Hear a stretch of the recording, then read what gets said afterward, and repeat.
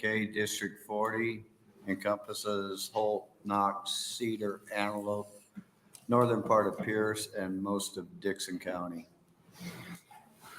And senators will be coming and going as we have other hearings in other rooms, so don't take offense if people aren't here. That's why we have recording, so we can catch up on everything that's said here today.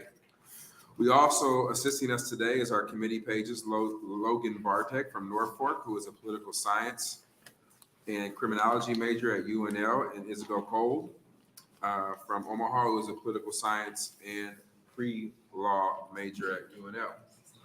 This afternoon, we will be hearing 5 bills, and we'll be taking them up in the order listed outside the room. On the table at the side of the room, right there in the front, my right, your left, there is blue testifier sheets. If you are planning to testify today, please fill out one of those sheets and hand it to the committee page when you come up to testify, so we can keep accurate records of how to spell and who is testifying. Try to write, clearly too. If you do not wish to testify but would like to record your presence at this hearing, please fill out a gold sheet that's also over there. So if you hear people who are saying the same things that you are saying, we're not saying you shouldn't testify, but either fill out the gold sheet or think of a new idea. I'm in a good mood today.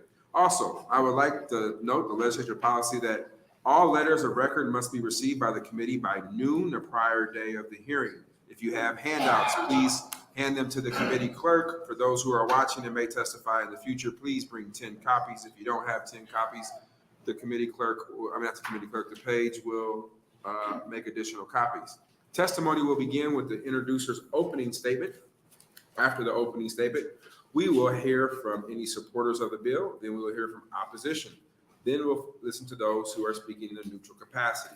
The introducer of the bill will then have an opportunity to make closing statements if they wish to do so. We ask that you begin your testimony by stating and spelling your first and last name.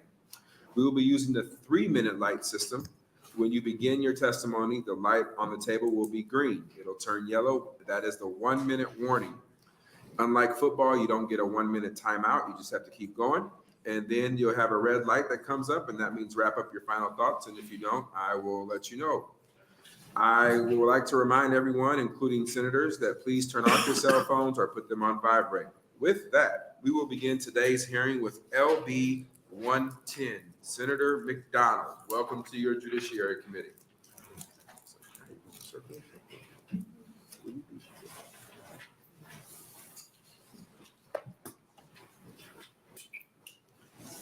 Thank you, Chairperson Wayne and members of the committee. My name is Mike McDonnell, MIKE, MCDON, and ELL. Represent Legislative District 5, South Omaha.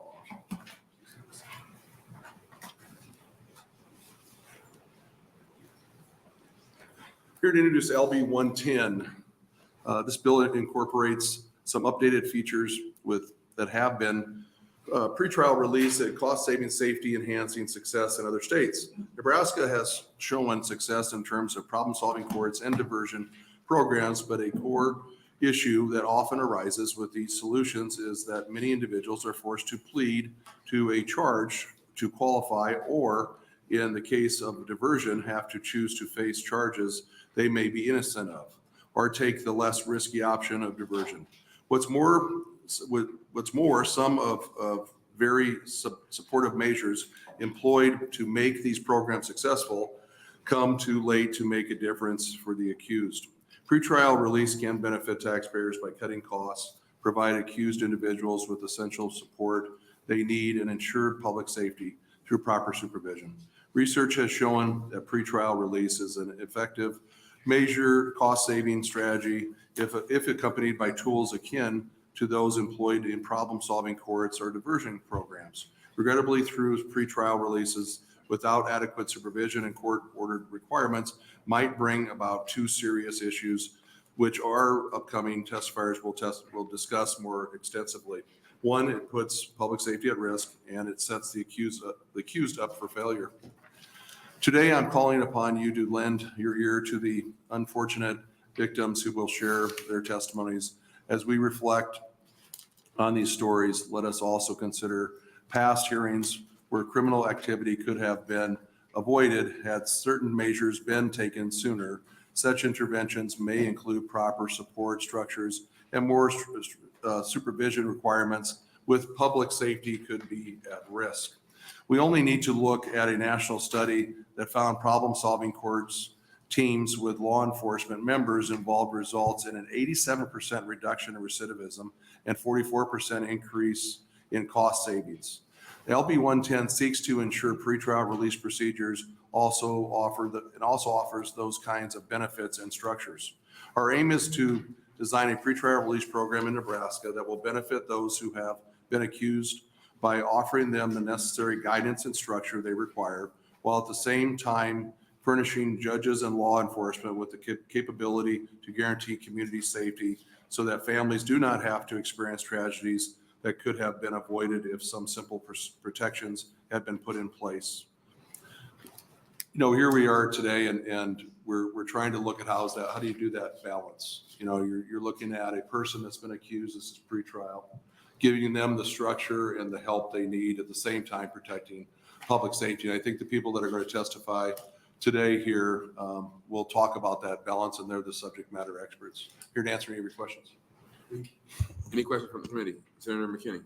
Is this constitutional? I'm reading this, and in Part C in section, but there's a part in here that says a part of like the pretrial release conditions would ask somebody to waive their Fourth Amendment rights. Well, I believe it's constitutional. Now, I've been wrong before in my last 6 years. I've had a bill every year that's not constitutional, but at this point, I believe it's constitutional. Is that, I don't like, I do think like pretrial release and those type of things are good things, but I'm hesitant to, because the Fourth Amendment is like a person is free from unreasonable searches and seizures, right? Or something like that. I got to refresh my mind on that, but that's a lot, especially when the law enforcement and their interactions with Black people have not been the greatest, especially with people in law enforcement currently, and that scares me, and I'm being honest about it. Well, as you know, the goal, of course, is to try to look at those people that have been accused, getting them the support and help they need. At the same time, make sure that we're not taking a step backwards in public safety. So trying to combine those two, and if there's ways to improve the bill, I'm definitely open to working with the committee. Okay, because it goes back to the conversation we were having upstairs during debate about LB 77 and the nuance in legislation, especially when it comes to race. And I could easily see this being harmful, especially disproportionately from a racial perspective. So it's something to think about. Thank you. Thank you. Any other questions? Seeing none, are you going to be here to close? Yes, and I got 2 other bills, so if I leave, I'll try to come back as soon as possible, but I plan on being here to close. Just put the back signal up if you can't comment out. I understand. Thank you. All right. Any other, sorry, we'll start off with proponents. Proponents. That'd be those who are in favor of the bill.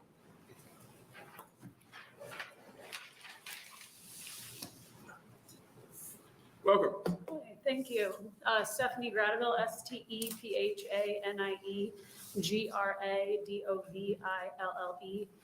my brother Christopher Gradiville was senselessly murdered on September 30th, 2021 in Omaha. He was only 37 years old. The perpetrator is Liddell Thornton. He was renting a house that my brother used to own that he had sold to a friend. Christopher was asked by his friend who owned the house to check on some plumbing issues since he was familiar with the house. Christopher let Thornton know he would be stopping by to check the plumbing out on a Tuesday and 2 days before the murder. He told him he would be back on Thursday to replace the toilet. Their contact was uneventful. When Christopher returned on Thursday morning, he walked up to the house carrying the toilet. Thornton opened fire on Christopher as he approached, chasing him and shooting him from the front of the house to the back. Thornton did not run. He confessed when the police arrived. We have heard that Christopher was shot over 20 times from detective reports, Douglas County Attorney's Office, and the coroner's report. We, the family, were not allowed to see Christopher before he was taken to the coroner. No mother, father, sister, or wife should ever be put in a situation and have to view the body of their loved one that was murdered and shot multiple times. After the initial investigation, the detectives let us know that Thornton was out on pretrial release on a physical assault and strangulation charge of his pregnant girlfriend in July 2021. Also, the gun he used to kill Christopher was involved in a shooting that occurred in April of 2021. The detectives also told us that this was the first murder case they had ever had with no motive. Thornton laid in wait because all that was in the house was a lawn chair facing the picture window in the living room with the magazine clips on the table. Christopher was my parents' only son, my only brother, and the husband to his sweet wife, Nikki. Our lives have been shattered due to this career criminal and high-risk reoffender put back on the streets with very little or no law enforcement supervision while on pretrial release. Christopher was very accomplished and touched so many people in his 37 years of life. In the 17 months since he was killed, there have been fundraisers in his name. He's been inducted to several Hall of Fames for his baseball career and numerous other accolades. Nikki, his widow, has given you a list of his many accomplishments. Our challenge now is that Thornton has been declared incompetent to stand trial. He wrote a letter to the judge stating that he is God and the only thing he will accept is liberty. He's being evaluated at the Lincoln Regional Center. He has been there since the fall. We have been informed he could be competent in the foreseeable future, but that could be months away.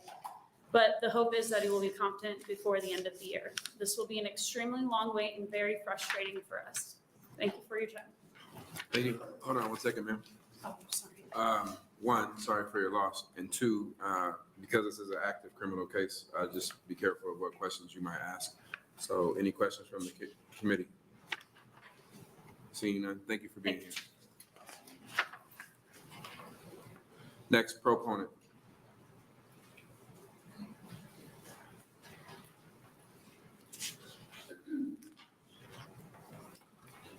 Welcome to your judiciary.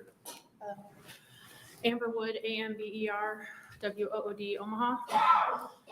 This photo that you have is my daughter, Carly Rain Wood. Please look at her and think of her while testimony of this bill comes into play today. Carly was only 20 years young when she was shot multiple times, not even 4 months ago. This case involving Carly in a mass shooting she was killed at has several repeat felons involved. Some charged with gun violations were literally on federal supervision at the time of this shooting and on bond for another crime. Others are currently out on bond, and what supervision are they receiving? Others involved are still at large, and one who is now awaiting trial for second-degree murder of my daughter was out on bond even after being charged as a felon with a gun in this shooting. This guy's a 4-time felon who repeatedly was released and chose to carry a gun as a felon, and now my daughter is dead. Again, the police had to find and arrest this guy twice. That's unacceptable. Who do I get to hold accountable for that? Currently, judges aren't held accountable and the supervisors aren't either. Who does the research to grade pretrial release levels? Because the guy who took part in shooting my daughter didn't even receive the highest level of pretrial release numerology. Who is accountable for this and who is certified to determine it? In my opinion, you should lose certain rights as a criminal. You choose to commit crimes, you lose privileges, including freedom. My daughter not only lost her freedom, her future, and her life, but we lost a part of our lives, and now we live with this daily. Excuse me, I asked, do you want to be in her shoes or our shoes? I'm going to tell you about Carly Rain. She was beautiful, smart, 6'3", independent, talented artist and entrepreneur, a productive part of society with no criminal record. At only 20, she had 2 jobs and big dreams. She was saving to buy a house and start her own business. She deserved to come home after attending her first party. Carly was there 15 minutes. 15 minutes and she was handed a death sentence. Yet I stand here in front of you trying to make you understand that repeat felons shouldn't get 2, 3, 4, 5 chances. Carly didn't even get 1, and we are left with a light sentence of living hell. It's not Carly's life that was just affected. Her friends, her coworkers, her teachers, and even her pets feel the absence in their own lives. This bill seems to have some things in it that could have helped save her life. There's a pattern when repeat offenders offend, and then something is wrong with the current system. It's not working. If you're documented or affiliated with a gang, or the charges are related to anything where a person was killed, pretrial should be off the table. How many Carly Rains must lose their life before you listen? We will never get to hold our hand again, plan a wedding, or have a baby shower. Please take a look at this bill. Pretrial should be a privilege for nonviolent related compliant defendants. And do you research how many victims at the hands of repeat offenders? Tell me why law enforcement shouldn't be involved with the process of pretrial release. Thank you. And again, I'd like to remind sorry for your loss, ma'am. Again, I'll remind the committee, this is an active case, so be aware of that when asking questions. Any questions from the committee? Seeing none, thank you for coming down and thank you for continuing to come down. Next, proponent.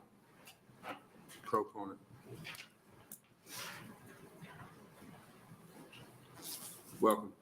Hello. Nyagwa Deng, spelled Nyagoa, last name Deng. To begin, I apologize for the river of tears that I'm sure to follow in advance. Today, I come to you all to speak on Legislative Bill 110, which proposes to implement criteria related to a pilot project for pretrial risk assessment services. Although I am a current political science student with hopes of pursuing a law degree, I'm not here with you all today to propose or to critique anything. Today, I'm here to speak about Carly and how the shortcomings of previous legislation have failed her. Carly was a beautifully vibrant 20-year-old. On November 13, 2022, not only did I lose a friend and attend my first funeral in the following weeks, but I gained a fear of death at a young age. I thought about what my obituary would read. I thought about who would come to my funeral and how my family would feel. Carly's death wasn't just the death of my beautiful friend, but was the death of youthfulness for myself and many of our friends. A time when 21 and 20-year-olds are more concerned with gun threats than we are with having a good time. A time when 20 and 21-year-olds are now more concerned with the thought of returning home to our parents rather than living young, wild, and free. Carly's death at the hands of multiple time felons took away our youth, tugged at our hope in society, and forces a 21-year-old to be more concerned with legislation than her academic studies. No one can bring back beautiful Carly, and no time clocks can be reversed. But what we can do is implement stricter conditions on which pretrial releases are given and legislation in relation to pretrial risk assessments as the foundation of the courts. As a system that has released numerous multi-time felons on a wide array of conditions, the court has failed me and has failed my youthful desires. If not for Carly, for the future youth to come. If not for Carly, then for the youthful desires of all of our brothers and sisters, sons and daughters. Implementing criteria related to a pilot project for pretrial risk assessment services isn't for anyone, rather is for everyone, and must be further considered and implemented. Thank you. Thank you. Any questions from the committee? Seeing none, thank you for your testimony. Very sorry for your loss. Next proponent.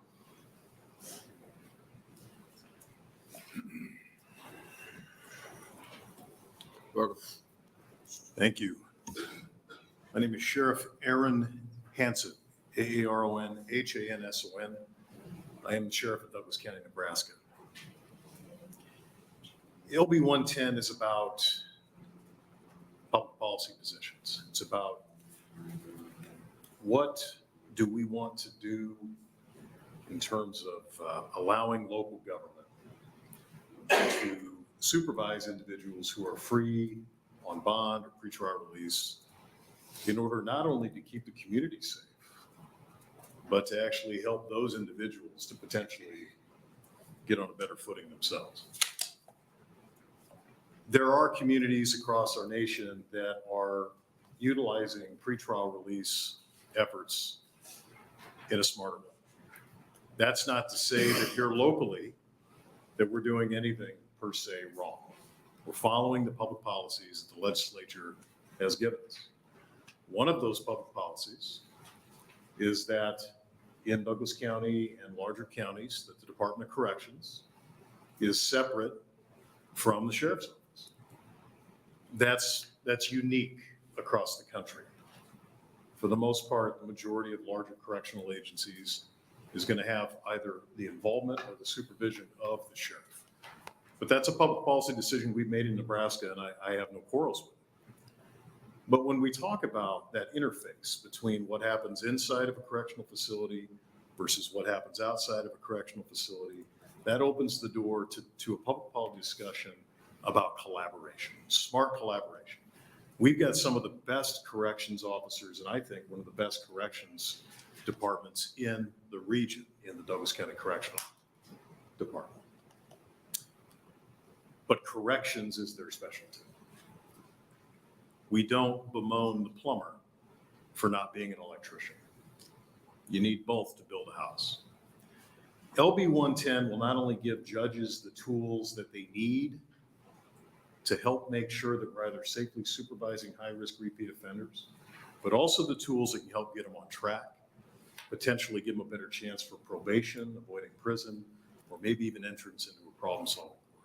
There are communities across our nation that have Fourth Amendment waiver options for individuals on pretrial release. They let the judges decide those. I've spoken with those agencies. Some agencies do, some agencies don't. So the constitutionality has been determined, at least in those other states. Now it's up to you as the public policy makers. Do you want to create a system in Nebraska where we have that strong, smart balance between keeping people safe from repeat offenders, but also believing that sometimes those repeat offenders can rehabilitate? Take any questions you might have. Thank you. Any questions? Senator McKinney. Thank you. First, if you're out on bond or pretrial release, are you guilty? No, sir. Innocent. No until matter, proven guilty. okay, so let's get that out of there. Second, so hypothetical, somebody's up for pretrial release if this is passed, and that individual is a young man that in that video you kicked, would that be a conflict of interest? Senator, I'm sorry that I seriously didn't. I couldn't hear what So- you were saying. Last year, a video came out of you kneeing a young man who was arrested for whatever reason. So if that individual came up for pretrial release, do you not see a conflict there?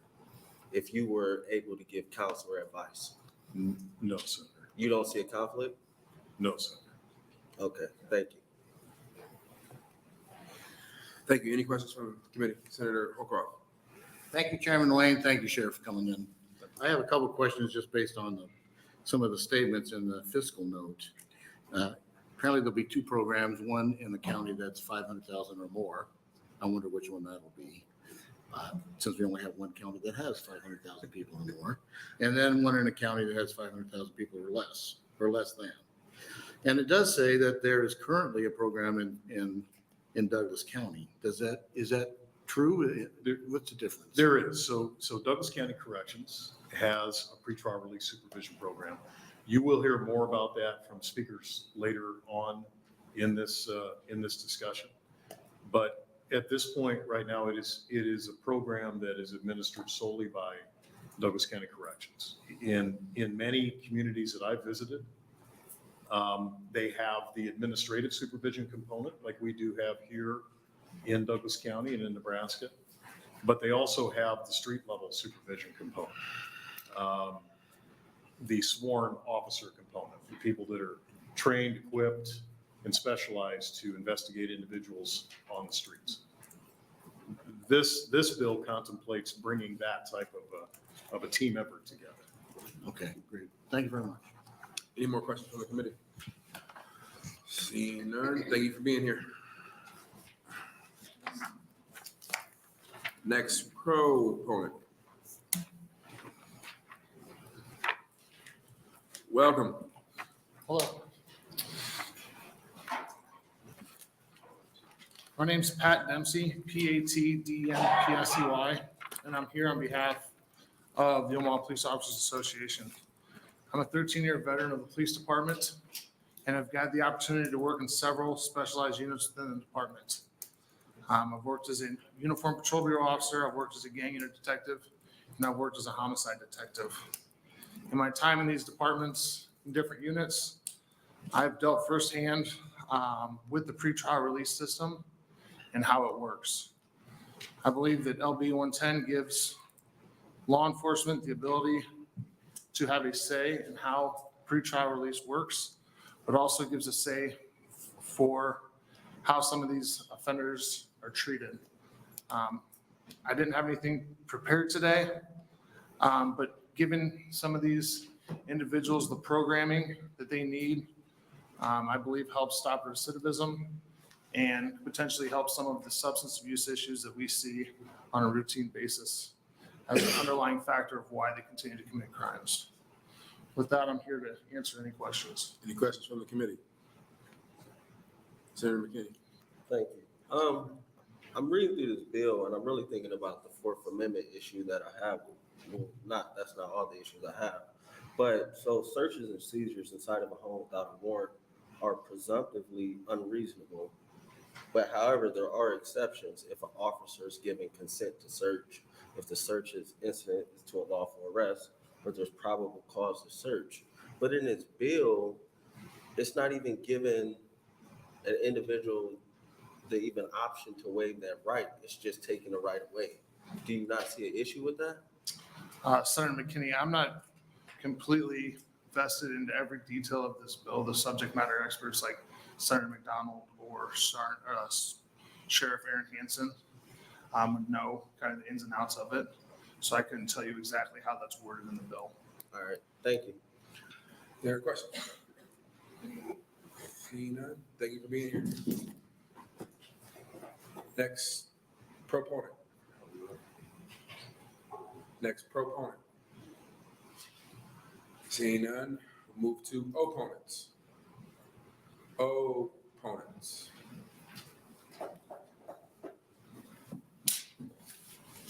Welcome to Judiciary.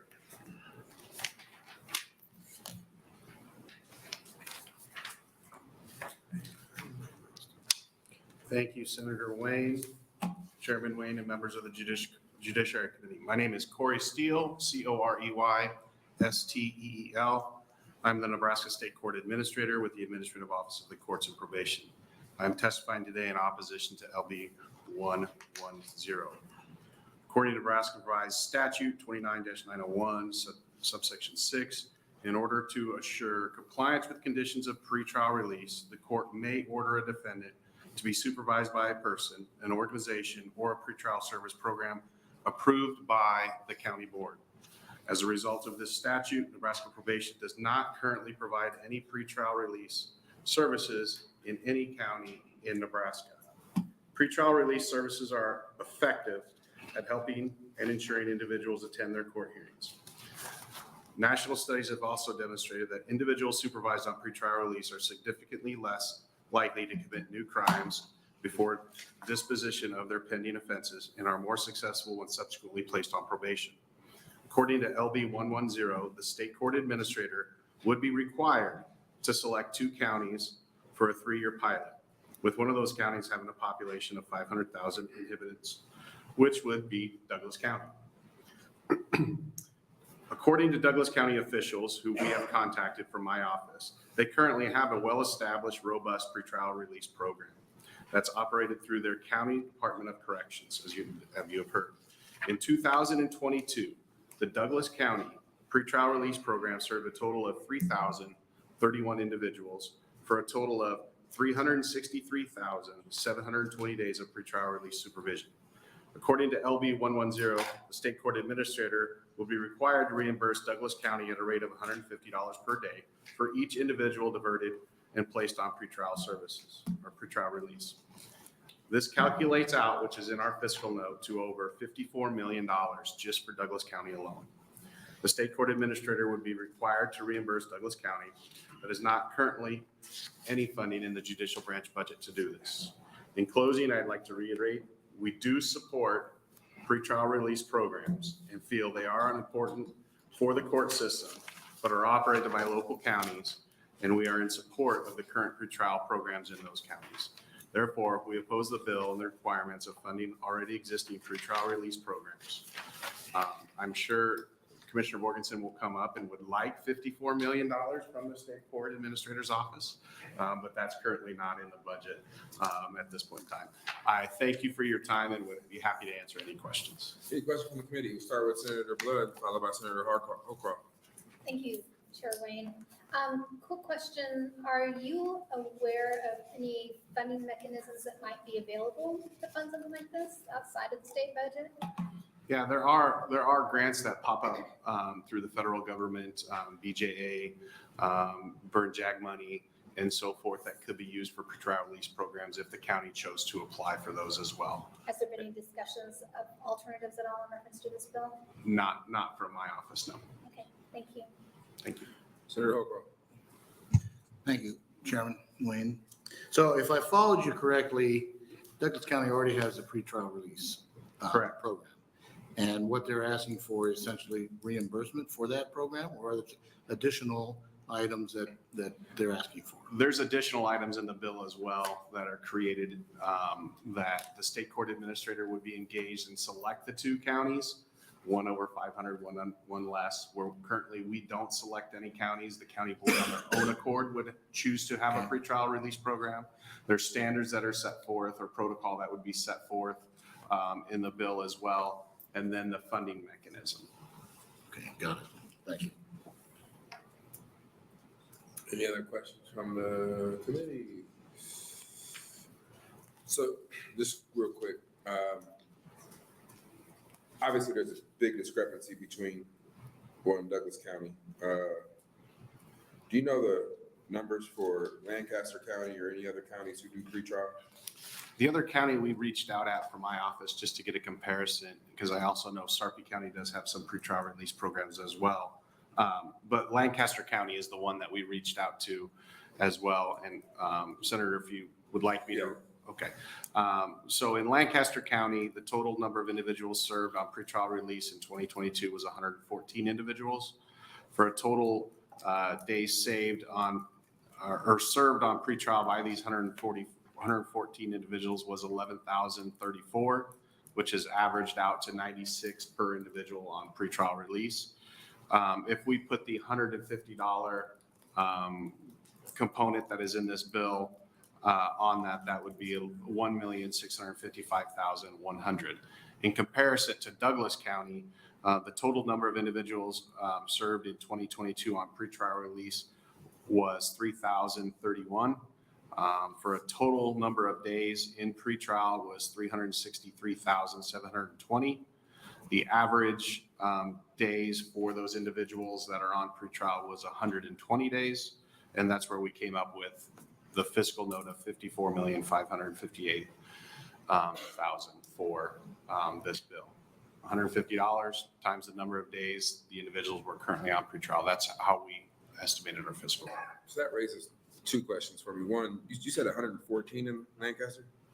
Correct. Total numbers individuals supervised in 2022 was 114 versus 3,000 in Douglas County. Okay. Correct. So that's a huge discrepancy.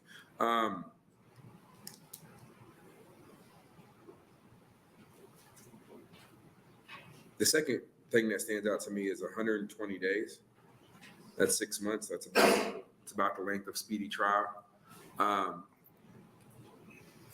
Is that an issue in Douglas County because we don't have enough judges, or are you not ever looked into that? If you haven't looked into it, it's an unfair question. I haven't dove into the data that far to determine the issues, whether they're speedy trial issues or what have you. Well, I don't know if they're speedy trials. I'm sure the attorneys would raise it, but that's just it's about 24 days difference between Lancaster and Douglas County in length of stay. That's important because typically county. Now, does this include felonies? This is all that we're engaged in pretrial release. Okay. When we contacted each Douglas and Lancaster County pretrial programs, we asked for the total number that were served in their pretrial program, and we asked for the total number of days. Thank you. In order to get our data. Any other questions? Seeing none, thank you for being here. Thank you. Any other opponents? Any other opponents? You're in the wrong committee. That would be appropriations for the 54 million that was just cited. I'm gonna run right over there. Good afternoon, Chairman Wayne and committee members. My name is Mary Ann Borgeson, MARYANN, capital B as in Bob, ORGESON. I am the chairwoman of the Douglas County Board of Commissioners and our Douglas County Board of Corrections. And before I begin with my outlined remarks, I do want to extend to Ms. Gradaville Wood and Dang my sincere loss for their loved ones. But I'm here on behalf of the Douglas County Board of Commissioners to oppose LB 110.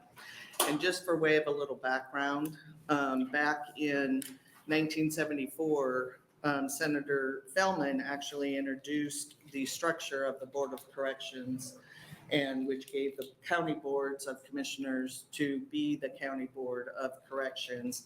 And the reason and the clear intent, which is written in the statute, declaration of the intent, was so that we could focus on the corrections aspect and law enforcement could focus on their primary duty, which is law enforcement. So again, we serve as the Douglas County Board of Corrections. The law also allowed for us to hire an administrative officer, which we have, and you'll hear from him about our program. We not only have one who is an expert in the field of corrections, but also a behavioral health expert as well. So in Douglas County, as I said, we sit as the elected body, the Board of Commissioners, and as the Board of Corrections, and hired our jail administrator. So a few reasons why we oppose LB 110 is in Douglas County, there already exists an organized body that meets monthly. It's our Criminal Justice Management Services Committee. And this is made up of every justice and law enforcement agency that there is in Douglas County to go over justice system issues, pretrial program being the one. We did invest over a year and a half before we rolled out our new pretrial program. And again, our director will talk to you about that. But we had gone through all of the judicial branch officers to talk about what this should look like and what changes should be made. Judges, public defenders, county attorney, law enforcement. We had everybody and commissioners at the table talking about this. I won't go through all of the other ins and outs of the bill, but we just basically think this is not needed. We have done our job as an elected official, as an elected body, overseeing our board, our jail through our Board of Corrections with an expert we have on hand being our jail administrator. And with all due respect, we do oppose LB 110 and hope that the committee does not advance it. Thank you. Are there any questions from the committee? Senator Blood? Thank you, Senator McKinney. Thanks for coming. It's nice to see you. Nice to see you. So did the senator who brought this forward, did that office work with you guys at all? Talk to, so it was never discussed? No. To your knowledge? No, it wasn't. All right, thank you. Thank you. All right. Are there any other questions? I have one just for clarity. So to be clear, the current program that you have was developed with input from county attorneys, public defenders, law enforcement, city prosecutors, and the courts. Everybody, yes. And commissioners. And it was presented, our administrator continued to give us update at our Board of Corrections meetings as to where it was. We actually held off on implementing it to do some tweaks. We consistently look at it, and the administrator goes back to talk to parties if there is issues and update it as needed. And again, he'll give you some new numbers once we rolled it out. But yes, it had everybody, all judicial bodies. So why do you involved. think the sheriff and the Omaha Police Department want some changes? Do you think it was something in those conversations that they missed or was left out? No, because OPD was at the table with us as we developed it. So, and I haven't had any discussions. And I know the current sheriff is new, but the prior sheriff was at the table. Yes. Yes. And I mean, I've been doing this I'm starting my 29th year. And again, we have done any any issue that arises out of corrections, there has always been a place for people to come and voice their opinion as to what isn't working and what we should look at. We don't need a law to tell us to do that. It's already being done, and that is actually one of the reasons why we created our Criminal Justice Management Services Committee, so that all of the players within that system could sit around the same table.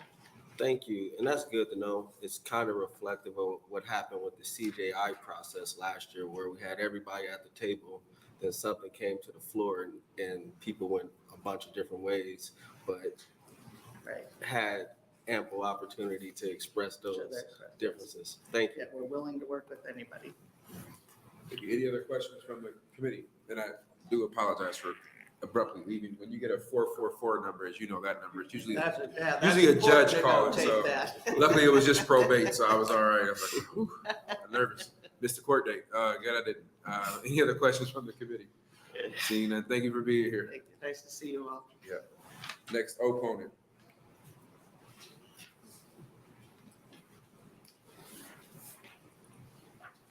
Welcome. Good afternoon, Chairman Wayne and the members of the committee. My name is Michael Myers, Michael Myers, and I am the Director of Corrections for Douglas County.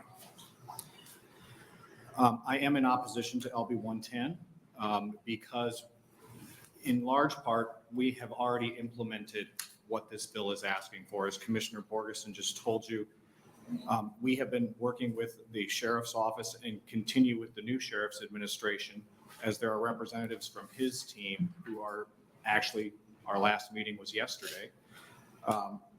The Sheriff's Office, the County Attorney, the City of Omaha Prosecutor, the Public Defender, the presiding judges of County Court and District Court, as well as the Department of Corrections, worked together for 18 months to plan the implementation of this program. It already uses a validated assessment instrument known as the Public Safety Assessment, which was tested on over 1.2 million individuals over the course of its development. This instrument will be evaluated, and our data will be evaluated by the Advancing Policy, Pretrial, and Research Association. I'm not opposed to UNO also evaluating our data, but we already have a nationwide provider or nationwide expert who's going to be evaluating the public safety assessment and our implementation of it in Douglas County. The public safety assessment predicts the following: the likelihood of someone appearing in court, the likelihood of committing a new criminal offense while on pretrial release, and it also indicates a new violent offense warning. Other provisions in LB 110 are also already in place. We do use GPS monitoring. We also have intensive drug and alcohol monitoring. We have case managed services for our pretrial defendants. Again, you've seen that the fiscal note is quite extensive. We have hundreds of people on pretrial release every single day. In conclusion, we in Douglas County, we have longstanding collaborations with public and private agencies in regards to reentry, to include housing and employment, educational and vocational training, mental health care, addiction treatment, housing, and many others. Our pretrial collaboration is just the latest example of why this change in statute is unnecessary for Douglas County. I look forward to a long and productive working relationship with Sheriff Hansen. But to mandate collaboration when collaboration, I guess my time is up. Thank you for your testimony. I appreciate it, Senator Holcroft. Did you want to go ahead and finish your thoughts? Sure. Thank you. To mandate collaboration and partnerships in a manner in one county that may later be applied across the state may hamstring individual localities' efforts to be nimble and respond to the challenges and utilize the resources that they have. Nebraska is very different from one end to the other, and from east to west and urban to rural. The resources are different and the challenges are different. And it is best left for us to innovate without restrictions of state statute and build our collaborations based on the needs and challenges and the resources that we have. Another question. Go ahead. 2020 hindsight is really unfair. I hesitate with this question, but what do you think happened here with Carly? Oh, I can't ask that question. There's a pending litigation on that issue, and I don't know if prosecutors or witnesses are here, so I don't know.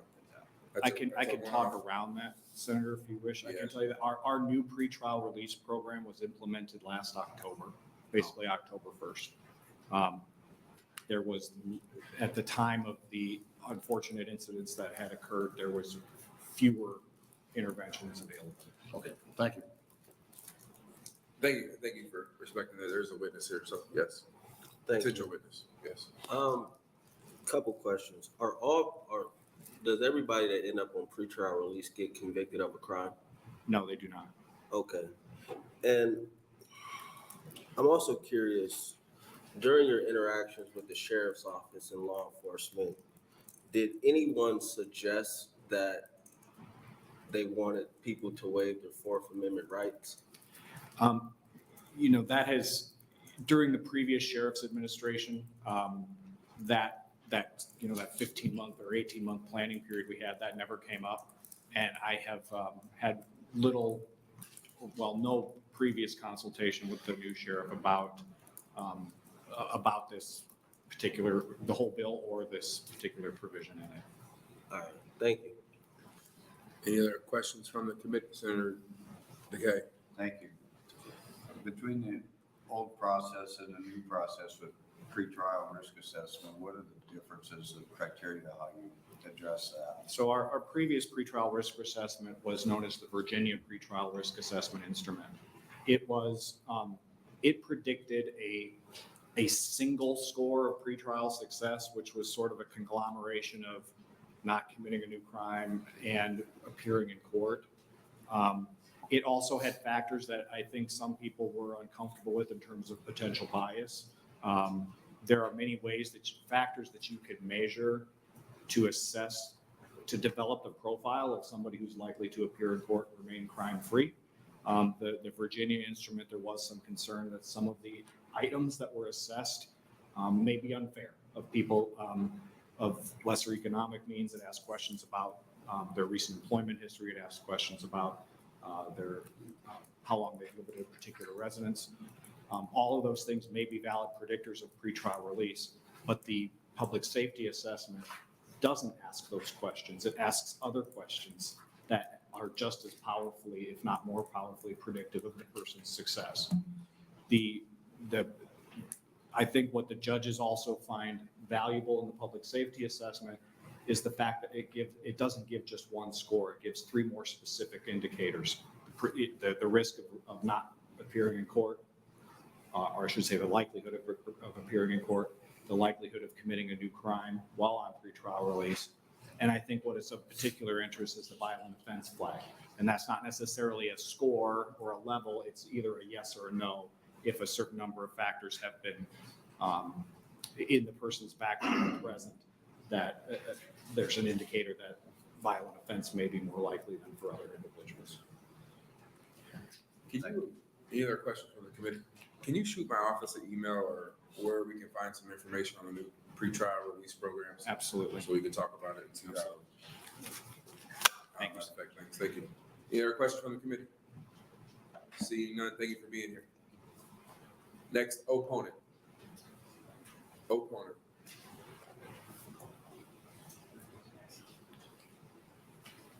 Good afternoon, Chair Wayne and members of the committee. My name is Spike Eicholt, S-P-I-K-E.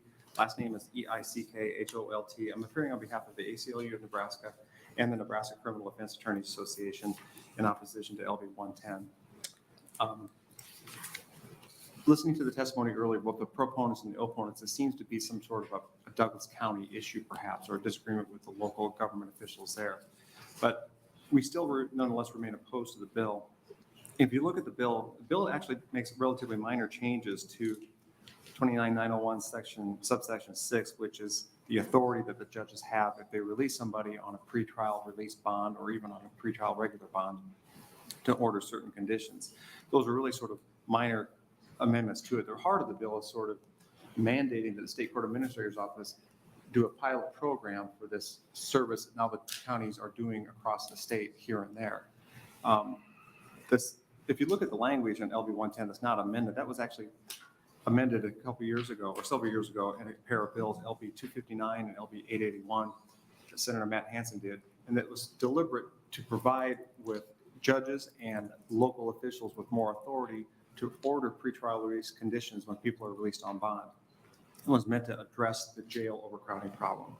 The alternative here for many situations was that somebody was charged with a crime, the judge set a money bond, that they could come up with the money to be out, little or no supervision. This gives the judges some authority to provide for ankle monitoring, daily check-in, drug testing, that sort of thing. So it may not sort of be ideal, and it may not be what the sheriff of Douglas County wants. I did hear the proponent testimony. Anything I'm saying against this bill should not be interpreted being saying anything against what those people have experienced and their loss. But respectfully, if you look at the bill, I'm not sure exactly what is proposed in this bill would specifically address what happened in that situation. One thing that is awkward, and Senator McKinney noted on it on page 5, lines 23, 24, that it provides the court with the authority to require the defendant to waive their rights. That is sort of awkward and clunky. Having said that, it's not uncommon when a judge would basically offer a pretrial release program to the defendant specifically asks, will you agree to check in daily? Because if you don't, you're not going to get out of jail. Will you agree to drug testing? This is awkward because it implies that they would waive their Fourth Amendment rights completely, which could include having to give blood, having to have a DNA sample swab. Those things are not necessarily related to the conditions of their release. And it is sort of awkward, and it seems sort of peculiar to have that as explicit in statute. So, and I don't know to the extent that does really anything to enhance the local programs that are now developed in the county. Having said that, a number of our members do practice in Douglas County, the Criminal Defense Attorney Association, a number of our members do practice in Douglas County, and we are opposed to the bill. Oh, sorry. Any questions from the committee? Seeing none, thank you for being here. Next opponent.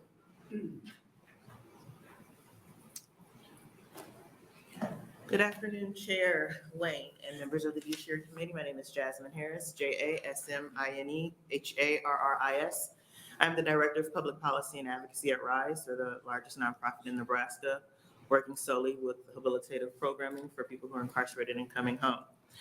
Today, RISE is in opposition of LB 110 for the reasons that have been listed previously. Just want to make sure we're on record stating for the why. Last year, there was a bill introduced in this committee about pretrial programs that we were in support of. And it's because we see what Douglas County is moving towards, what they have just implemented recently with the PSA risk assessment, and wanting to ensure that rural counties had the same thing, so that way there was funding for that. What this bill drastically does in opposition to what that bill was doing is therefore putting power into a position that only maybe one person has experience in, which is saying that a sheriff should have say in what those programs are or how that county should use those programs. I don't think this solution can just be a government-ran solution from law enforcement into the courts and therefore into the pretrial arena. When you look at it, law enforcement officers and personnel do not have that expertise. They do not have the withdrawal or knowledge of all the community resources. Because if that was the case, we would have more people connected to community resources on that front end. So you wouldn't see people consistently going in and out of the jail system. Also, when you look at the Fourth Amendment rights, people aren't convicted. We are fighting on the back end to ensure that people who have gone through these processes still have their rights reinstated. When we were fighting for the voting rights, which is something that was taken away. Which shouldn't be. This can be manipulated, and there can be loopholes that happen. It can be used against people. When you look at people who are on probation, do they give away their Fourth Amendment rights when they're on probation, when they have home visits? So I think when we're looking around what this looks like, we have to take those things into consideration. And so RISE is in opposition and asks that you do not advance this bill out of committee for those reasons. Thank you. Thank you. Any questions from the committee? Seeing none, thank you for being here. Thank you. next opponent. Mr. Hamlin, you testified in the opponent position? Paul? Oh, so I'm standing. Like, when does a reporter testify? Going to neutral testimony. All right, seeing none, as Senator McDonnell comes up to close, we have 4 letters for the record, 1 in support and 3 in opposition. Senator McDonnell, for your close. Thank you, Chairperson Wayne, members of the committee. Try to address a couple of the questions. Yes, definitely in the language of the bill, we looked at 500,000 people. Senator Holdcroft had asked, so a county, Douglas County, and also a smaller county. As Senator McKinney had asked about which I believe Sheriff Hansen tried to answer a little bit, but we'll get you more information about the Fourth Amendment and the other states that have implemented this. With going back to the idea of talking with Senator Blood, her question about talking to people from Douglas County, I have, but the people that brought this forward was Sheriff Hansen, and also I know Senator Blood was running late. In your packet that I handed out, there is a letter from Douglas County Attorney, who's also supporting this bill, Don Klein, that I'll read. LB 110 provides the tools that our criminal justice needs. Our judges need more options regarding rehabilitation and supervision regarding safety to the public. Many communities across America are already utilizing this more holistic approach, combining corrections and law enforcement efforts to supervise high-risk defendants on pretrial release. These communities are experiencing positive outcomes for public safety and the defendants themselves. So that's why he's supporting it. So the idea of actually everything going perfect in Douglas County, and of course that's everyone's goal, is to have a perfect system run by human beings. It never will be, but the idea of having another opportunity to improve and looking at something different that's working in different places around the country, I think we should have that discussion. If there's ways to improve this bill, I'm open to any ideas. Any questions, Sarah? Are there any specific things about the difference between what you're proposing and what is currently being done, such as, say, home visits? Or is there anything along those lines that you're aware of? Well, I think it brings more of law enforcement and corrections to the forefront, based on dealing with the pre-adjudication and trying to work together, looking at some of those tools that are available and maybe better communication, but also trying to make sure that we look at public safety first, and then second with those programs and services that we can help that individual that has been charged with a crime. Thank you. Any question? Yes. Thank you. Senator McDonnell, I know that Sheriff Hansen is new to being a sheriff, but Don Klein isn't a new county attorney. And from the testimony, he's been at the table with the county when they put together this program. Did he give you a reason why he didn't like the program that he's been at the table? No. About? No? Okay. Thank you. But I never asked that either. Any other questions from the Senator Blood? Thank you, Chair Wayne. Since I know you heard me ask this question, I'm going to ask you the same question. Looking at the fiscal note, have you explored yet other options outside of the fiscal note as far as the funding that's available at the federal level, especially to maybe do this program?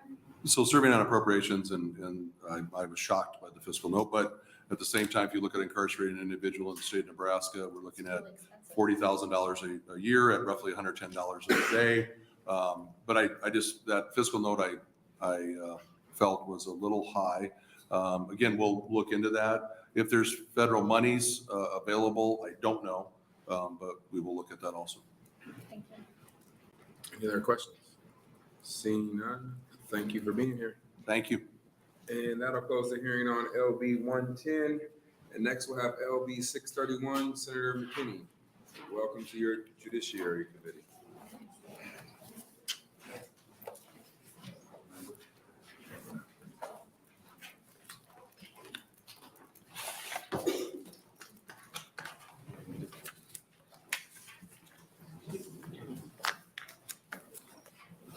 Good afternoon, Chairman Wayne and members of the Judiciary Committee.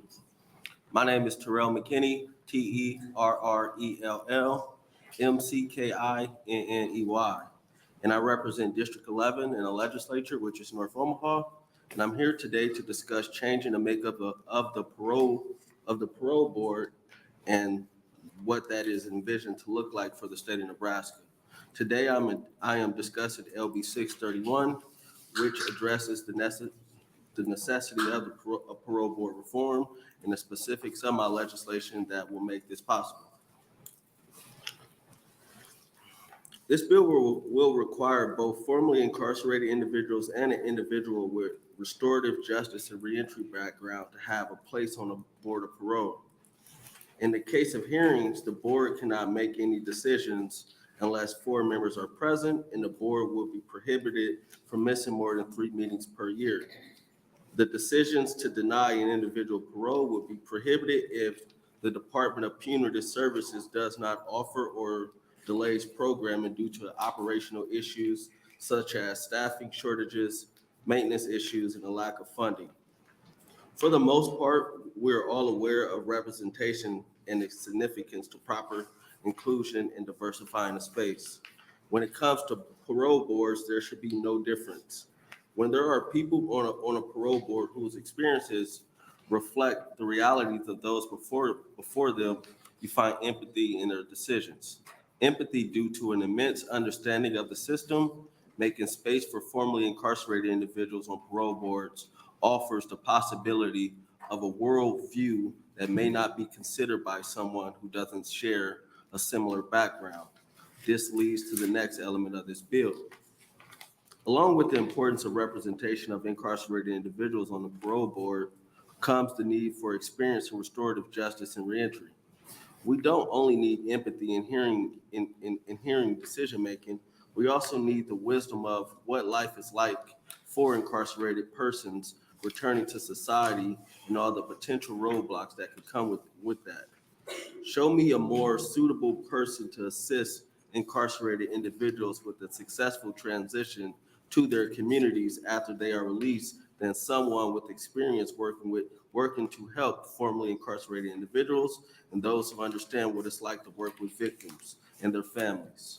I think these individuals are critical to their knowledge in navigating the complexities of reducing the unnecessary burdens placed upon reentering Nebraskan communities and being a bank of resources that bridges post-incarceration reentry efforts, such as providing supportive services, assisting job placement, facilitating access to drug-free housing, and other things. The need for LB 631 is just not for incarcerated individuals. It's for rehabilitating incarcerated individuals through reconciliation with victims in the community. Guidance is needed when being released back into society, especially after decades inside. A parole board should consist of people who are aware of restorative justice of what restorative justice guidance looks like. Restorative justice encourages collaboration and reintegration rather than coercion and isolation. It's necessary to have someone on the board who understands how to accomplish this in a way that demonstrates respect for all parties involved, including victims and incarcerated individuals. LB 631 would also prohibit denying parole if there's a disruption of programming due to operational issues such as staffing shortages, problems with maintenance, and a lack of funding. Matters outside the scope of an incarcerated individual's control should not contribute to the decision to deny them parole. According to a report by the Crime and Justice Institute, also known as CJI, sentence lengths increase on the front end of criminal justice systems. Releases from prison through sentence expiration, released to a post-release supervision and parole, plateaued on the back end. In 2018, 78% of people eligible for parole were granted. 2 years later, that percentage dropped to 58%. At the same time, people ultimately released on parole spent longer times in prison ahead of releases, 60% more time than in 2011. In some, fewer people were granted parole, and when released, they had been in prison a lot longer. A huge problem with our overcrowding problem is the length of stays and the amount of people staying. The report also stated that a variety of factors have contributed to this decline in parole rates and increase in time served, including longer sentences at the front end, a parole process with multiple meetings and reviews, and the number of criteria the Board of Parole must evaluate, many of which are subjective and unrelated to public safety. As described above, imprisonment harms individuals' health, economic stability, and positive relationships, all of which may contribute to increased criminal involvement following releases. Board members should also be present for hearings and miss no more than 3 hearings yearly.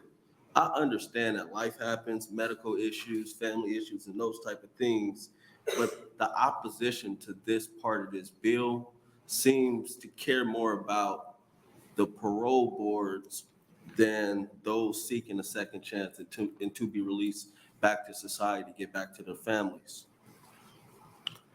And I have an amendment. I meant to get it in a lot sooner, so that's my bad and on me. I introduced it this morning, but I'll talk about that.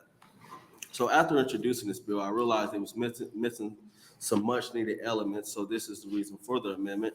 Board members must be able to make decisions clearly without bias and any impartiality. The amendment will require the Board of Parole to adopt rules and regulations that include clearly defined, easily understood written mission statements and strategic plans encompassing public safety and rehabilitation. Procedures to ensure that victims are appropriately notified and given the opportunity to provide input in rulemaking processes. A requirement that board members receive initial and ongoing training on cultural competency, implicit bias, and understanding of the historical perspective of how and why parole was created, the powers and duties of the board, and ethics. Such training shall address current suggested best practices and enhance and strengthen members' decision-making skills. Another provision is the code of conduct for board members. I heard yesterday that they was arguing at hearings in a public hearing. Just super dysfunctional. Also, a requirement and procedures for the board to incorporate evidence-based practices that reduce recidivism. This includes, but is not limited to, a requirement that the board measure performance outcomes and develop transparent written criteria that shall be considered when making decisions on whether to grant or revoke parole and when setting the conditions of parole. Another, methods by which the board will enhance opportunities for the successes of people released on parole by collaborating with partners within and outside the criminal justice system, supporting the supervision of people released on parole in their communities, employing informal social controls, and enabling people released on parole to participate in meaningful supervision process. Another, policies and standards that will assist in ensuring neutrality, impartiality, and objectivity as an integral part of the board's culture and practices. And there's another section. This section applies. So this the section 5 of the amendment, it says this section applies to the Board of Parole whenever it makes a determination of whether to grant or deny parole, sets the conditions of parole, and determines the sanctions for a parole violation. The Board of Parole shall serve as a neutral, impartial, and objective decision maker and shall be insulated from undue influences of specific ideological views and positions and from predetermined conceptions of desired outcomes of proceedings before the board. If the board collaborates with or receives input from other entities within the criminal justice system, the board shall do so in a manner that respects and reinforces impartiality, neutrality, and objectivity. The board shall consider all evidence regarding the committed individuals in an impartial, objective, and neutral manner. To close, the Board of Parole has an important role in our state and our efforts to address our failed criminal justice system. Admissions have declined and the length of stays are up. So if admissions continue to decline, then it's clear that we have to address the length of stays. This cannot be solved by building another prison or 2 prisons. We must have a functioning board that understands those that come before them. One that is present and unbiasedly willing to listen to all sides, incarcerated individuals, victims and their families, and other concerned parties, and I'll answer any questions. questions from the committee? Senator Hobart. Thank you, Chairman Wayne. Thank you, Senator McKinney. Appreciate it. I was just looking at the amendment and I'm just curious, on page 2, line 24, it looks like a cleanup where you've taken out a section about the governor declaring at a specific date, July the 1st, 2020. Obviously, that's in the past. Was there anything specific or significant about July the 1st, 2020? We declared a correctional system overcrowd emergency. Yeah, why was it July 1st, 2020? Is there a reason for that? Or is it just, That's when he declared it. That's when, yeah. Okay, thank you. Yep. So previous legislature said that it put that in there that by a certain day, the governor had to declare overcrowding. And fortunately or unfortunately, when bill drafting seeing language that's passed, they try to delete it and clean it up. So it does cause some confusion on drafts. Any other questions from the committee? Seeing none, thank you for being here. Are you gonna stay for closing? Yeah. All right. First proponent. I'm only going first because I have to leave. Welcome back. Thank you. Jason Whitmer, Whitmer. I'm speaking on my own behalf, although I will be mentioning an organization that I am employed with. I've read this bill, as have you all. I don't have it right before me, so I'll be speaking how I read it. But one thing it does to start off with is it includes diversity. It includes different elements. And in my workplace, we work with people coming out of the Department of Corrections. I myself have spent considerable amount of time in the Department of Corrections. And, long story short, the individuals in there that were working on themselves, essentially, as everybody likes to say, is rehabilitated me. And they've done that by reconnecting me back to my humanity, in a sense, because they showed me humanity, right? And so in the workplace that I've been out years, I volunteered, et cetera. And I got involved with a nonprofit organization named the Mental Health Association of Nebraska. And one of the things they do, just one of the many, is they provide housing for those coming out of the Department of Correction. But also what they do is they employ people who others may not employ. Serious mental health, had passed it, serious mental health, I had passed records of addiction, myself with incarceration. And in doing so, and through training, we are relating with individuals and able to walk a different path. They're able to have somebody speak essentially the same language. I work in another area of that where it's oftentimes with people with serious mental health and people who I think I wouldn't relate to. However, my time invested with individuals who have backgrounds that at once we would just say, like, you can't, we love to hear your voice, but we don't think you should work in this spot, right? And seeing that, I have learned that the change is dramatic. We often use the word peers. The change is dramatic, and you can relate with almost anybody. What this will do is have people put in place to have different relations in how they see things. But also what this bill says is it's not just gonna be anybody. It's not gonna be pulling somebody out of Department of Corrections and just sitting up there. It's gonna be people with vetted that they've come out, they have been invested in the community. The community also has an investment in them, and it's a double regulation. It's not only going to the governor, but it also is going to you, I believe, to look at this person and put them in place. So there's more here than just the fear mongering that's gonna be like, we don't want certain people sitting on the board because they'll just say, they'll let anybody out. But I have family in the community. We all have family in the community. We all have people we love and we don't want to see hurt. And most of us been on the other side, such as myself, of seeing my mother murdered. So I know the different elements of this. This is not just empty space of just somebody just trying to throw something in there. Thank you for your testimony. Any questions from the committee? Seeing none, thank you for being here. Thank you. Appreciate it. Next, proponent.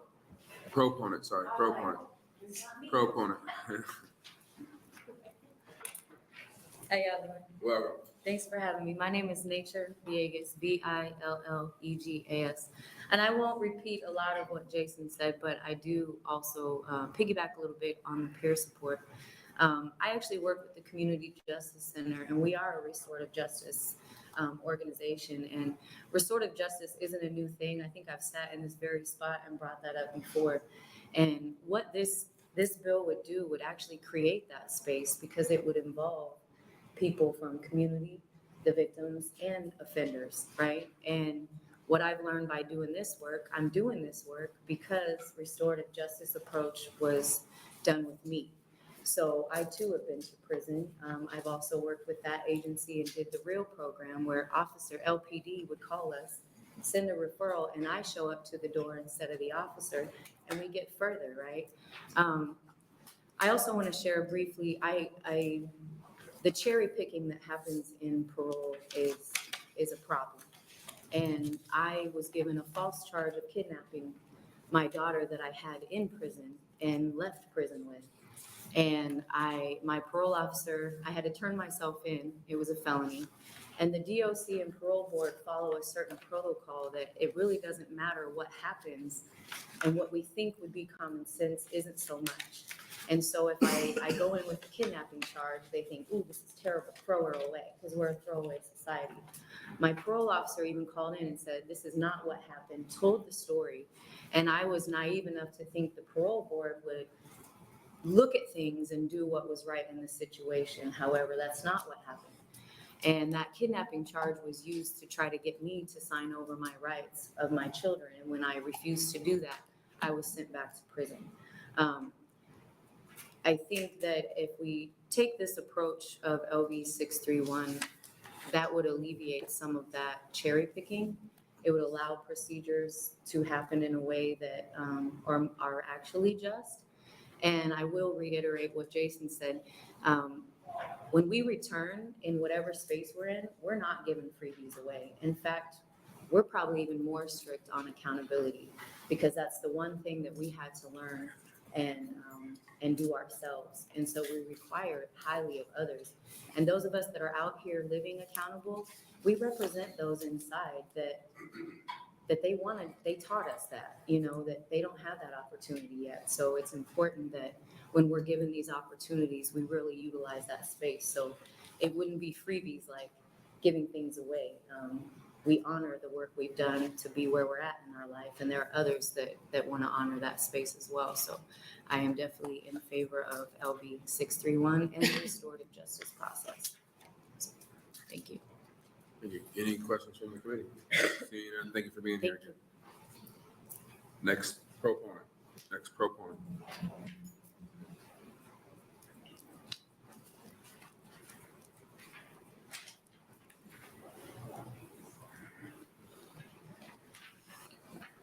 Thank you, Senator Wayne and committee. My name is Rex Walton, REXWALTON.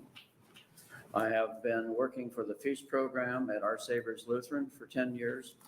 I taught for 4 years at the Nebraska State Penitentiary in the educational unit in a program overseen by the Lutheran Church.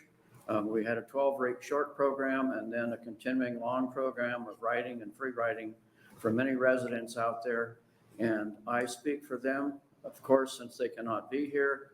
One of their main concerns has always been the fact that the parole system and its delays adds to a sentence that's already been so onerous and so difficult for these fellows. That is the big concern, is that we're adding to their sentences. And that in itself is a horrible thing. So anything that we can do to improve the parole system, to help speed the process of parole hearings and getting people out of prison into good programs outside, for me and for them, is the most important thing that I can think of today. And I thank you for your time. Thank you. Any questions from the committee? Seeing none, thank you for being here. Thank you. Next proponent. Now, Spike, there's 5 bills. You only get to testify on 2, so pick wisely. Welcome back. Thank you. Good afternoon, Chair Wayne, the members of the committee. My name is Spike Eichel, SPIKE. Last name is spelled Eickhult. I'm appearing on behalf of the ACLU of Nebraska in support of LB 631. You're going to get my testimony, so I'll read from it. But what Senator McKinney says is accurate and is right. That one of the issues identified by the CJI group, the work study that was done in the last year or so, was that we are underutilizing the parole process. In 2020, only 58% of the eligible offenders were placed on parole. And what we see trending from 2011 is that people are staying in prison longer. I think you all understand the goal of what parole is supposed to be. It's a transitional supervising time from prison back to community. One of the things I'm having passed out is actually the Nebraska Department of Corrections quarterly population summary. And if you look at that, it looks like this document here. If you look at the third page of that, and this is the most recent publication, page 3 indicates those numbers of prisoners who are in the prison system who are past their parole eligibility date. And as of third quarter 2022, there were 943 inmates in the prison system who are parole eligible. In other words, that's almost 1,000 inmates of the 5,800 inmates that are in the prison system. Now, admittedly, some of them perhaps should not be paroled, but one feature of the number of people that are in the prison system, if you're parole eligible, that means you're close to your release date anyway, right? That's just generally how the parole system works. So well, I don't need to go into it now, but basically when you talk about parole eligibility, you'll be close to be released in the community. Senator Geist has LB 50, Senator Wayne has LB 352, which incorporates a suggestion from the CJI group that is complementary to this bill, and that is this concept of an accelerated parole or a presumptive parole for those offenders who are eligible and have not violated any significant rules while in prison. And I think it's important because LB 631 not only provides for diversity of makeup on the Board of Parole, it does require regular meetings and attendance and a quorum requirement for the board to do their job, because it is an important function for the state of Nebraska, and the state should utilize it, not just for purposes of addressing the overcrowding problem, but really for purposes of enhancing lower recidivism and meaningful transition from prison back to the community. I think that's all I had. And also, to answer what Senator Holcroft asked before, the reason that date of July 1st, 2020, that was a date that was chosen in 2015 when the legislature did do a number of reforms in response to an earlier recommendation from the CSG group. And the idea is that when we got to that date, the projections and the hope were the governor would never have to exercise that. But unfortunately, we've been in a state of overcrowding emergency since July 1, 2020 to that. Thank you. I'll answer any questions if anyone has any. Any questions from the committee? Senator DeKay. Thank you, sir. I should ask this question before. When you're, and I don't understand, but when you're up for parole, is that at the end of the sentencing, or is that for early release, or a combination of either one? Sort of. It is at the end of the sentencing, and the way that parole works, and it's different from what we call post-release supervision, and it's different from probation, but what parole means is kind of based on this idea that somebody does something wrong, they should go to prison for a while, and they should be supervised for a while from when they go to prison back to the community. They should go in, learn something, and come out better. And in the meantime, when you're sort of transitioning them back, the state should have some ability leverage for it over that person. Typically, the way it works is someone's parole eligible, the judge will determine when they are, and that's part of their sentence. So for example, if the judge gives a sentence of, say, 4 to 8 years, and you've seen that in the paper before, that means they must serve 4 years minus any kind of credit they got sitting in the jail, minus good time as long as they get it, before they are parole eligible. So the bottom number means how long they got to be in prison before they can go in front of the parole board. If they don't want parole, or they don't get parole, then they have to serve whatever the top number is. We had a problem that was identified in 2015, and it was also identified with the CJI group of what they call flat sentences, or people jamming sentences. That's not ideal, because what you have then is you have people going to prison, doing their time, getting out. And they're done with their sentence, they're free. What you see for those people who do jam or do complete their sentences that way, they just have a higher recidivist rate. They're more likely to get caught again, because they're going to likely reoffend as they didn't learn anything. And unfortunately, what you have with the condensed flat sentences, you do have a high number of people who aren't interested in parole. They'll just do the time and be done. And that's really what most professionals and what people recommend is not ideal for reentry and supervising people. That's what I was trying to wrap in my mind, because it was said, it's adding more time to their sentence, or if they're ever not. That's where I was confused on how, if it dealt with early release or either one, so. It's not necessarily early release because the judge, when they sentenced them, sort of anticipated when they would do. It used to be a time a judge in Lancaster County would regularly give a sentence for these younger guys of like 1 to 10 years. So they'd be in prison just for a little bit and then they'd be supervised for a long period of time. Because if they're out during that supervised time and they screw up, they miss a drug testing, they test positive, they reoffend, they go back to prison. And that's sort of the carrot and stick. Any other questions from the committee? Seeing none, thank you for being here. Next, proponent.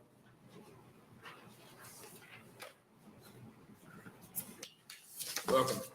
Thank you. Good afternoon, Chair Wayne and members of the Judiciary Committee. My name is Jasmine Harris, JASMINEHARRIS. I'm the Director of Public Policy and Advocacy at RISE, and we focus on rehabilitative programming for people who are incarcerated and coming home from incarceration. And this is the problem with not having written testimony, because you hear everything else and you want to try to answer all the questions and follow up, but I'll stick with what I had in mind, which is the part of this bill that would diversify the parole board with individuals who have previous experience and those who work in the space. One of our biggest things at RISE is our reentry services that we provide. And majority of our reentry specialists are individuals who have walked through reentry themselves. And one of the tasks they have at hand is to prepare people for their parole board hearings. And we have that partnership where we're able to go in and sit with our individuals as they're up for parole. Parole will ask, our reentry specialists if they support this and things like that. And I think when you have that much experience, when you have the ability to work with people as they're reentering, you should be able to have that opportunity to serve on the board who also looks to you to give them advice on how someone is advancing, or that trust that someone is advancing in their reentry planning properly.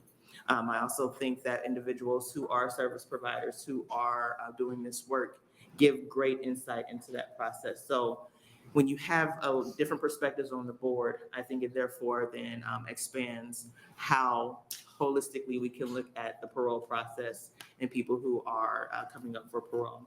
And so for these reasons, RISE is on record for supporting LB 631 and asks that you advance it out of committee. Thank you. Any questions? Senator Hopper. So, thank you, Chairman Wayne. Thank you for coming and testifying.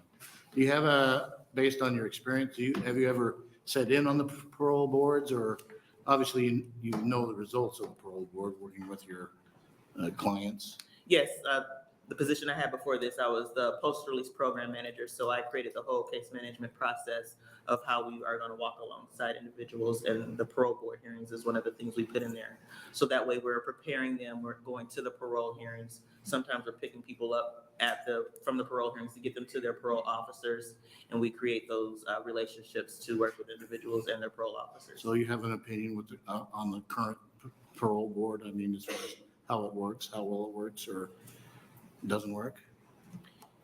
We've testified on LB 920 from last year and some of the bills, LB 352, on those processes of streamlining it. We think that there could be ways where it's not as objective or as subjective, and could be objective when we're looking at that kind of like that fast track, if you will. There's been no misconduct reports, things like that. And how are we able to ensure these people are going through? There have been times where there hasn't been all the parole board members there. So we've seen different variations of how effective it's been. Okay, thank you. Yeah. Any other questions from the committee? Seeing none, thank you for being here. Next proponent.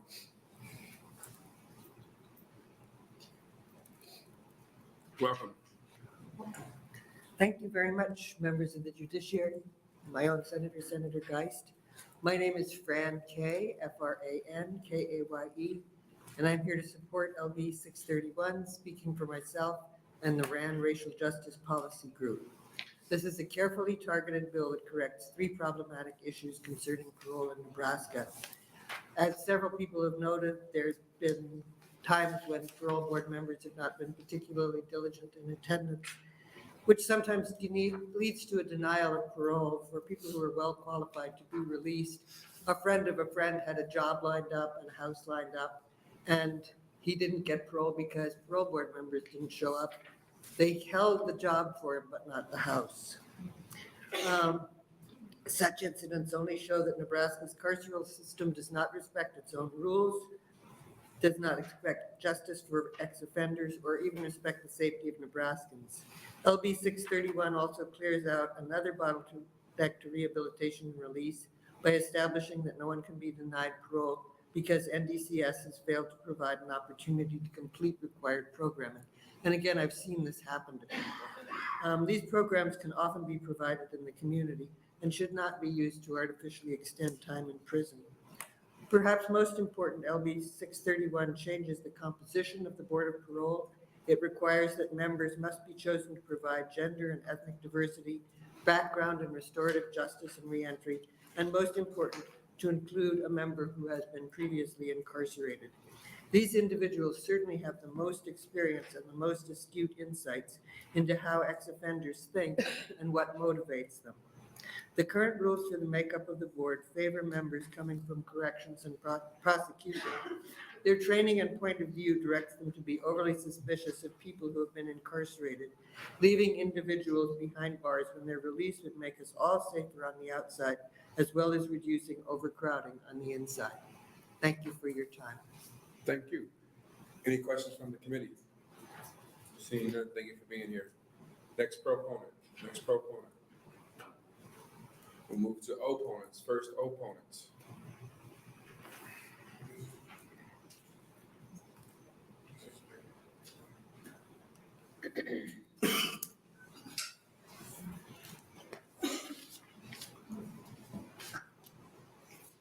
Welcome.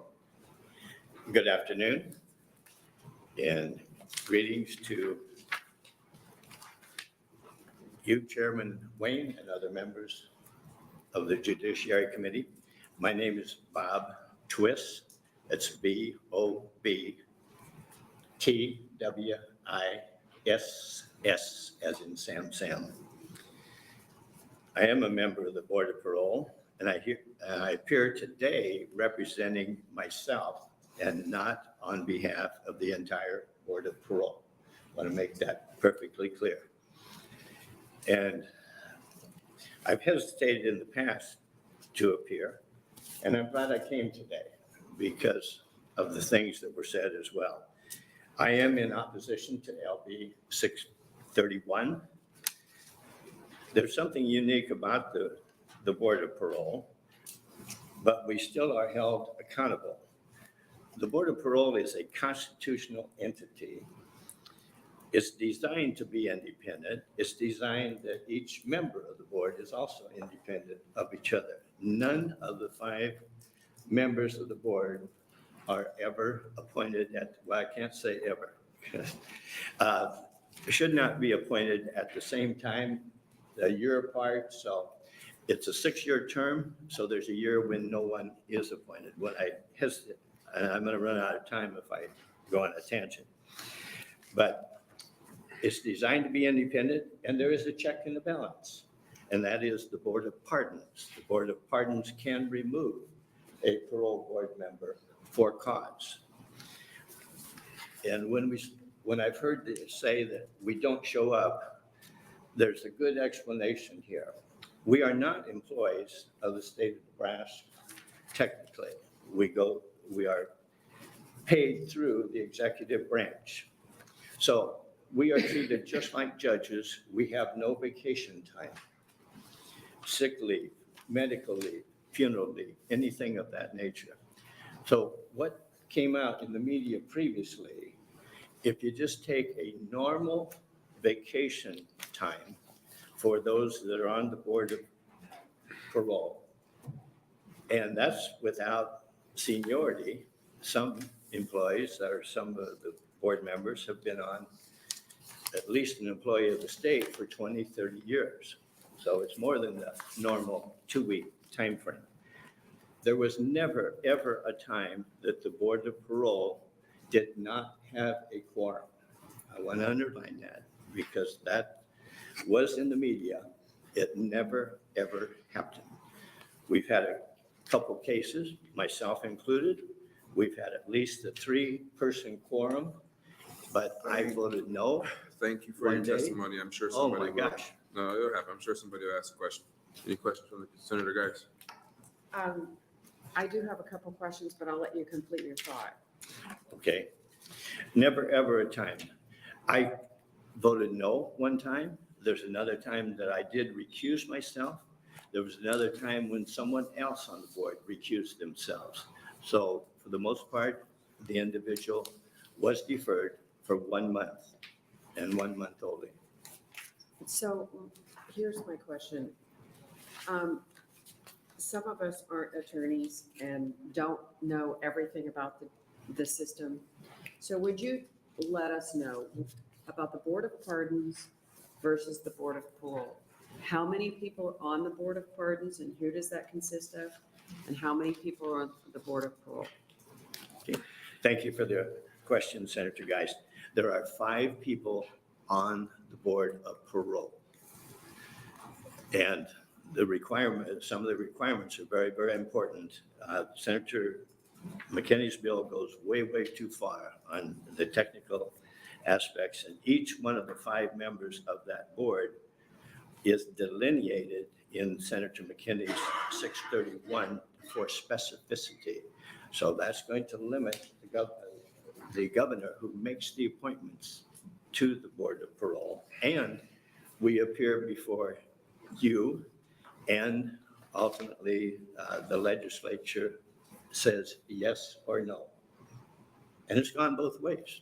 And you have a 6-year term. Is that, you said you have a 6-year term? That is correct, a 6-year term. That is correct. And now for the Board of Pardons. The Board of Pardons is made up of the governor, Secretary of State, and the Attorney General. They are distinctly different. The key difference is that the Board of Parole, we cannot alter or change, we have no authority to change a judge's sentence at all. And incidentally, there's never been a case where the Board of Parole has added to a sentence. We're not in that business at all. That's been a misnomer. Did I answer your question? You did, thank you, yes. Any other questions from the committee? Senator Holcroft. Thank you, Chairman Wayne. Thank you, Mr. Twist, for testifying. Can you give us a little bit about your background? How were you appointed? What's your experience? And also, can you tell us something about your schedule? I mean, how much time do you have to put in for this? Okay, thank you very much, Senator Holcroft, for that question. Here is the schedule. A lot of people don't believe that we meet almost every day. It's more than a 40-hour week, much, much more than a 40-hour week. About half of our month. Sorry, we don't allow props in here. So you can make copies and pass it out, but holding up stuff is not, it's a prop. We don't allow props in here. So if you want to pass it out or send it to the committee, that's fine. About half of the month is hearings. The other half of the month, generally the first half of the month, is our reviews. We have 4, and hearings, we insist on a full board if we can have that. Reviews are conducted by 2 or 3 people. We divide up into teams so we can get more reviews conducted as well. So, and hearings and also review of parole hearings, that is more commonly in my nomenclature is revocations. That's every other Tuesday. So there's 4 real things other than signing off on arrest violation reports and also warrants. But there's 4 key things that we do, and that is reviews and then hearings. And if we set them for a hearing, it's 2 years out. By statute, we have to see them within a year. So that's called an informal interview. And the 4th thing is the review of parole hearings or revocations. So reviews, informal interviews, revocations, and hearings, which are the key aspects in there. And I'm very proud of what we have done as well. I have some figures, and we see thousands of people a year. And that is, I'll just give you a couple ideas here. This was 2020. There were 2,200 cases, 2,200 cases of key reviews. And we, in 1,100, set the case for a parole hearing. 1,000 of those were deferred for future reviews. And I am going to go off on a tangent a little bit here. By statute, we need to see people, first of all, relatively quickly after they come in. But after that, they have to be within 3 years of their parole eligibility date. However, we can't set them. We can only set them within 2 years of their parole eligibility date. So that's how some of those numbers grow in here. And 100 were deferred to a discharge date. And some of the primary reasons are the programming, seriousness of the crime, and the disciplinary issues. And I do want to comment on what was said earlier in terms of a short sentence. That does present problems, and it presents problems for corrections, it presents problems for us. If it's a short, flat sentence, let's say 1-to-1, and we've had that happen. We've also had it happen that people are parole eligible the day they come into prison because they've served time in jail already, and they get that jail time credit. But there's no time to do anything with those people. So they are typically paroled or deferred to what's called mandatory discharge.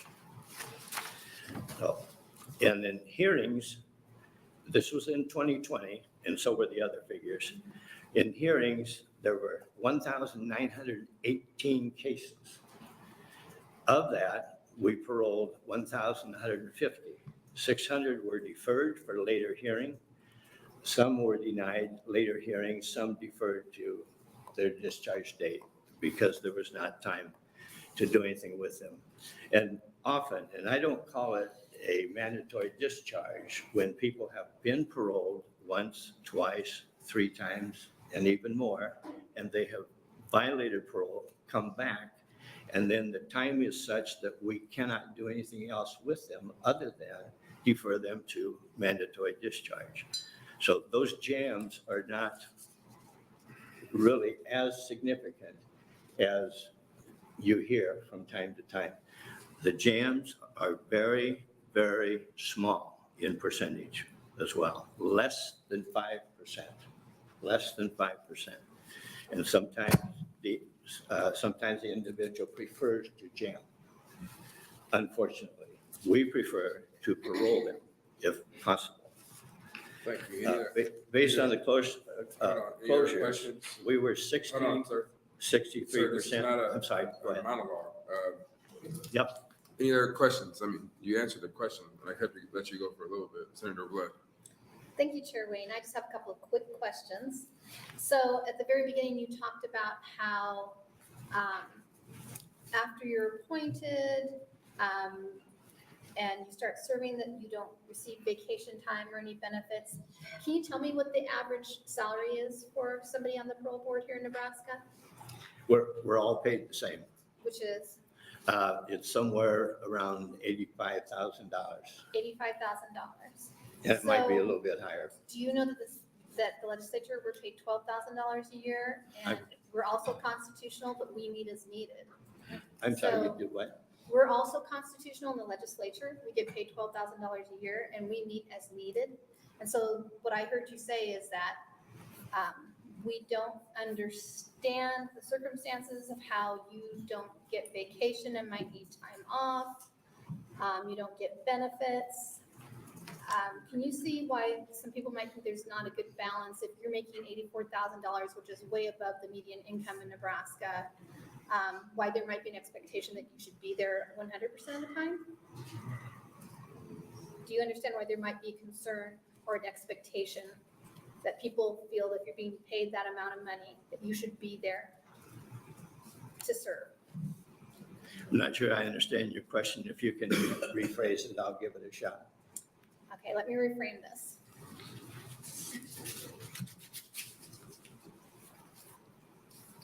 if you are being paid $84,000 a year to do a specific job that you've been appointed to do you understand why people might be concerned that you're not there 100% of the time when you're making way above the median income here in Nebraska? In other words, you're being paid $84,000 a year. And there's concern that you guys aren't showing up. And at the beginning of your presentation, testimony, whatever, at the very beginning, you said, what we didn't understand is that you don't get vacations and you don't get benefits, but you don't get mileage or per diem or anything, right? You just get the 84,000? We do not get mileage. Okay. Do you understand why people might be concerned that you're not showing up when you're making $84,000 a year? We actually are showing up, contrary to what was in the media and the big headline that just happened to conveniently hit last year, a couple of days before the prison reform bill came up. So, But we are showing up, but I also do strongly believe that we are entitled to some vacation along the way, and also the normal type of leave. again, I just want to make sure that there's a clear understanding. I mean, we're constitutional as well. We don't get benefits as well. We don't get vacation as well. And there's still an expectation that we show up. So I guess that's what I'm trying to infer to you. I'm really kind of fuzzy on why you're against this bill, because you're saying it goes a little too far. Really, all I'm seeing is an accountability bill. Do you think we go too far when we're asking for better accountability? I'm sorry, is there one question or more? That was the question. What is the question? So you had stated in your testimony that you felt that this bill went too far. That was your words. And my question is that I'm a little fuzzy on why you're opposing this based on that statement, because I see this as an accountability bill, that Senator McKinney is trying to bring more accountability. Is it the accountability part you're concerned about, or what's too far? I'm not sure I got that in your testimony. Well, let me give you an example. Too far, and I don't think I answered your question either. Well, but it's my turn. But too far is when we could only miss, and we means 100%. And the article actually hit, not that we didn't have a quorum, but we didn't have all of the board there. And that's true. I don't care about the article. Too far. I'm trying to hone down Okay. everything you just said today. I'm fuzzy on what you're saying the opposition is. You said that you felt that this bill went too far, and I'm not hearing in your testimony why you think that this, I'm trying to really funnel down what you just said to me into like one sentence, why you oppose this bill outside of you think it's gone too far. Because I'm not hearing anything compelling and I'm confused. It's going too far when it's only 3 absences that neglect, I believe it's neglect. I've got to turn to it. Neglect of duty is on the top of page 3 on the bill. Neglect of duty includes not attending 3 hearings. That's not 3 days of hearings, that's just 3 hearings. To give you an example, when we have a rather full roster, we work right through the noon hour. And likewise, if someone has to leave the room for anything, and generally it's to go to the restroom, then we're counted as being out of the room. As in the note, and we would be counted as being absent. Not excused. We would be counted as missing a hearing, Not hearing. excused. That according to this bill, right here. According to the language, we would be counted as missing. And as I said before, there are thousands of hearings, not just a few here and there. And it also, incidentally, and I'm looking at page 3, and that's line 7, and it says 3 hearings of the Board of Pardons. I think that was not intended to be that way. It does say Board of Pardons as it's written. I'm all for accountability. As a matter of fact, that's one of the reasons I'm on the board, is to keep the public safe. Yeah. Thank you, Mr. Twist. Thank you. Any other questions from the committee? So I have a few questions. I'll keep them kind of brief. What's the number one reason people are denied parole? What's the number one reason people are denied parole? I'm not sure I can say a number one. What's the highest reason? I can't limit it to just one because I don't have all the data with me. But typically, it's going to be a write-up that they had fairly close. And I'm not sure it's number one.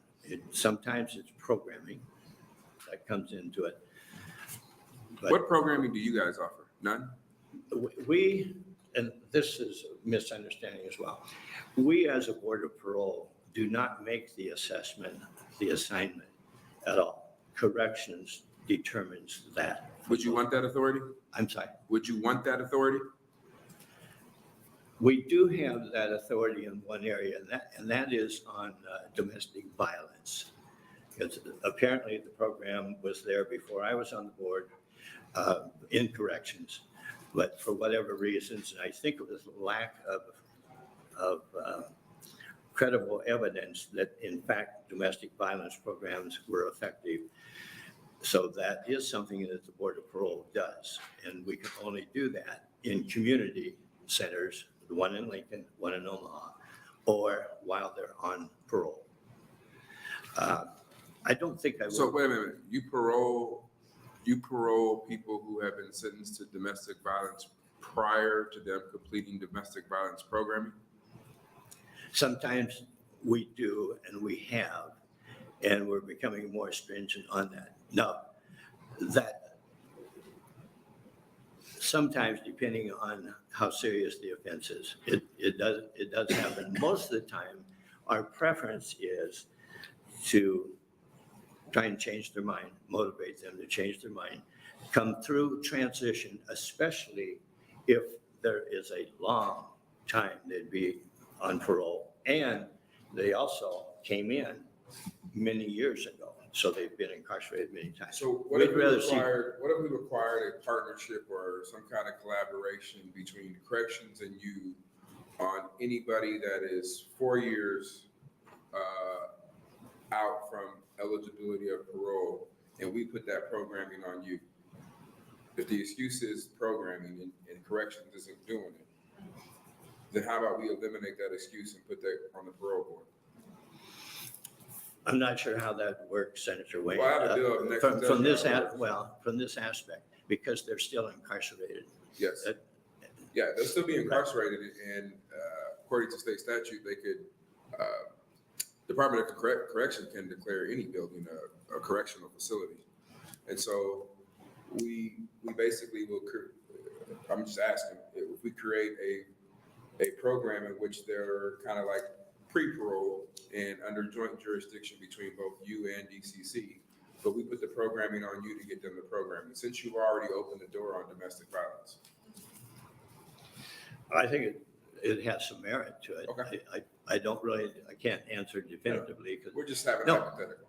No, it has merit. It has merit to it. Thank you. It has merit to get the programming done and to try and move people along. Correct. All right, cool. Seeing none, thank you for being here today. Okay. If I might, I didn't answer Senator Hogarth's question, but he doesn't need an answer, and that's fine with me. No, sir. I mean, I was getting ready to move on. Well, I'm it's happy. not you personally, it's what I've done in every committee hearing like this, that once we move on, we'll move on. I'm happy to show up, and I'm very proud of what we do. I appreciate your testimony today. Next, opponent. Opponent. Seeing none, moving to neutral testifiers. And the only reason why I say that, Mr. Twist, just so you know, we had somebody yesterday try to come back to the hearing and answer questions. So I'm just, once we move on, for the record, I try to move on. No more neutral testifiers. As Senator McKinney comes up to close, we have 4 letters of support. 4 letters of the record, 3 in support and 1 in opposition. Senator McKinney to close. Thank you. First, I wish I was making 80K, But I guess listening to that opposition made me think that this bill is definitely needed for multiple reasons. But I do think we need different perspectives on the parole board. One from those who have been incarcerated, and a perspective from an individual that has experience in restorative justice and reentry, working with not only those formerly incarcerated, but also victims and their families. I do think that the parole board should be limited to only be able to miss 3 meetings. Maybe 3 isn't the number, but there should be a number. And if you're present, you're present. If you go to the bathroom, you went to the bathroom, but you showed up. Don't try to say like, oh, I missed 3 in a day because I went to the bathroom. You're present, you're there. Also, at the latest public meeting, the parole board adopted a professional conduct rule and adopted it, and it was due to parole board members acting unprofessional. And Mr. Twist opposed it. The other problem is that the domestic violence program is offered in the community, and many inmates inside can't get the program.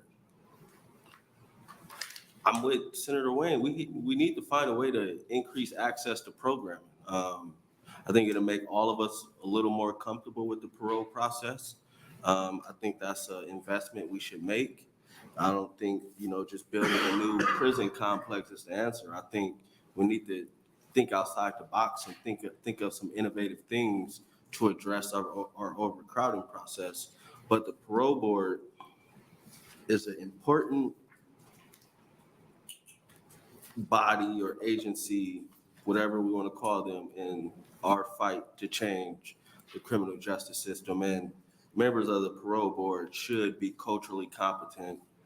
They shouldn't be biased, and they should understand the people that they have taken a job to look at and check to see if they should or should not be released from prisons.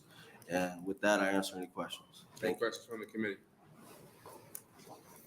Seeing none, thank you for being here, and that'll close the hearing on LB 631 and open the hearing on LB 76. Senator Geist.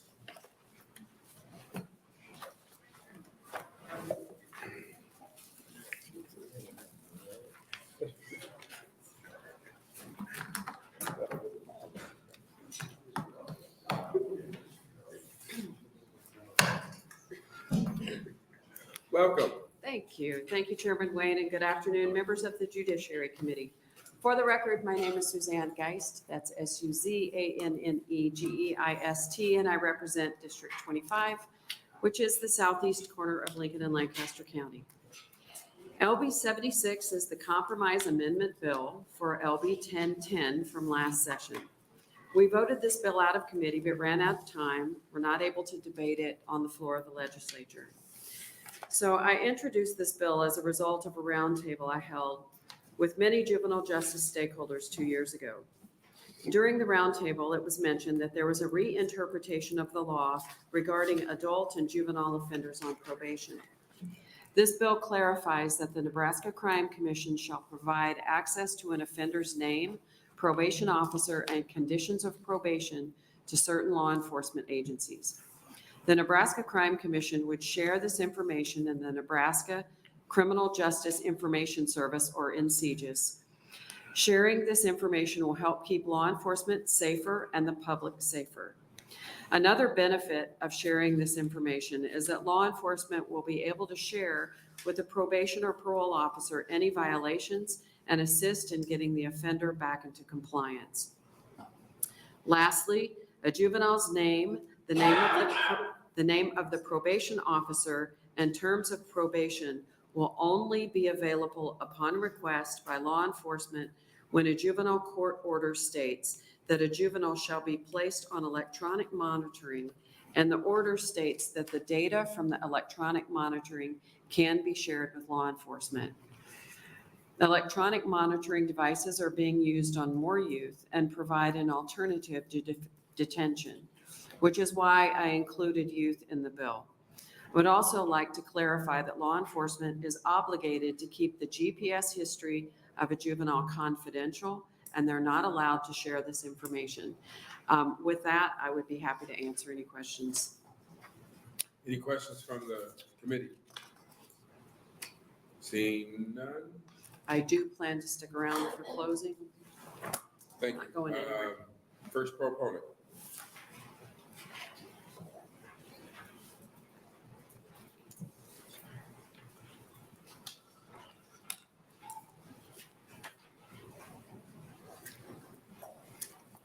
Hi, my name is Tiffany Pelley. It's Pelley, and I'm here in support of that bill because I have a troubled daughter who's been on an ankle monitor with a tough strap, and she ran.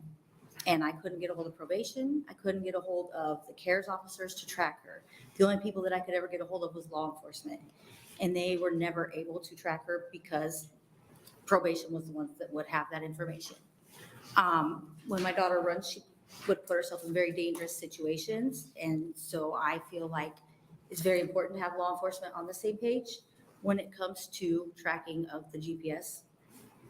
And that's all I got. Thank you. Any questions from the committee? Seeing none, thank you for being here. Next proponent.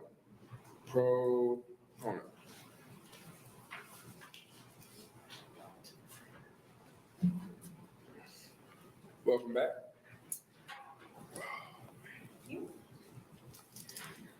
Amber Wood, AMBERWOOD. Carly Rain Wood, you've heard about her. Please remember her name and say her name. 20 years old. She was shot 8 times by repeat felons with guns just under 4 months ago. Can you see that felons and violent offenders and repeat offenders do not care about your rules, guidelines, or laws, even while on pretrial, probation, or federal supervision? There has to be monitoring and has to be a record and accountability of that monitoring. The system and judges research scales who let these guys out failed the public and my daughter, and now she is dead. Remember, there was 9 people shot there. This bill addresses at least some of the things that could help public safety. I have a question for you. How many criminals who are repeat offenders or on pretrial or monitoring reoffend? That number matters to our public safety, and that number mattered to Carly's life. Do you research how many victims are at the hands of repeat offenders and how many were on GPS? How many were actually being monitored? Where's the reporting on this? As I understand, several criminals cut their monitors or simply do not comply. In our case, a 4-time felon completely, several times, didn't comply and yet stayed free. That's unacceptable and somewhat bad parenting. Law enforcement deserves all the tools to monitor, locate, capture, and arrest. We should not be arguing this one bit. Nebraska needs to do better. Nebraska should set an example. The government and this Judiciary Committee has a duty to keep our public safe, because right now you're failing. And if that means actually monitoring GPS or making a potential guilty defendant uncomfortable, so be it. I hear a lot about rights, but I hear a lot about criminal rights. Where were my daughter's rights? As far as I understood, arrests aren't made and charges aren't brought unless they have enough evidence to where they are likely for prosecution. So if you're a violent offender and you have to be monitored, making them uncomfortable before they get their day in court, who cares? When you are a violent offender, several rights and privileges should be taken off of the table, including GPS location privacy. This bill would help others like Carly. Carly Rain, again, was shot 8 times. Carly did not have a criminal record. At 20 Rain, Carly was a productive part of society and didn't ask for anything. Carly was robbed of a future and achieving her goals. I was robbed of my daughter. She did, however, as most tax-paying citizens expected to be safe from repeat criminals. Carly was shot by felons with guns who knew the rules and repeatedly broke them, and we kept letting them out. They have zero regard for her life, let alone the law. You should be fighting for the victim and public safety, not for the repeat offender. Which side do you stand on? Thank you for your testimony. Any questions from the committee? Seeing none, thank you for being here tonight. Next proponent. Proponent. Welcome. Thank you. Sheriff Aaron Hanson, AARONHANSON, Sheriff of Douglas County.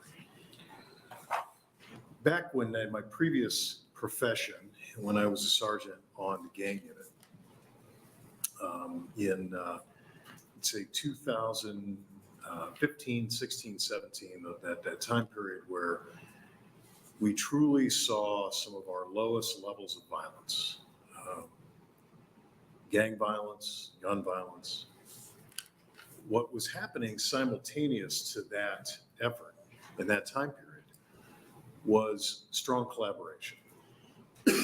Strong collaboration between law enforcement, strong collaboration between probation, and working together, both in terms of checking people, doing home visits, monitoring people appropriately, but also deciphering GPS data. That was a key combination. When there was a shooting or a high-profile incident that either resulted in a shooting or a homicide, or was probably going to precipitate a shooting or a homicide, we had the ability with that partnership to check GPS data and say, well, who was there? It's a clear indicator when you see a known offender whose GPS location is showing up in a neighborhood where he or she has no business being at, or else they're at risk themselves. Maybe rivals may attack them. Those can be data indicators of an upward trajectory of violence. You can actually head off violence and homicides and shootings as a result of that smart usage of data. I support LB 76 because many of us in law enforcement were, quite frankly, taken aback when the GPS data was removed. It was like blinding us and tying one hand behind our back. But even more so, it was a breakdown of the collaborative effort that we had worked on so hard, which resulted in reductions in violence and crime, and also, in my opinion, an improvement in rehabilitation. I'll take any questions you might have. Any questions from the committee? Senator DeBoer. Yes. Thank you. I was going to get your title wrong, Sheriff Anson. Thank you for being here. Why do people get, like, what's the range of reasons why someone might be on an ankle monitor? So is this, can you be on an ankle monitor for a previous violent offense? Is that something you could be on an ankle monitor for? Well, I guess it depends on what type of supervision you're under. If you're under something, the judge is going to order some type of GPS ankle monitor if it's going to be affixed, or give the probation officer the flexibility based on the behavior, the progress, or lack thereof of the probationer to be able to place the individual on ankle monitor. In some cases, like in some parole cases, the high risk individuals that may be categorized as higher risk on parole, they may be placed on an ankle monitor for a certain amount of time. It may be an individual if we're talking about a juvenile, someone that is constantly running or at high risk of self-harm or high risk of human trafficking, if they do not have an ankle monitor. So there's a variety of reasons. Typically, there's going to be a judge or a supervision figure that's going to decide on a case-by-case. I know you worked with a lot of these kids who are on ankle monitors. One of the reasons I'm asking you, can they be on it for truancy? You know, I do think that there is some programs in Douglas County, like the home program, that has the ability to use ankle monitors for truancy. A lot of times, truancy is one of those violations that will usually coincide with other type of criminal behavior. Unfortunately, it's usually a front end indicator or a companion parallel indicator to other other dangerous things going on in that young person's life. All right, thank you. Isn't the issue here separation of powers? I mean, isn't that the issue? That the judicial branch and the executive branch, without some kind of court order, can't just arbitrarily share data? You know, I'm not quite sure about that. That's a good question. Probably not fair. I was just randomly thinking about it. Any other questions from the committee? Seeing none, thank you for being here. Next proponent.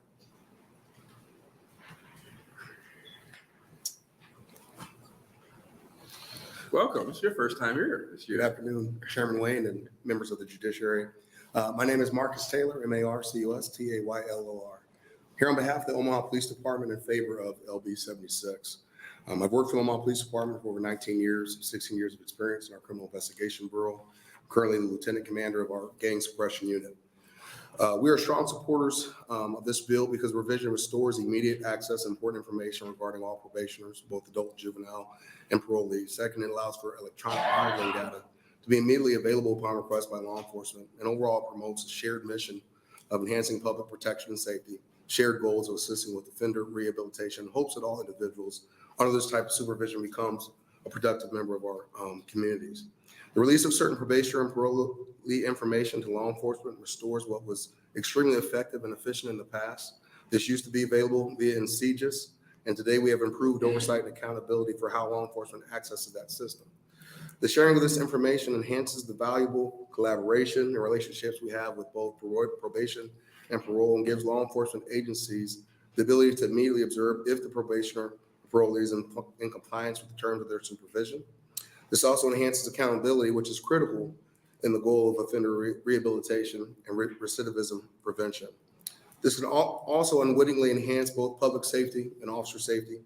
If concerns are identified or individual under supervision is in compliance, we can immediately share that information and pass it on, pertinent information, to the probation officer or parole officer. This information allows investigations to be more efficient and effective in their investigative follow-up, and our goal is to seek the truth and justice for our victims and their families. In regard to electronic monitoring, community safety is at the heart of our support of this revision. Our focus and immediate request for this data would be in our efforts to address and investigate violent crimes and threats to public safety. Only a small percentage of our community members are responsible for the violent crime that we see within our community. And we understand that the majority of probationers and parolees are not involved in violent crime. However, significant percentage of these individuals who are capable of violent crime are indeed under these terms of supervision. This would be an invaluable tool to assist us in our pursuit of the truth and combating misinformation. We have multiple pending cases in which electronic monitoring played an integral part in identifying individuals under supervision as suspects, and just as important in the role of eliminating legitimate individuals who are persons of interest, to be able to eliminate them so that we can focus on legitimate leads. These critical investigations follow up on investigative leads in a timely manner is imperative for the solvability of the crimes. Requiring an unnecessary step that could prolong apprehension of a violent offender can lead to more victimization and retaliation within our community. Again, we believe passing this bill will continue to improve our working relationships and collaboration. We believe that we have a shared mission here of public safety, also responsible and professional accountability, and also our assistance with the rehabilitation process to include. Thank you for your testimony. Go ahead and finish your last thought. Go ahead and finish your last thought. To include accountability when that terms of supervision have been broken. Senator Holcroft. I just wanted. Any questions? Senator McKinney. Thank you, and thank you. So part of your testimony and the reason you support this bill is for access to this information for accountability. Is that right? That is part of this, sir. So I'm sitting here thinking, it's like, oh, we want access to information to people who may be deemed as potentially bad people or whatever, or that. But you guys are opposed to the public wanting to see who are on the Brady and Giglio list. So you guys want accountability to be able to track people, but y'all don't want the public to see who is potentially the bad actors who can't stand up in court. That's, to me, that's very funny, but thank you. No, there was a question somewhere in there. No, I get it. So I do have a question. You said right now there are pending cases that were crucial, the GPS was crucial in helping. So how'd you get that information? I've worked in the homicide unit for a number of years, assault unit. Speaking to a homicide detective as well. I know there's two particular cases that are pending right now in which both individuals were on probation, and we got information that they were particular suspects. One came at the beginning of the case, one came through Crime Stopper tips. We have to follow up on all that information. By getting that GPS information, we're able to eliminate them as being a person of interest. And a lot of times, the timeliness is what we're concerned about, because we can follow up quicker to either focus our efforts on where they need to be focused on, or if we need to apprehend somebody, especially dealing with juveniles, that timeliness is super important. But you were able to get that information under your current system though, right? Yes, we were. You just want it faster. Yeah, we want it faster just because of the trends we've seen within our communities with violent crime. This is an unfair question, so I'm prefacing you with that to say you don't have to answer it. But does timeliness dwarf the Constitution of separation of powers? Don't answer that question. That's an unfair question. Because that's the struggle that I'm trying to figure out is, and it's not a good question. I can't answer a question because I got to do some constitutional scholar who can help me research it. But it seems like there's a problem with the separation of powers. This is in the judiciary branch. And normally you can't get this information right now. If you wanted my information, you would get a subpoena from a judge to get that through a court order. So in the previous bill that Senator McKinney had concerns about, 2 bills ahead, you're consenting to a search and seizure. And so it seems that that bill acknowledged that you have to get some kind of consent or an order to get that information. And this bill doesn't provide that same thing. So that's what I'm trying to figure out. It's an unfair question. That's why we have legal counsel and committee counsel to help figure that piece out. So I appreciate it. Never mind, it wasn't even a question. I just did a McKinney right there. All right, any actual questions? All right, thank you for being here. Every time. This is why you don't think and talk at the same time. Welcome back. Good afternoon, Chairman, members of the Judiciary Committee. My name is Patrick Dempsey, Patrick Dempsey, and I'm here on behalf of the Omaha Police Department Police Officers Association. I am currently the Secretary of the Police Officers Association and a 13-year veteran of the department. I appear today in strong support of LB 76 and its continued efforts by the legislature to address juvenile justice in a constructive manner. Young adults and juveniles in the criminal justice system are often the most in need of rehabilitative and restorative programming. Unfortunately, repeated contact with other offenders or influential adults make them prone to recidivism.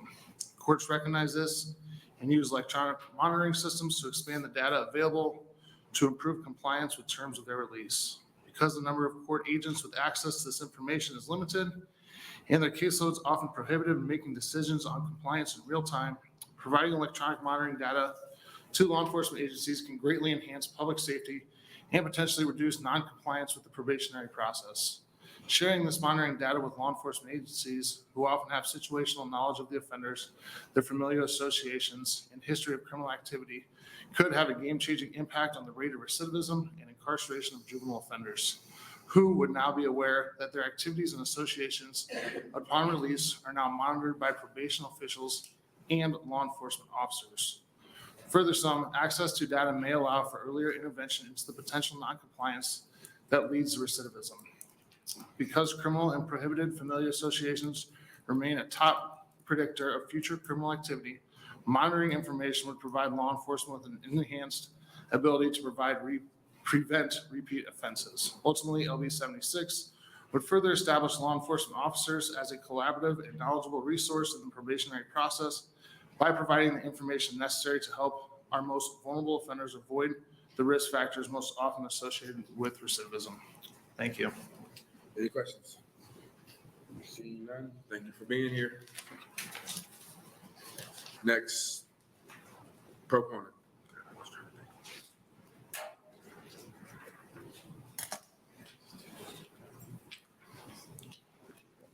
Good afternoon, Chairperson Wayne and members of the Judiciary Committee. My name is Jeannie Bradner, Jeanne Brandner.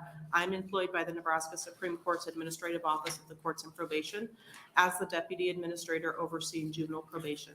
I'm here before you today to provide testimony in support of LB 76. The foundation of the bill asks a juvenile judge who orders a youth on electronic monitoring to state in their order whether or not the data from the electronic monitoring can immediately be made available to law enforcement without obtaining a warrant. This concept is supported because it does allow each judge to independently determine which individual records would be available, and the individual youth is also informed through such order. The Administrative Office of the Courts and Probation has been working over an extended period of time with the Crime Commission to restore connection of probation data. During this time, court information that contains the conditions of probation has continued to be provided to the Crime Commission. This ongoing work will address programming in a manner that allows ease of access. We are dedicated to this project and will continue to prioritize the efforts. Additionally, the provision on page 8 that requires a court order to release the identified information is not necessary, as the Administrative Office of the Courts and Probation has already entered a data sharing agreement to provide said information to Nebraska's Crime Commission. Thank you, and I'm happy to answer any questions. Senator McKinney. Thank you. What is the point of electronic monitoring if we're just gonna monitor people like the KGB? Why don't we just keep people in jail? It's a great question, Senator McKinney. And electronic monitoring is used very differently with adults than it is with juveniles. We have a lot more juveniles on electronic monitoring.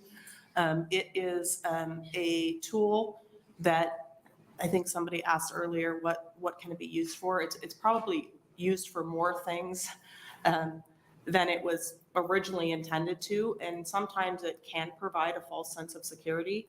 As many testifiers have stated, if an individual cuts their monitor off, there's no knowledge of where they are.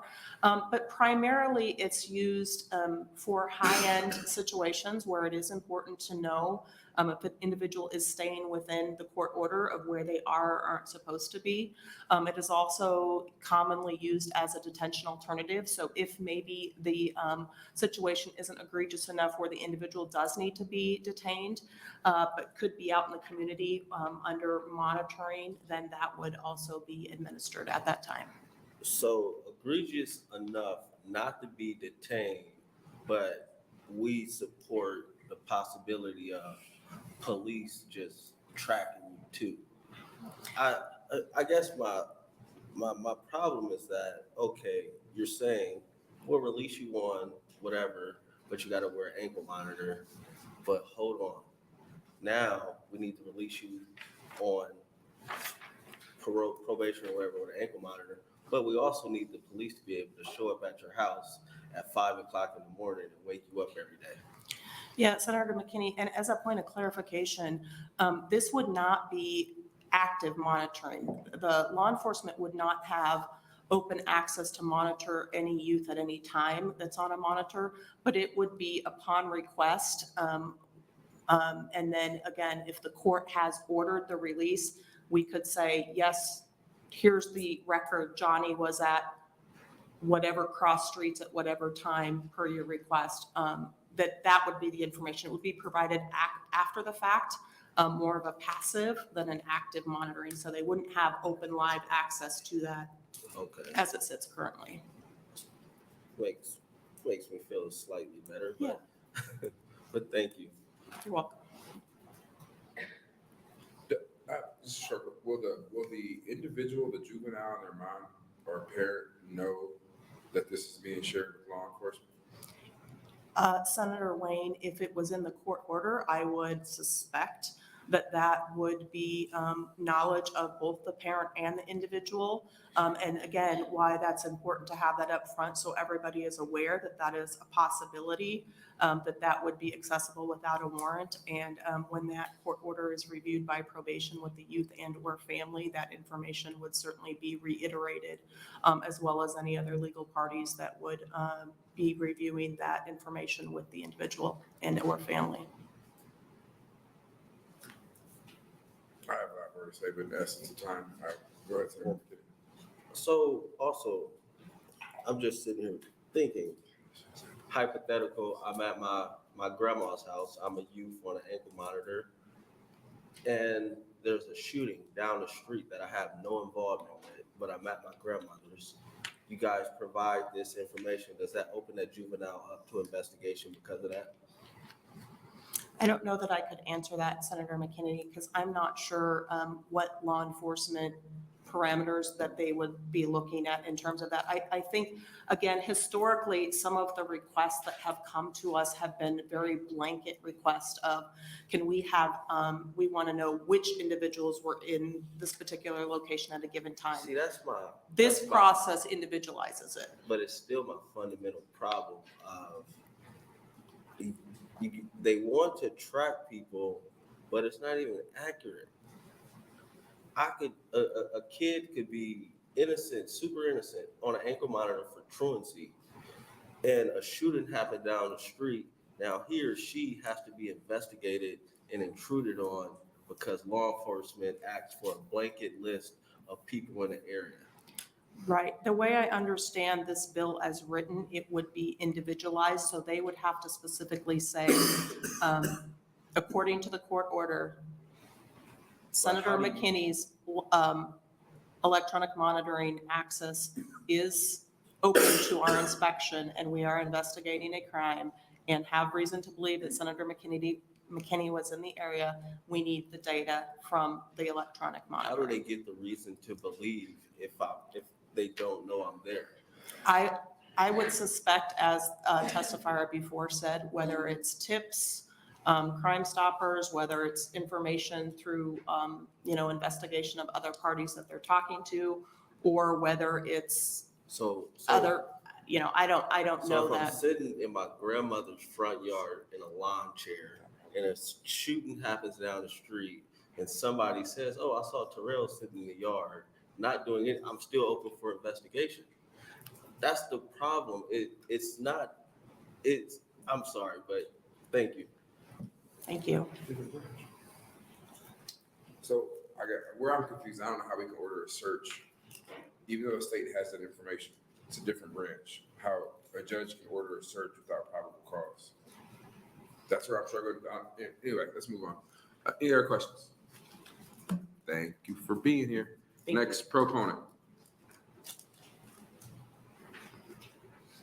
Next proponent. Now we'll move to opponents.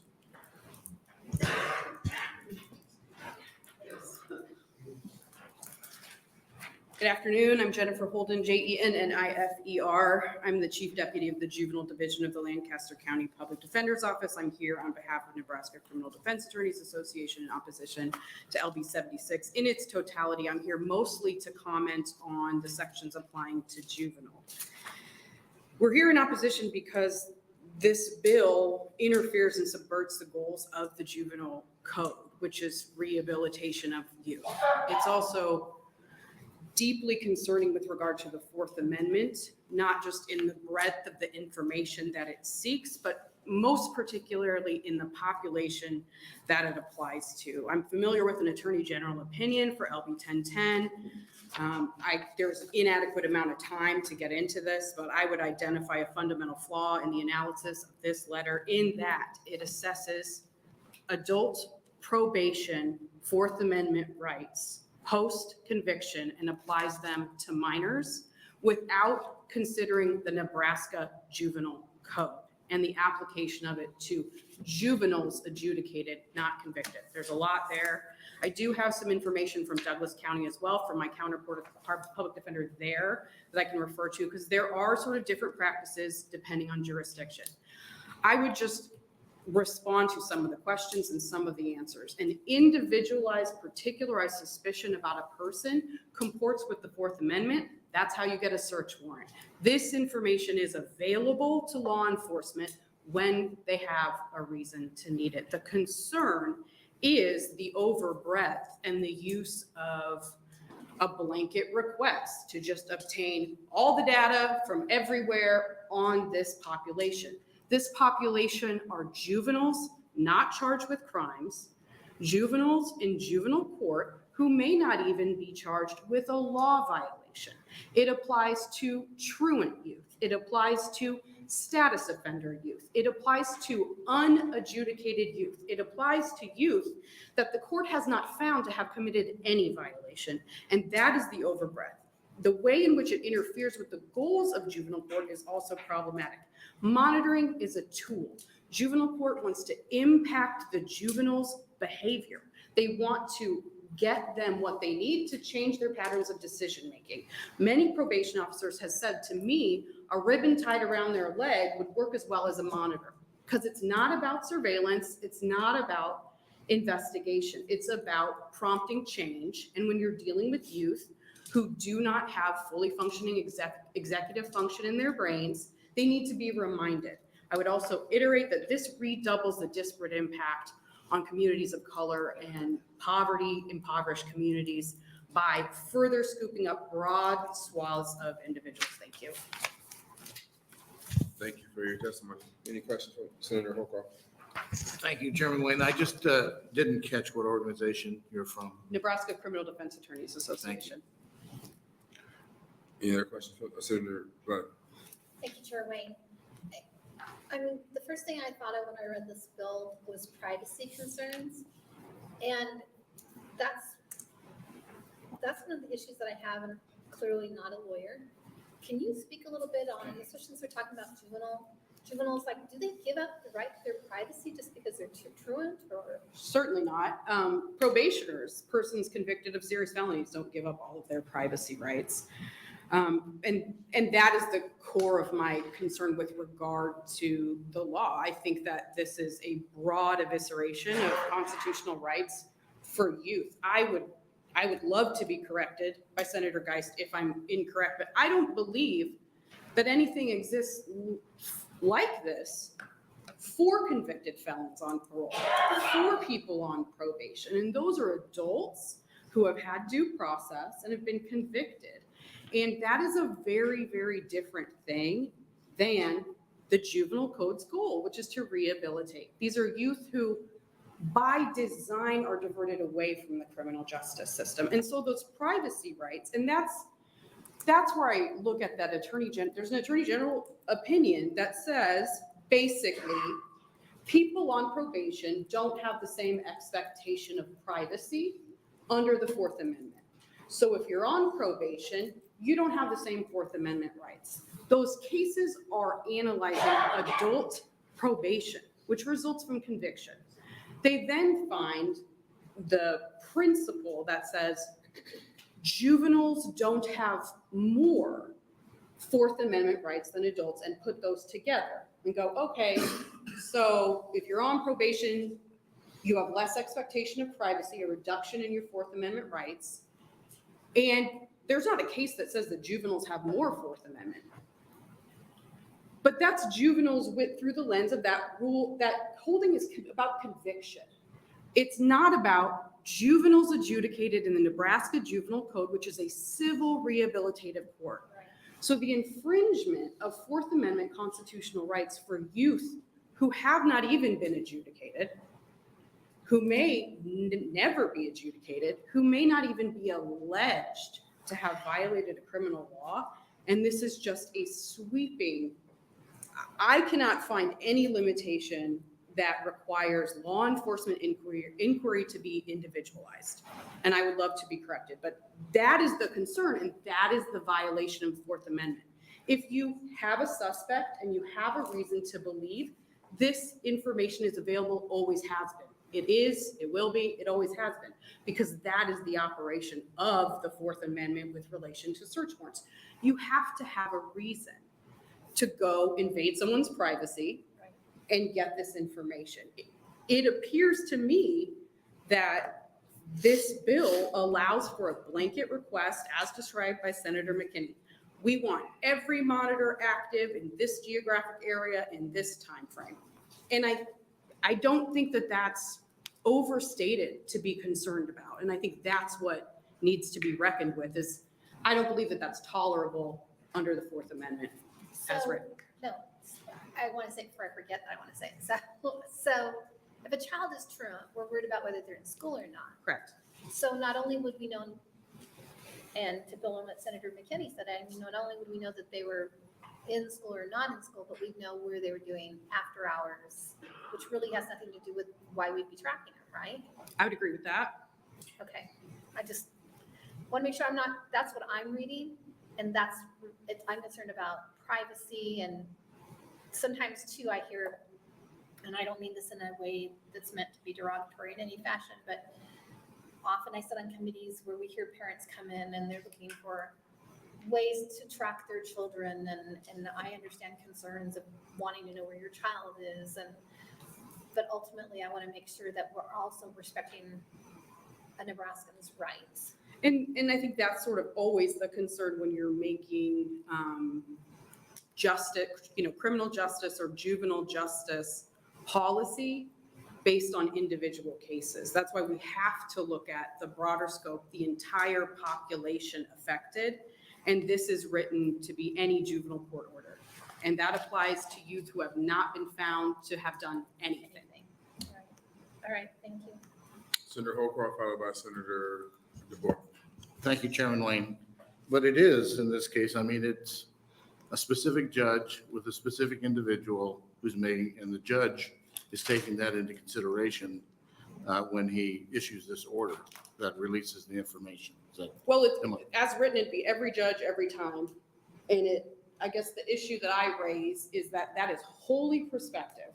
It speculates into the future, into unknown circumstances at a time that we Yes, don't but even know it's a about. judge, though. The judge has that discretion, does he not, based on the individual case he just heard and the sentence that he's made, and part of that is this additional release information. Well, I guess on a couple points, we're not talking about sentencing. We're talking about juveniles. In Lancaster County, we see electronic monitoring used mostly pre-adjudication at the beginning of a case, not after they've been found to have done anything, only when they've been alleged. It's called an alternative to detention. And those hearings must be set within 48 judicial hours. They happen very quickly. And I do appreciate the effort that our juvenile judges make, but we are all limited by the information that we have at the time. And these decisions and these cases come in quickly. They're filed, we're within court in 2 days, and they have the information that we have. So it's a little chaotic. So I guess I don't have your same confidence in each judge's ability to get this right based on the reality that they've never seen this kid before. We have maybe a paragraph report about what's going on. We have mom crying in court. We don't know. There's just really the reality of when that decision is made doesn't really allow the judge all the information that they would want. And I think there's no question that children who have not been adjudicated of anything are the most harmed by this. But when you think about the purpose of the juvenile code is to divert them from criminal justice, to treat them differently. That is the entire policy agenda of what we do in juvenile court. And then we take away their constitutional rights in a way that we don't take them away from felons. I think that juxtaposition is troubling. Thank you. Senator DeBoer. Thank you. So, if the juvenile court judge says, in this case, I think it will be rehabilitative for the juvenile to have this ankle monitor with the possibility, it says in their order, with the possibility of being monitored. Would that get at your Fourth Amendment concerns?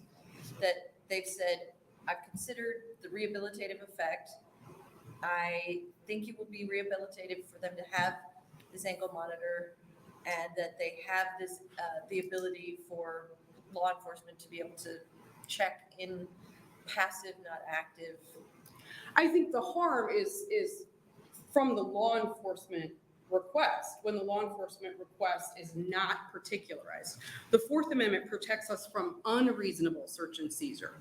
And I guess what I'm saying is, no, I don't think that a youth who is alleged to have violated the law or been truant from school or another status offense, I don't think a probable cause finding at that level is sufficient to remove their Fourth Amendment rights in the future under circumstances that we don't know anything about, which may be a law enforcement blanket request for 4 hours in a geographical area. So that would not allay my Fourth Amendment requests. The relationship between the scope of the request that's possible in the bill, which I don't see any individualization requirement, and the population that it gets at, which are youth who will not be convicted of anything and may not even have been found to be a child within the juvenile code's meaning.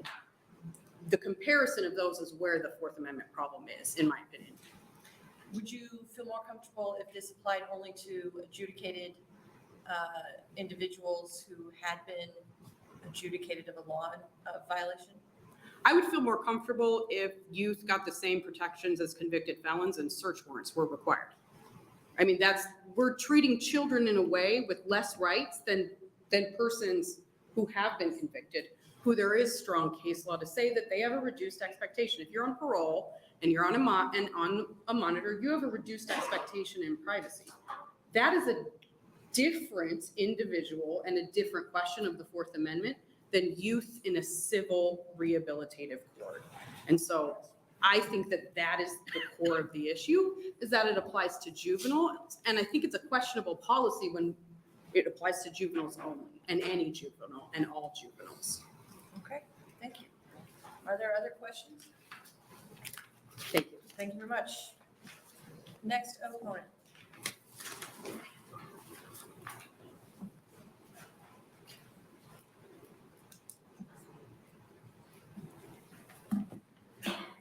Good afternoon, members of the Judiciary Committee. My name is Ana E. Salazar, ANAHI SALAZAR, and I am representing Voices for Children in Nebraska. Our juvenile justice system is distinct from the adult criminal justice system in that it is intended to rehabilitate and not be punitive. A functioning juvenile justice system addresses kids' challenges and allows young people to move beyond them. In fact, there is bodies of research that shows that young adults will cease problematic behavior after the age of 24, when their brains are fully developed. Voices for Children is opposed to LB 76 because it underemphasizes the role of confidentiality concerning personal information. This bill would prevent young people from moving beyond problematic adolescence and undermines important constitutional protection for kids. GPS information on a monitoring system for young people is currently available to law enforcement with probable cause and a warrant. This bill would undercut the crucial protections of establishing probable cause and obtaining a warrant before receiving this information. In addition, the required copying of information in the Nebraska Criminal Justice Information System undercuts the goal of allowing young people to move beyond problematic youth behavior. Law enforcement is already entering information into the system on juvenile arrests, and entering additional probation information does not serve the goal of rehabilitation for youth. We also know that our current system of record sealing has not always ensured that records are sealed with fidelity. The entering of information into an additional system creates another potential avenue for an inadvertent release of information that should be protected. In short, LB 76 contradicts this legislature's efforts to provide more rehabilitative care for youth in the juvenile justice system. This bill's purpose does not align with the reforms intended to reduce the number of incarcerated people in the adult criminal justice system. We urge the committee not to advance the bill, and thank you for your consideration. Thank you. Are there any questions? I don't see any. Thank you. Thank you. Next opponent. Is there anyone else who would like to testify in opposition? Is there anyone who would like to testify in the neutral capacity? For the record, as Senator Geist comes forward, I'll mention that there were 5 letters of support for this bill. Senator Geist.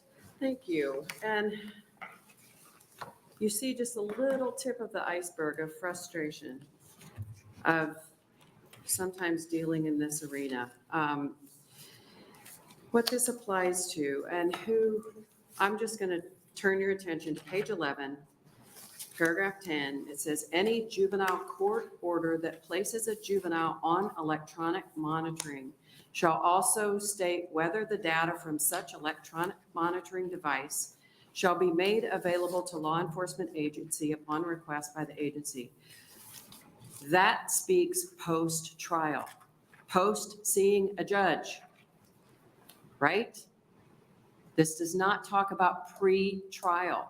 We're talking about a juvenile has been in front of a judge.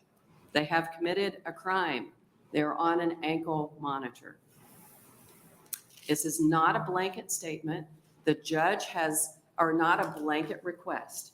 The judge has the discretion to say, I believe this juvenile should be monitored. That is not going to be for truancy. That is not going to be for a parent wanting to track a kid. This is a more serious, if the judge deems serious, reason to put this juvenile on monitoring. This also includes adults. This used to be the case. This was available to law enforcement until it was looked at again by the courts. We sat with the courts. We worked this out all last session. This was approved by the court. You heard from the Supreme Court. This was approved by the chief. We worked with all the stakeholders to bring this together so everyone agreed. The reason that it is constitutional, especially in the juvenile case, I'll let someone smarter than me address the adult case, but the reason it's constitutional is because the judge, the court, is saying to law enforcement, you can have this information. They're giving that over on the front end and agreeing to it.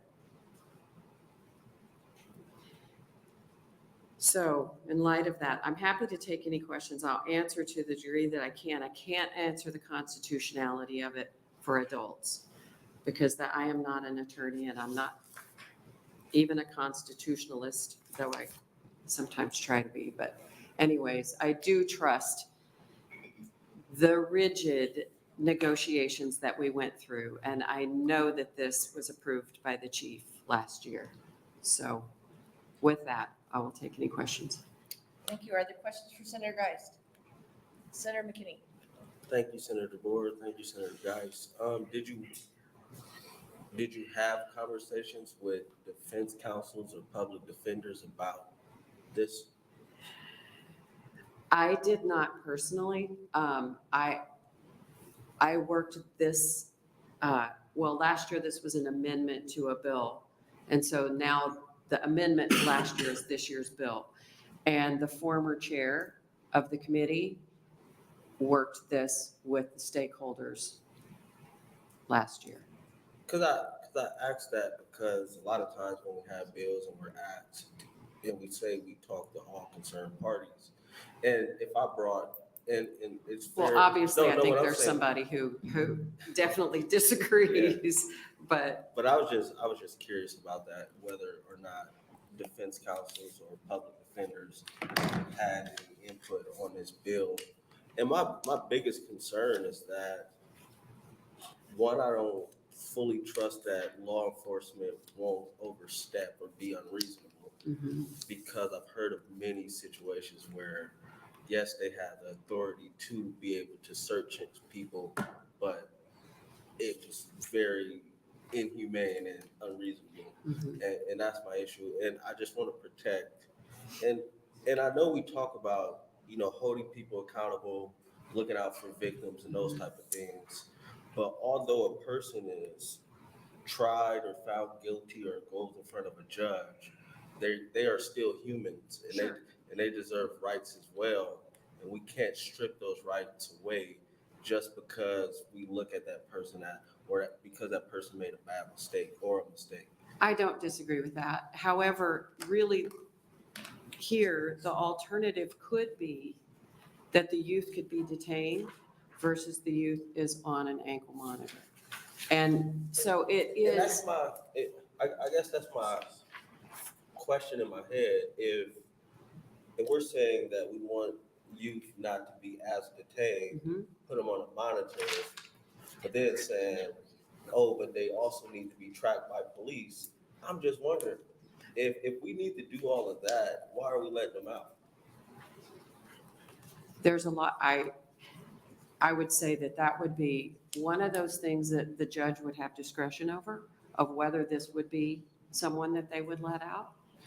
The other, it could simply be a population problem. I mean, what if there's not room to hold them? I don't know, that, I'm not a judge, I'm not, it's also, understand, this is not every kid. This is not even most. I know, This is some. but I also, the population problem question. So like, say for instance, a juvenile is in Douglas County. If there's a population problem and we need to get people on monitors because we don't have space, I don't understand why in Douglas County, they just built a facility that cannot hold the current population in DCYC. Well, I've heard the question, I a Lancaster County person. But they sold it as like more space for judges in the courts. If population is an issue, why do you build it's not for you. Why do you build Yeah, a because I can't facility answer that one. that can't house the population you have? Yeah. But thank you. I understand, yeah. Yep. Any further questions? That will end our hearing on LB 76 and bring us to LB 479 and our own Senator Wayne. Are they combined? Are they combined? No, they are not. No.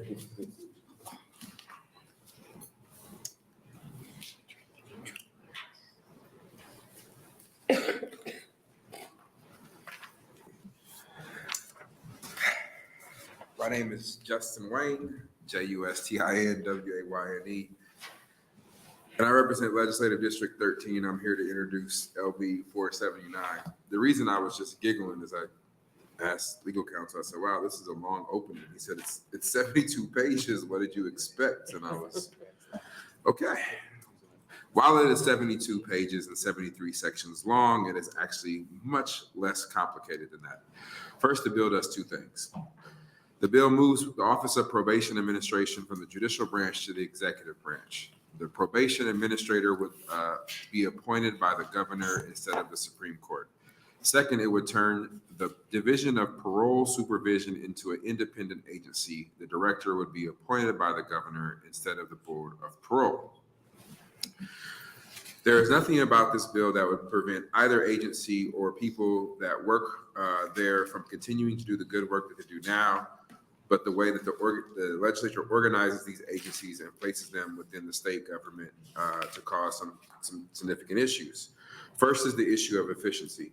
It does not make sense to have multiple state agencies do the same thing. Probation, parole, and post-supervised release are in all community supervision. Duplicating these services across the state and establishing two offices and two supervisors and two sets of officers and two groups of service providers does not make sense. In many ways, these agencies compete against each other for staff and providers. The legislature is appropriating money for signing bonuses and increased provider rates to attract people to choose to work from one agency to another. We are competing against ourselves. This bill does not fully merge probation and parole, but turning both of them to the executive branch operated by the administrators appointed by the governor will allow for a little slight more efficiency. Article 2, Section 1, Subsection 2 of the Nebraska Constitution explicitly authorizes the legislature to decide whether the executive branch or judicial branch will undertake the supervision of individuals sentenced to probation. The legislature's decision to place probation in the judiciary branch has some consequences. First, the judiciary branch does not operate facilities or provide direct services and is totally reliant on the private service providers. As we heard in hearings from Senator Geist's Safe and Secure Treatment Facility, LB 473, and Senator McKinney's Family Resource Centers, LB 339, sometimes relying on private providers leave some gaps, some critical gaps.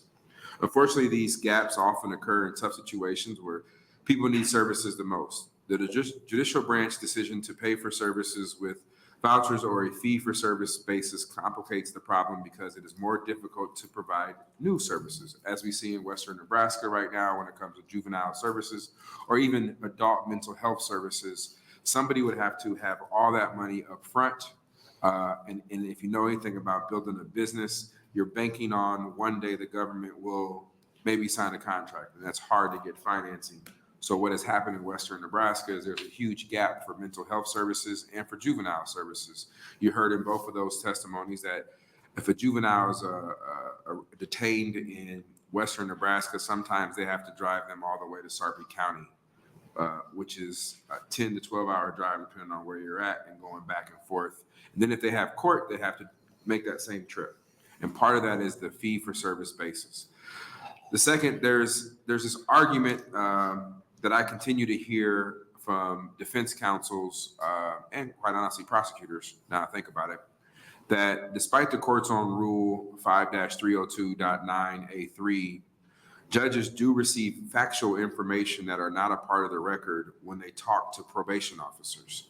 Now, some view that as a strength, but I will tell you that many officers of the court, prosecutors and defense attorneys want to be a part of those conversations.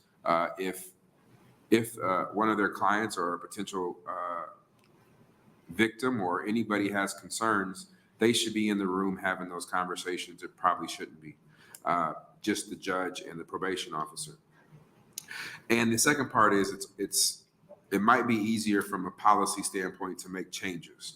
Now, I will be completely transparent with this committee. It's hard to have accountability on probation and parole services when they're housed all over the place and we don't know how to really keep them accountable. And so by maybe establishing it underneath the executive branch, it may happen. Now, I'm not sure if this bill will move this year. Most likely it won't. And part of the reason why I say most likely it won't is I'm not a big believer in interim studies. Interim studies don't work for me. People show up who you invite people and you don't really get to hear from people. And then afterwards, there might be a report that's put on a shelf. What I found in my 6 years is the only way to have a real conversation and get feedback from the public is to introduce a bill. And then people come running. They either hate the bill or they love the bill, and then you kind of get some real testimony. So the purpose of this bill for this year is to listen to this, keep pressure on both parole and the judicial system to figure out where the gaps are and how to solve them. And if we have to, then maybe next year we'll have to move them, or maybe depending on how crazy this session goes this year. But the purpose is not to move this bill this year, is to start a real conversation about the gaps and the problems that we're having in both parole, supervised parole and probation. And I'm talking about the post-supervised release after their sentence. So what happens is, for those who don't know, some of our felony charges require 9 to 18 months of post-supervised release. I passed the bill years ago because we used to have them on a class 4 felony, but we would essentially say that you couldn't have probation because you weren't deemed fit for probation, but we'll give you time served so you're on post-supervised release, which is the same thing as probation, in my opinion, from a practical perspective. So we got rid of that. But what happens is, if you're sentenced and you do 5 years, 3 years, 10 years, after you get out, you jam out, you're on post-supervised release for an additional 9, 18 months, whatever that is. So all of that's right now housed kind of under the judicial branch. So I don't know. I was on this committee 2 years ago, but this is kind of fostered up, particularly in Douglas County, where there were some juveniles and, as you hear earlier, some adults on probation, and it may have been some gaps. So I introduced this bill. I appreciate Senator Geist's staff for helping out putting this together, and Senator Geist, but it's really a conversation. So I'm saying all that to say I know it's 4:30, but I encourage you all to ask questions. There is no dumb questions of testifiers, because we do need to flesh out what we need to do to help out the situation. Okay, are there questions? Let's start with Senator Geist. I have a quick one. Could you talk to us a little bit about the conditions of post-release supervision and kind of what that I know it might be different given different individuals, but generally, what does that look like? So for me, generally, the practice that I've had, it's just like probation. They check in with somebody. Is that daily or weekly or? Depends on the probation officer. It depends on and their caseload. Some of them are really, really good. Some of them needs improvement. Isn't that what we say about schools needs improvement? But part of it, what I've heard from my conversations since this bill with probation is they do have a request in for appropriations for more probation officers. I think you had a bill on that too about assisting. So I think that's part of the issue. Since we changed in 605 with this post-supervised release, there are a lot of people jamming out and then on post-supervised release, and that scale up primarily because how we work here is we typically, and you'll hear tomorrow, the branches kind of come together to make sure budgets aren't vetoed, and we may not be always looking out for what's best for the public. And I don't mean it in a negative way, but if we're doing 1% to 2% increases in our budget, but we have 1,000 prisoners jamming out that are on post-supervised release, the math doesn't work. The math just doesn't work. One more follow-up is the other thing I think that links really closely with that is what is an average caseload of an officer who has people that they're supervising? I thought there's going to be somebody here, but I've heard anywhere from 40 to 60 cases. So again, they are asking for, I think, 30 to 40 additional probation officers. But there is a significant gap right now. We've heard multiple victims or victims' parents come in and testify multiple times about people who are on, and some of it's pretrial release, some of it's parole, some of it's to me, the mechanism is kind of, from a legal standpoint, it doesn't matter which one they're on, who's in charge, but the overall idea is still the same, and there's some gaps. And so, again, I hope this is more of an informative conversation than anything else. Senator Blood, then Senator Decay. Thank you. I'm glad that this is conversation, and I'm one of those persons who both loves and hates this bill. And I'm going to tell you my question because I know that this is a work in progress. Why do we want to give anything to the executive branch after they've hosed up our prison system, they hosed up our parole board, NDEE is also under the executive branch. They hosed up Meet Nebraska. They gave money in the Department of Labor, which falls into the executive branch, to the Russian mafia and Nigerian crime rings. Why do we feel something so important should go under the executive branch for them to hose up? Because I can't give it to the legislature. No, I mean, so part of the issue is I'm not saying it's the best. I mean, I know this bill is moving it there. There is something to be said about the political winds that as they change, maybe if you put it underneath the executive branch, those will also change. So tough on crime versus smart on crime versus somebody saying they don't care about crime. So I think there's some argument to that, but I do know there's been a lot of bills in here to improve probation underneath the current system. And those bills don't ever get to go anywhere either. So maybe the big hammer of moving it to the executive branch, we can have a real conversation about the gaps. I wish there was some other alternative, and I hope we can talk about it, because I like everything else in the bill, but that. Understood. Senator Decay was next, and then Senator Holcroft. You was talking about adding more probation officers. If a person wants to apply, what's the training and what's the education process? I will defer to somebody from probation who is behind us. Good. I mean, I know what I don't know. I mean, I know to say I don't know something. I don't know that one. Senator Holcroft. Thank you, Vice Chair DeBoer. I'd just like to get your opinion on this fiscal note here. What, do I read it right? $46 million? And I thought it'd be higher personally, but I mean, what's your thoughts on, is that realistic and what's driving that? So that's what's a little confusing to me because we're moving a program from one branch to the other branch. So the cost should be the same. Negative, Right. And if it's not, then maybe that's the gap we're talking about. Maybe somebody's saying we're missing X, Y, and Z, but when I read the fiscal note, I didn't see them saying, if it comes to the executive branch, we're gonna add these programs. So the fiscal note to me should be zero because we're just moving it over. Okay, thank you. Thanks, Senator Holcroft. Anyone else?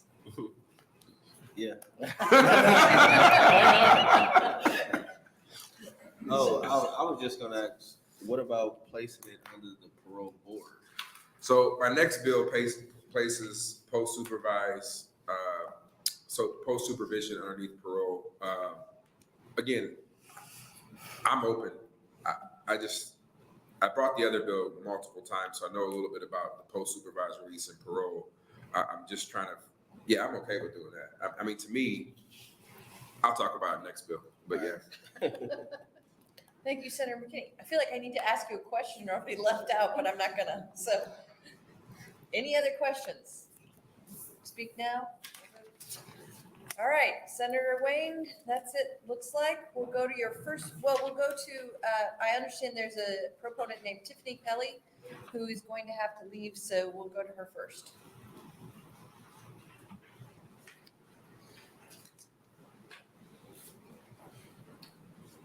Welcome. Thank you. My name is Tiffany Kelly, Pelley,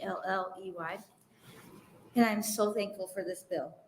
I know everybody has their own opinions on the whole process of the system. My daughter's been involved in the juvenile court for 3 years. There is no accountability for probation.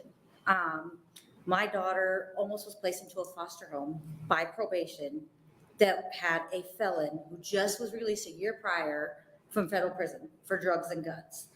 When I brought that to probation's attention, they pretty much mocked me, laughed at me, thought I was joking, told me, "Are you serious? You really think?" I had to tell them, until you guys do a background check, I will sit outside the Sarpy County Juvenile Justice Center and stop whoever tries to take my kid out of there. So they decided to wait until Monday. The supervisor of probation was gonna run her own background check. And it turns out I was right.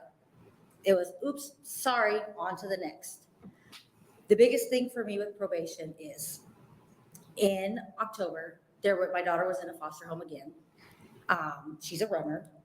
There was a court order from the judge that was signed 5 days prior, that if she tried to run, she was to be detained. She came home, spent the night, and she was on an ankle monitor, and she tried to run from my house. I chased her. I held her until the police got there, and they called probation, and probation said, take her back to the foster moms. Didn't care about the court order, nothing. So she went back, she ran. She was gone 7 days. In them 7 days, my daughter was sold for meth. My daughter was raped. My daughter was drugged. And she ultimately ended up in Children's Hospital for 8 days. And she almost didn't make it. And again, no accountability for probation. I understand everybody's on different sides of this, but something's got to change because I'm not the only mom. It's not just my kid. I shouldn't be in a position where I have to just lash out on anybody on social media to figure out where I have to go for help because it's a problem. And that's all I got. Thank you for your testimony. Is there any questions? Are there any questions? Senator McKinney? Be nice. No, I won't. No, I was just gonna ask you, and I know you said some stuff in your statement. What are some things from your perspective as a parent that could be some better accountability measures for probation? The whole system needs to change. I have a runner. My daughter was a runner. So she was placed in every facility that Nebraska has, but they're all unlocked. So she burned through her options. They do not detain them. They put her on a monitor, she takes it off. But I don't know who holds probation accountable because I reported it to DHHS. I've reported it to the court. I had the county attorney tell me, well, if you don't like where probation places your kid, how about I just throw your case out and you deal with her? And it wasn't just me, he said it in front of it. It's all documented. So I don't know the answers to that. I wish I had them, but it shouldn't happen. It's a very helpless feeling to go through. I don't want to ask that question. Go ahead. I got thick skin. No, I was gonna ask, and I don't want to try to get too personal, You're okay. but I was gonna ask if it was some things that your daughter might have said that why she think probation isn't working, if possible. Why what? Why, I was wondering if your daughter has ever said some things to you about why or why not probation isn't working. I don't think probation really ever did anything other than warehouse her from placement to placement. They never gave her goals. They never had any kind of, I mean, there was no guidelines of what, what do you call it, curfew, nothing. Mhm. So I don't really, she was just, my daughter was bullied in school. She became defiant. She started running because that's how she dealt with it. And then she was moved from placement to placement. She just kept running. Okay, thank you. Yep. Thank you. Senator Geist. Thank you for your testimony. If there was a good first step, like one thing that if you look back from the beginning of this whole time, one good first step at the beginning, In the beginning, what would that be? something longer term than Emmanuel, but set up like Emmanuel where they can get that therapeutic help that they need, but they can't run. You know, Emmanuel's 5 days and they only take them if they're suicidal, not if they have depression, you know, not if they're defiant or have defiant, you know, disorders. It, you know, so you have to keep them safe somewhere. So, in your opinion, when your daughter was running, how do you look at detainment? Honestly, like just somewhere secure that she couldn't just walk out the door and bye. You know, when I was younger, we had Nova and it was semi-secure. We had Buda Holly. It was in the middle of nowhere, but everything's changed. And there aren't them programs. There's nowhere. I mean, a fence would have stopped her from at least climbing it or at least giving somebody the chance to catch her before she got over it. But we don't have that. Thank you. Thank you, Senator Geist. Other questions? Thank you for being here. Thank you. Let's take our next proponent testifier.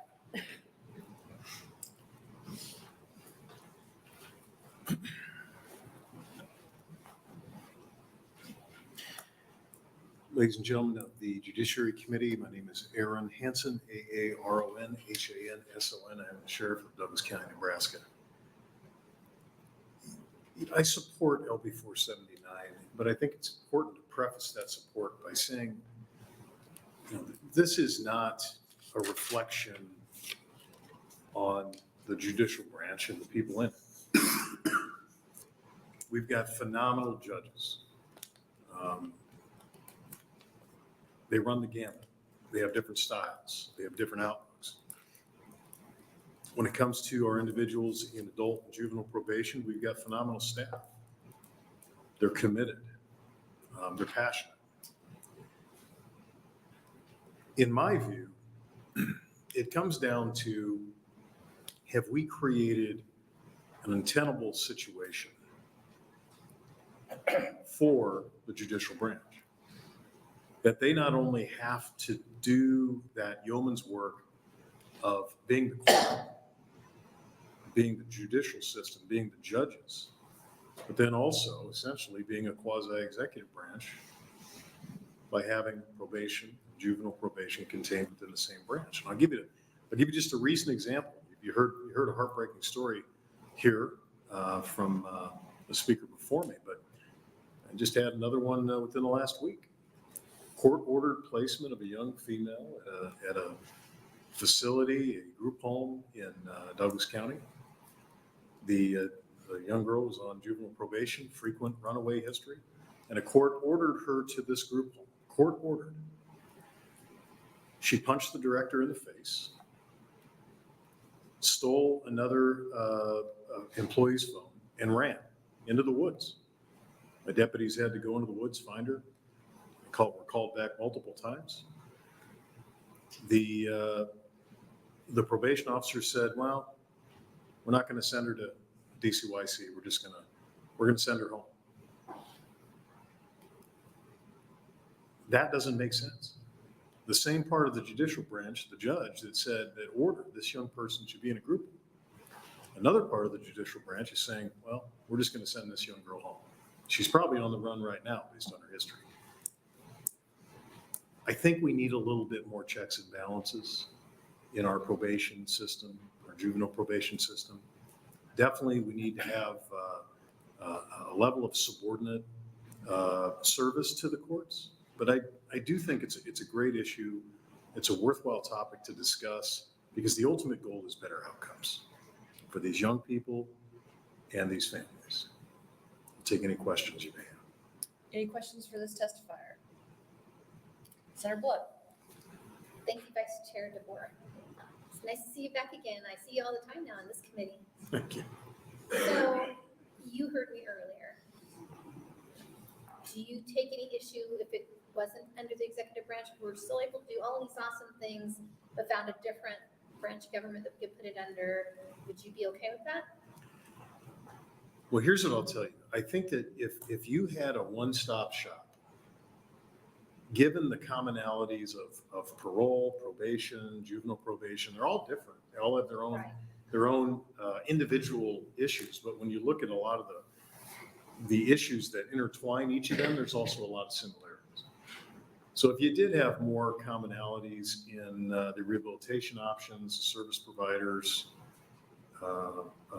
transitional housing options, safe housing options, you know, there might be some cost savings in that as well. But I do think there definitely needs to be, with regardless of who administers probation, there needs to be some good checks and balances. There needs to be some sunshine, regardless of what branch administers it. Okay. So I hear you saying that as long as we were able to pull this off, it doesn't really matter what branch it falls under as long as it goes well. Well, it is an executive, I think, in my opinion, and I think if you look around the country, it's a mixed bag. In some cases, it's judicial branch. In some cases, it's executive branch. In some cases, it's a mix. In my opinion, I think it would probably be best served as an executive branch function, but I separate myself from the politics of it. I look at it just by general government branches and the I look at services. track records, so that's my concern. As long as we're funding it appropriately, I think that's the most important thing. I agree. What are we doing to support probation, regardless of the branch that it's in? What are we doing to support the individuals that are navigating probation, whether it be the clientele or the probation staff? I concur. Thank you. Thank you, Senator Blood. Other questions for this testifier, Senator Geist? I just want to talk a little bit about having it under the judicial branch versus the court. So I don't know if the people that you know were like the people that I know, but when they go to vote and there's a list of judges or that they get to confirm or deny. And as an elected official, for me, about 90% of the questions I get from people about who to vote for or not vote for, to confirm or not confirm, are usually judges at no fault of their own. But they're not big headline people, correct? The judges? Yes. They can be. It's case by case, but you're off. I think your point is well made. Typically, there's not a lot of, it doesn't get the notoriety that other positions get for sure. But then undoubtedly, everyone knows who the head of the executive branch is. Correct. And to the degree that it is politically expedient to make sure that things run well, you can, no matter who is head of that, and that things are accountable and that your future may rise or fall on how well your government runs under your supervision, for lack of a better word, kind of a pun in this situation. Are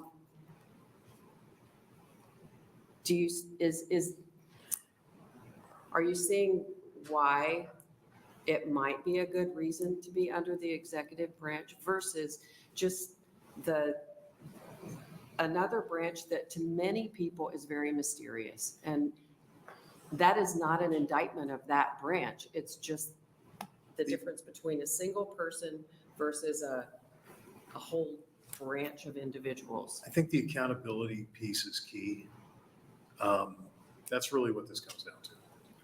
Whatever systems we have, and especially if they're this crucial, is there a sufficient means of accountability? I can tell you that I've talked to parents from North Omaha, West Omaha, affluent, poverty-stricken, and they're frustrated.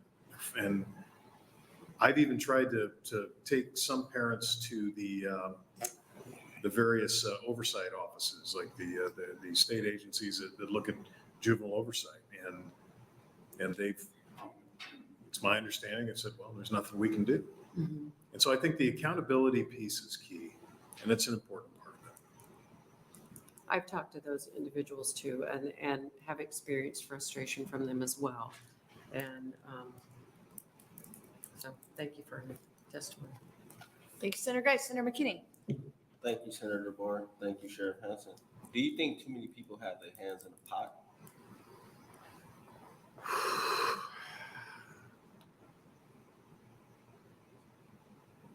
I think first we have to figure out which hands are in the pot. And I don't know if we really know, because, a lot of the decisions happen behind closed doors.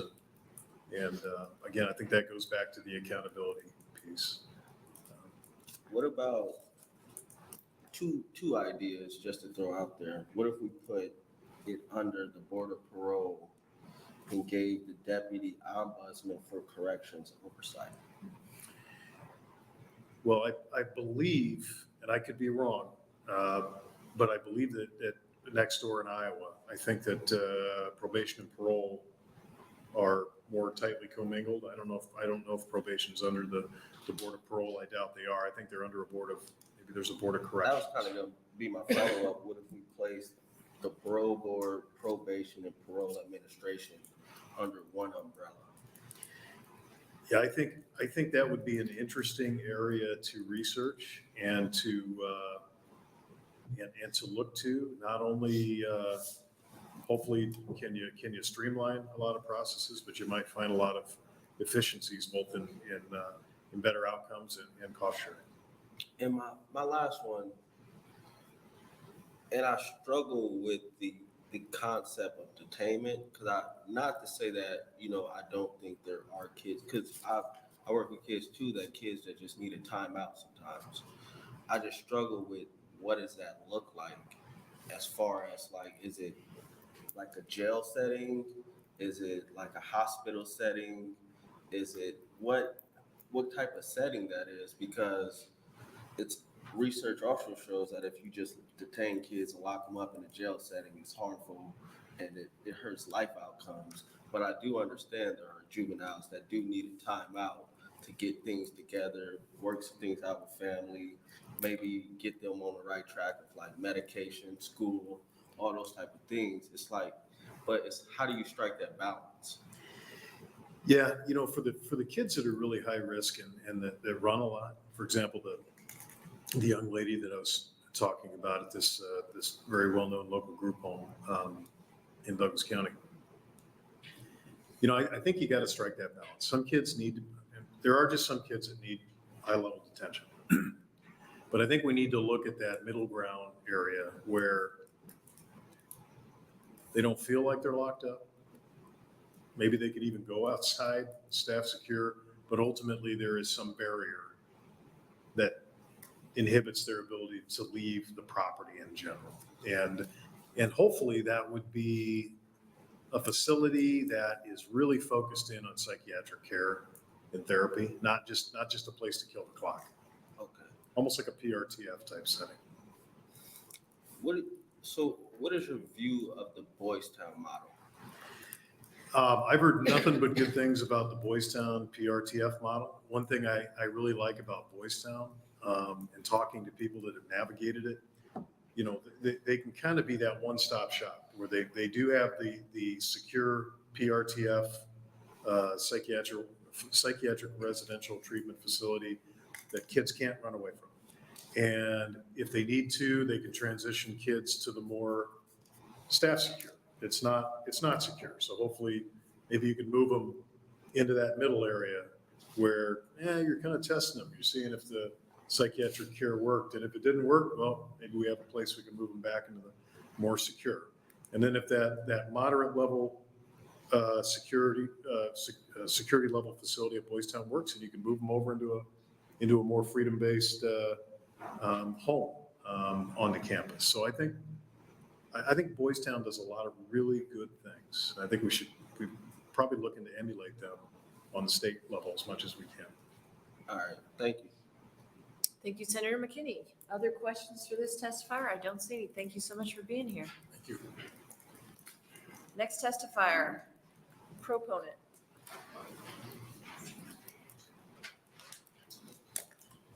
Hello. This will be Welcome. my last time today. Good afternoon. My name is Patrick Dempsey, Patrick. Last name is Dempsey. And I'm here on behalf of the Omaha Police Officers Association. We appear today in support of LB 479 and greatly appreciate the approach to addressing the needs of the state probation and parole system.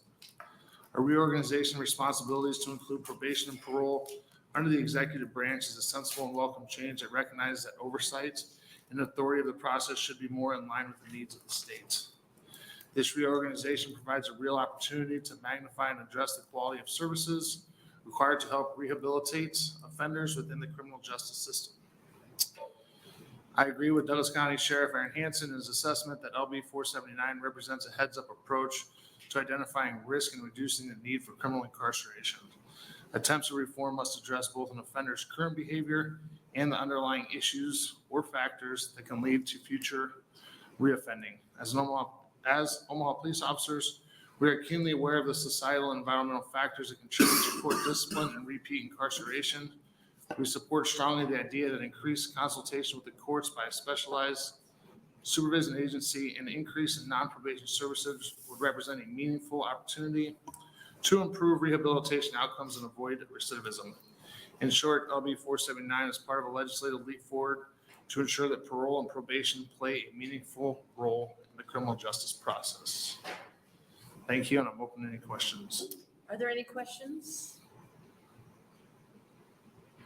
I don't see any.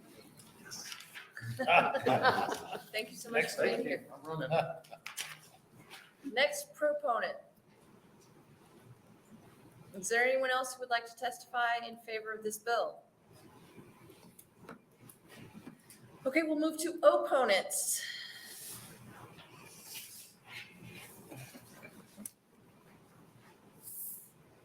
Welcome.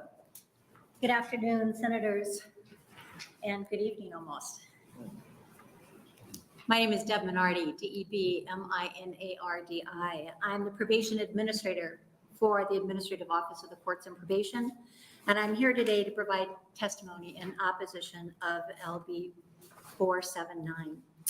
Last week in the State of the Judiciary, the Chief Justice spoke about a 100-year-old tradition of probation within the courts. This important fact is far more than just tradition. It's understanding the interconnection between probation and the court within the legal process, the efficiencies, and the fiscal advantages. As the Chief Justice mentioned, probation works for judges. Probation officers conduct pre-sentence investigations that are ordered by the judge for the judge. This investigation assists judges in making decisions, whether it be about sentencing or adjudication for adults and youth. In Nebraska Revised Statute 2922-62, subsection 7 outlines the authority, in essence, the judge as the owner of that investigation and the only one who can release that information. The courts and probation share technology. They exchange that investigation first from probation officer to the judge and then the judge to the legal parties. When a judge orders probation, it is the role of a probation officer to serve as an arm of the court and ensure oversight of that court order. They are working for the judge to assist that individual in successfully completing that probation. During that whole entire time, the court remains having primary jurisdiction.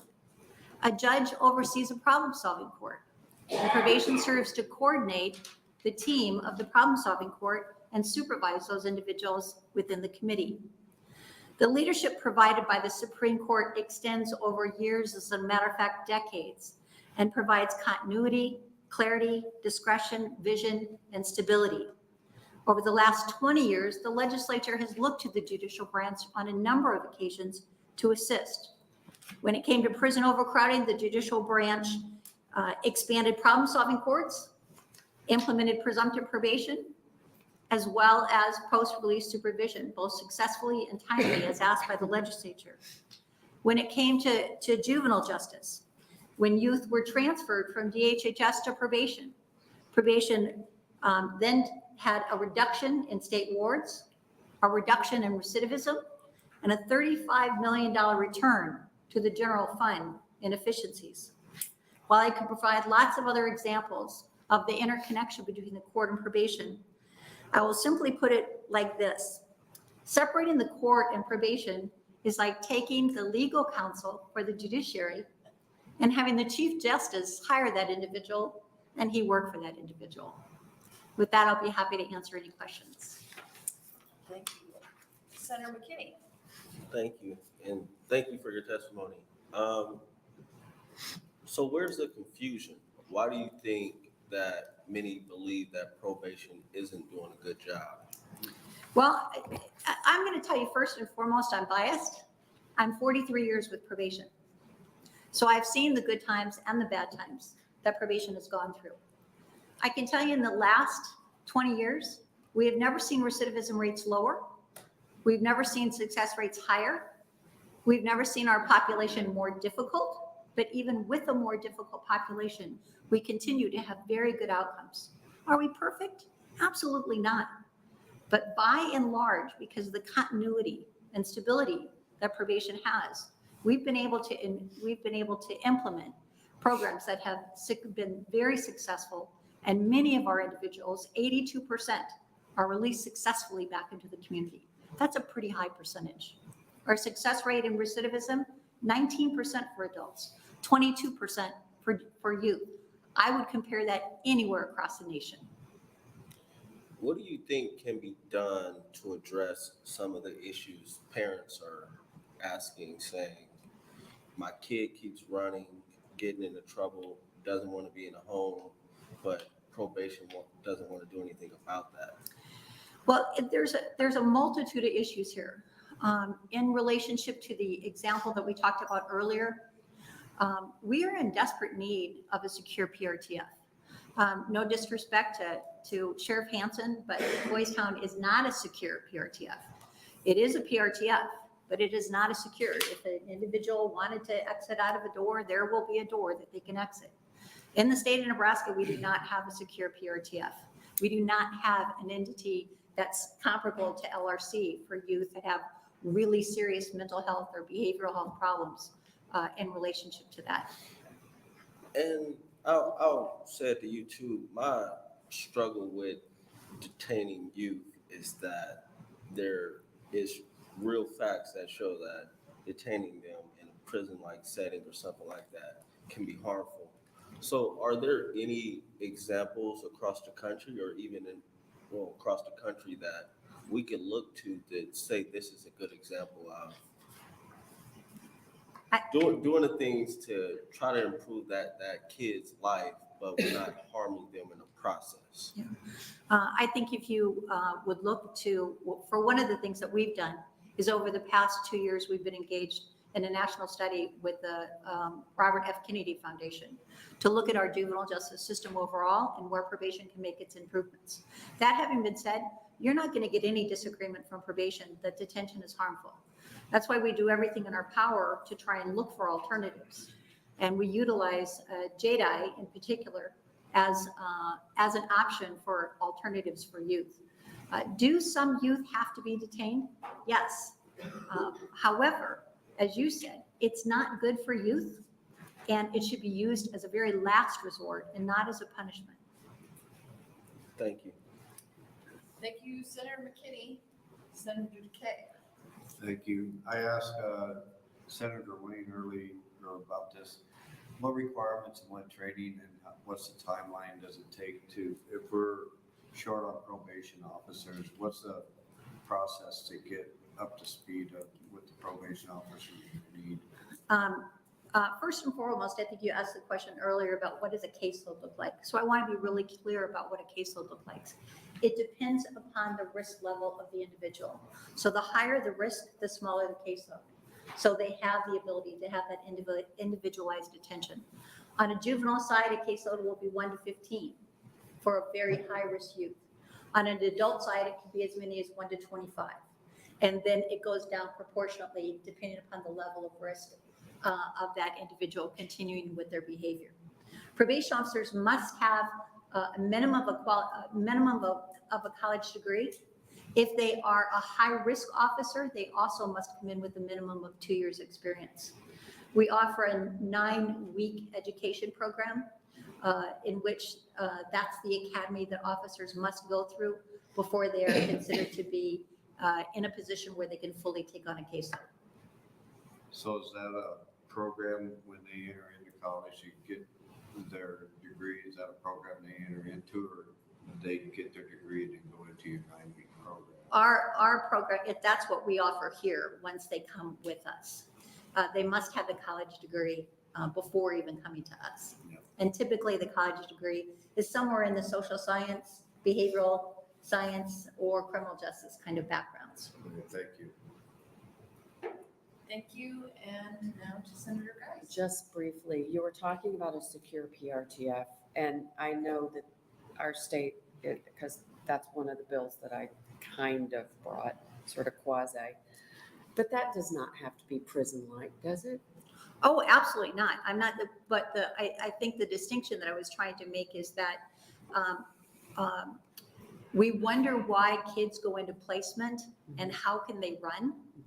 We Right. have to acknowledge that placement is not intended to be a secure facility where they are locked in and can't get out. So when we send kids out of state, are we sending them to a secure PRTF? No. Okay. Is there any place that has a secure PRTF that we would like to emulate? Well, I think that that's part of the discussion that's happening with Health and Human Services in relationship to really kind of seeing that need from a behavioral health perspective. So I can't really speak to what they're looking at. Okay. All right. Thank you.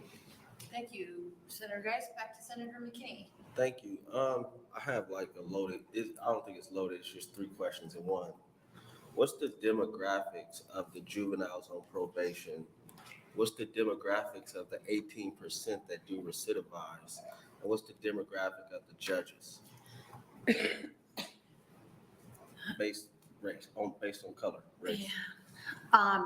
Do we have a disproportionate number of youth on probation? Yes, we do. A higher number of youth of Black and brown than we would expect to in relationship to our population. Our highest population on probation is white, but we do have a disproportionate youth. The same way with our adults. There's no question about that. And I would say from just what I know, there are not very many Black and brown judges currently on the bench.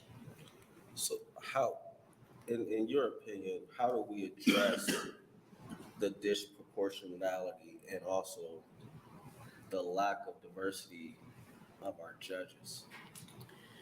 Well, I don't know that I can speak to that short of saying we need to be providing additional opportunities in our law schools in terms of accessing our law schools. And what I would like to say is we even have trouble these days getting lawyers to apply to be judges. And I think that's part of an issue too. All right, thank you. Senator Geist. What about probation officers? What is the diversity like as far as probation officers go? We've made a concerted effort over the last 2 years in particular, especially around our HR, in terms of we're offering now paid internships, which we've never done before. We have more diversity than we've ever had before. Are we where we need to be? No. Is that a priority for us? Absolutely. And then just to follow up is staffing. I know that's a problem all over the state in every area, but how is it going for probation and having enough officers? And I would say especially high risk, those that supervise high risk. We are back to pre-pandemic stages. So I would say that we're probably the best we've been in a very long period of time. But that also goes to the obvious having to do with where do we lose our officers? We lose our officers more than anything to federal probation. Sometimes we lose our officers, unfortunately, to just the private entities in relationship to that. So our turnover has stabilized, our staff has stabilized, and we're back to pre-COVID. Doesn't mean we still don't have openings, because we do. And we still have problems because we don't have enough officers just in general to deal with the caseloads. Okay, thank you. Thank you, Senator Geist. Other questions? I have one for you. The caseloads that you talked about based on risk level, are those caseloads statutory? And are they statutory by risk level, or do you know, or, I mean, obviously you know. Are the caseloads statutory? They are non-statutory. We use risk assessment instruments, and that's what drives our caseload in relationship to that. We recently conducted, again, a 3-year workload study that helped us determine what the appropriate caseloads would look like. And that's part of the reason that we're determining that we, in fact, actually need some more officers in order to deal with that. We were previously going off of studies that were close to 30 years old that said this is what the caseload should look like. And now we have more Nebraska data to tell us what would be more appropriate in relationship to that. Are we far off? Like I said, the studies from 20 years ago said a high-risk caseload should be somewhere between 30 and 50. And now what our study is saying is that we need to be more like in the 25 area. Okay. And those are set by court rule, the caseload, or you set them, or how are those caseloads? They're set by research, yes. And But then essentially and by then policy, yes. And then you set a policy. Okay. It's not for this is for a different bill. So, thank you. Are there other questions? Thank you. Thanks. Next opponent.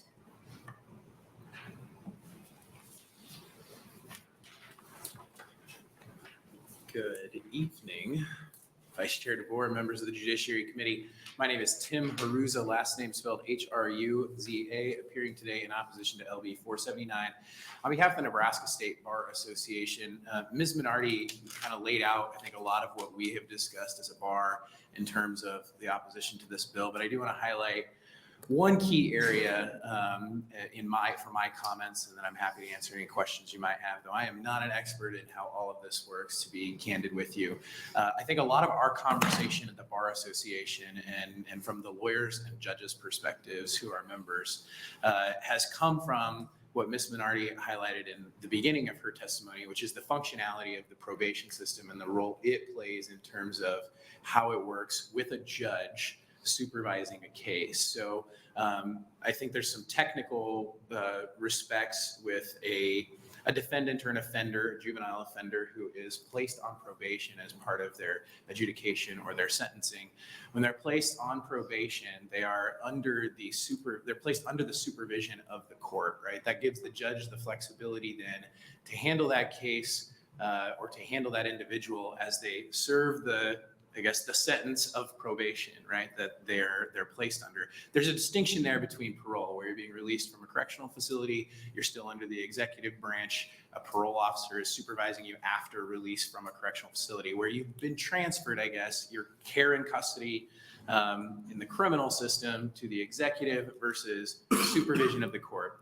Ms. Minardi also mentioned and I've heard this from both judges and lawyers, that there's a lot of value, I think, in the pre-sentence investigation piece and the role that probation officers play in developing that, being able to have a conversation and to prepare that report from an objective standpoint without the idea of coming from a prosecutorial standpoint on the executive side or some other standpoint, but being able to work with a judge to give an evaluation of the offender and what recommendations they might make for conditions of probation that they might place upon them.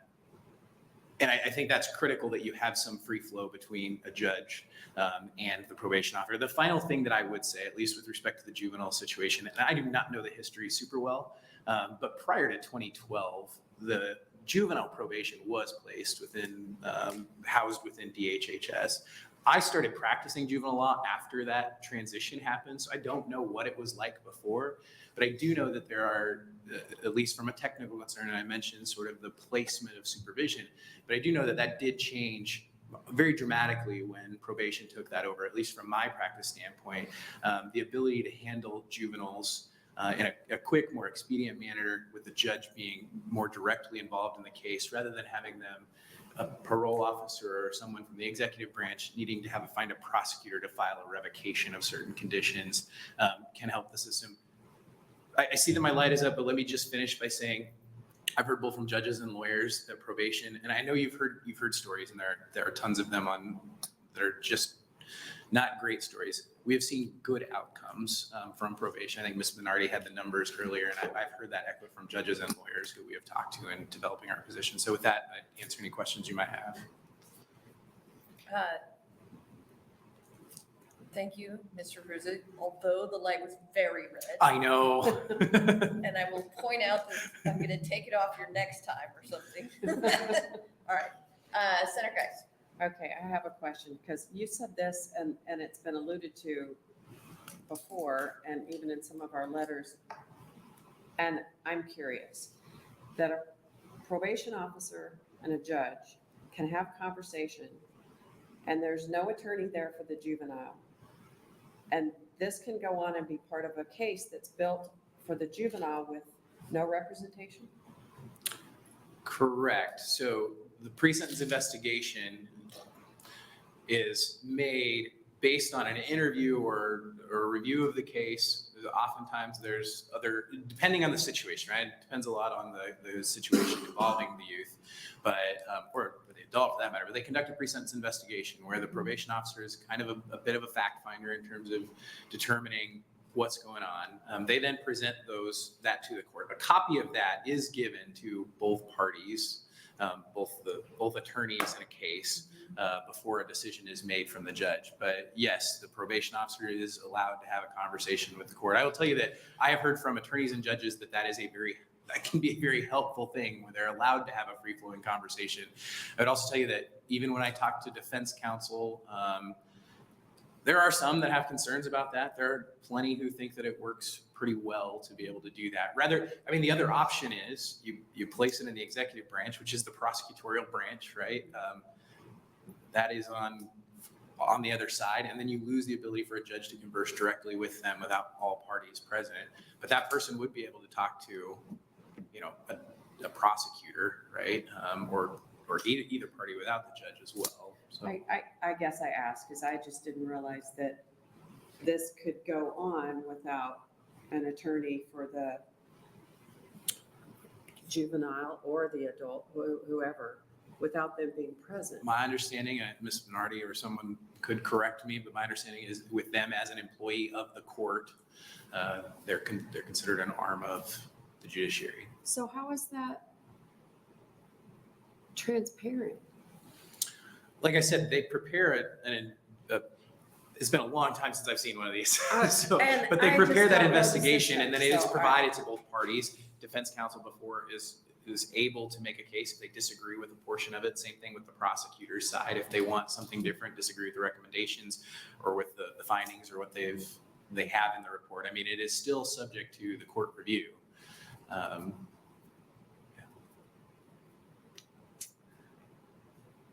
But the court was in on the conversation. So how is that subject to court review? So one other aspect of this, and this is where I say like the placing the individual under the supervision of the court, right, on probation, allows some flexibility there then for a judge to handle the case, right? So one example that it's just different. It is just different. It is different than a parole violation where you would file a a new incident or you would file a complaint that would to revoke or to revoke privileges or change things. There are oftentimes in a probation instance where the prosecution may still file something, but there's also flexibility where a court can place certain conditions of probation, like you might have certain conditions where a couple of days a month, you have obligations where you may go check in for a weekend once a month and spend some time in a jail under your conditions of probation. A probation officer now could tell the judge, this person's been doing a really good job, they're complying with things, and the judge could waive that without having a hearing, waive that weekend in jail. And there's some flexibility things that can happen there when a probation officer is able to be responsive to the individual that they're, and directly contact the judge. But you can also, I mean, I don't know, maybe I'm just so out of this world that I don't get it. But my little suspicious nature would make me go, yeah, but how do I know what you said? So anyway, you don't have to comment to that. Thank you. Senator McKinney? Thank you. Where do you see some areas of improvement for probation? I don't know if I'm best situated to answer that. I do think, and I think that this conversation today, maybe speaking a little out of turn, but I do think that the conversation today does highlight some areas where you all might engage with probation a little bit better and find instances or areas where you can address some of those, the concerns that have been stated here before, right? Places where we can adjust statute rather than a wholesale transition from one branch of government to the other, to have conversations about what the needs are in the system. If it is some sort of secured facility for those timeout situations that you alluded to earlier, Senator, I think those are productive conversations from a bar association standpoint. I don't know where we would be in that, but I do think that type of conversation is a bit more targeted than kind of a wholesale change. And like I said, I do think that although you have some bad stories and you have some outcomes, there are some good things that are happening in probation and that have happened even as the transition from juvenile took place 10 years ago now. So. All right, thank you. Thank you, Senator McKinney. Other questions? I do not see any. Thank you for being here. Thank you, Vice Chair. Next opponent.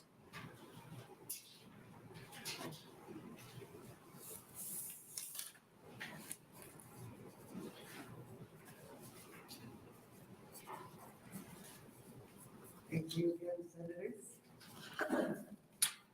I'm still Fran Kay, and I'm still testifying for myself and the RAND Racial Justice Policy Group in opposition to LB 479. Can you spell your name, please? FRANKAYE. Thank you. Sorry. I'm going to, I've passed out this, but I'm going to change it in response to some of the things that have been discussed today. I have volunteered in the prisons for a long time, and I have just lived through a young relative's post-release supervision. He lives with me. I should point out that half of my family, excuse me, is Native American, and the people that I will be talking about today are Native American, so this does speak to brown people in the system. My biggest problem with moving probation from the judicial to the executive branch is sort of in opposition to what Senator Geist said. I realize that everybody knows who the governor is. I realize that if anything goes wrong, there's going to be lots and lots of screaming and yelling. And I'm kind of worried about Willie Hortonizing ex-offenders. That happens pretty easily. I'd just like to say that my nephew, who lives with me and who's the father of my adopted child, which creates such a sense of incest I can't even begin to explore it. But he just went through post-release supervision. I don't think it's useful for me to have 4 armed people in my kitchen when my child comes down to get ready for school. But they were very nice about going outside when I told them that. I've complained a lot about probation, and because I've been complaining and asking questions, I'm really pretty happy with the way probation is going. There are certainly changes that would enhance it. And my main thing that I see is that if you look at any of the laws on probation, they all say all of the things that, all the penalties and punishments and sanctions. There's very little about what you need to do to really help people. My nephew wanted to go back to college. I had to do all of the things. His probation officer had nothing to say. When his doctor was promoted, he had to get another one. She had nothing to say. We had to find it. So I've been complaining a lot, and I think that probation's really going in the right direction, that they are moving toward things that help people. 5 years ago, I had another young relative who was on probation, and she's a mess. She has a lot of mental issues, and she needed supervision, and she didn't get it. I'm out of time. Thank you very much. Let's see if there are any questions. Is there any questions for this testifier? Thank you. So much. Next opponent. Is there anyone else who would like to testify in opposition to this bill? Is there anyone who would like to testify in the neutral capacity? Welcome. Good evening, Vice Chair DeBoer and members of the Judiciary Committee. My name is Jennifer Carter, JENNIFER-CARTER, and I serve as your Inspector General for Nebraska Child Welfare. The OIG was created by the legislature for the purpose of legislative oversight and the kind of accountability that has been discussed here today for the care and supervision of children and youth in Nebraska. I'm providing neutral testimony to make the committee aware of the challenges to the legislature's oversight in the juvenile justice system. Like with the child welfare system, the role of our office is to investigate complaints of misconduct by employees or any deaths or serious injuries of youth on probation. I want to be very clear, these are not criminal investigations. We have no authority to do that. These are administrative reviews, and then we have to do a report and make recommendations for system improvement. Unfortunately, we have not been able to provide the legislative oversight that's required under our statute because probation has taken the position that legislative oversight of juvenile probation violates the separation of powers required under the Constitution. In some ways, this has just related to protocols that probation would like us to follow related to interviews during our investigations, which we believe under sort of how IG's work compromises the integrity of the investigation. But further, the state court administrator in the last 2 years has brought an amendment to the executive committee that would remove probation from the jurisdiction of the OIG and legislative oversight altogether. So to be clear, we cannot look at any court orders or any court decisions. The only action by probation that we could review at all are non-judicial actions. These are the actions that, as has been discussed, could sit in the executive branch by the Constitution. The probation's position has impeded legislative oversight, even with regard to sharing basic information. For example, there was a private facility that had a lot of issues recently. Both HHS and probation pulled their youth. We were able to talk to HHS about that. We asked to have that conversation with probation so we could better understand how to judge whether that facility was prepared to take youth back, and probation has refused to have that conversation on the same basis. So really, we just wanted to make the committee aware of the challenges because I think from our perspective, we just believe accountability is important, and the legislature has the power of oversight wherever probation sits. But it's a particular challenge we faced with it sitting in the judiciary. And just to be clear, we haven't been able to look at a lot, so this is not a judgment on how probation is actually performing. I see my light is up, but I'm happy to answer any questions. Thank you. Are there questions, Senator Geist? Would you finish your thought, please? Yeah, the IG sits on a lot of committees and commissions with the folks who run juvenile probation, and I think they put a lot of thought into their work, and I appreciate a lot of how I understand from those committees, they are running the office, but what we don't know and what is not available as contemplated under the OIG statutes is a real independent and impartial review of how some of the activities are going. So I just want to offer that as you consider this, how to handle that depending on where it sits. So what are the conditions that you could receive any information from probation for juveniles? So under the statute or what's kind of happening Under now? the statute? Yeah, so we are, we can really, if you're looking at a death or a serious injury, we write a letter and we usually get access then to some documents. What we have had trouble doing is then interviewing to see what happened in that particular case. And our goal is, and the purpose of our office is to say, how are the procedures and policies set up? How did they work in this particular case? Or were you constricted by the law in some way for doing something that would have reduced the risk of death or serious injury? And that's the type of information we're supposed to provide to the legislature to say, you might need that information to consider revising the law so that probation can do what they feel they need to do. Or here's a challenge that's come up in the system. We've seen it in a variety of cases. That's the kind of work we do on the HHS side. And it's the same thing that would be contemplated for probation. So specifically, what you're allowed to look at is if someone dies, Right. a child dies or is seriously injured. Or if we receive a complaint that there's been a violation of the rules and regulations or state law in terms of how probation is supposed to work, we can also look at those. But you're saying that you're just not given full access.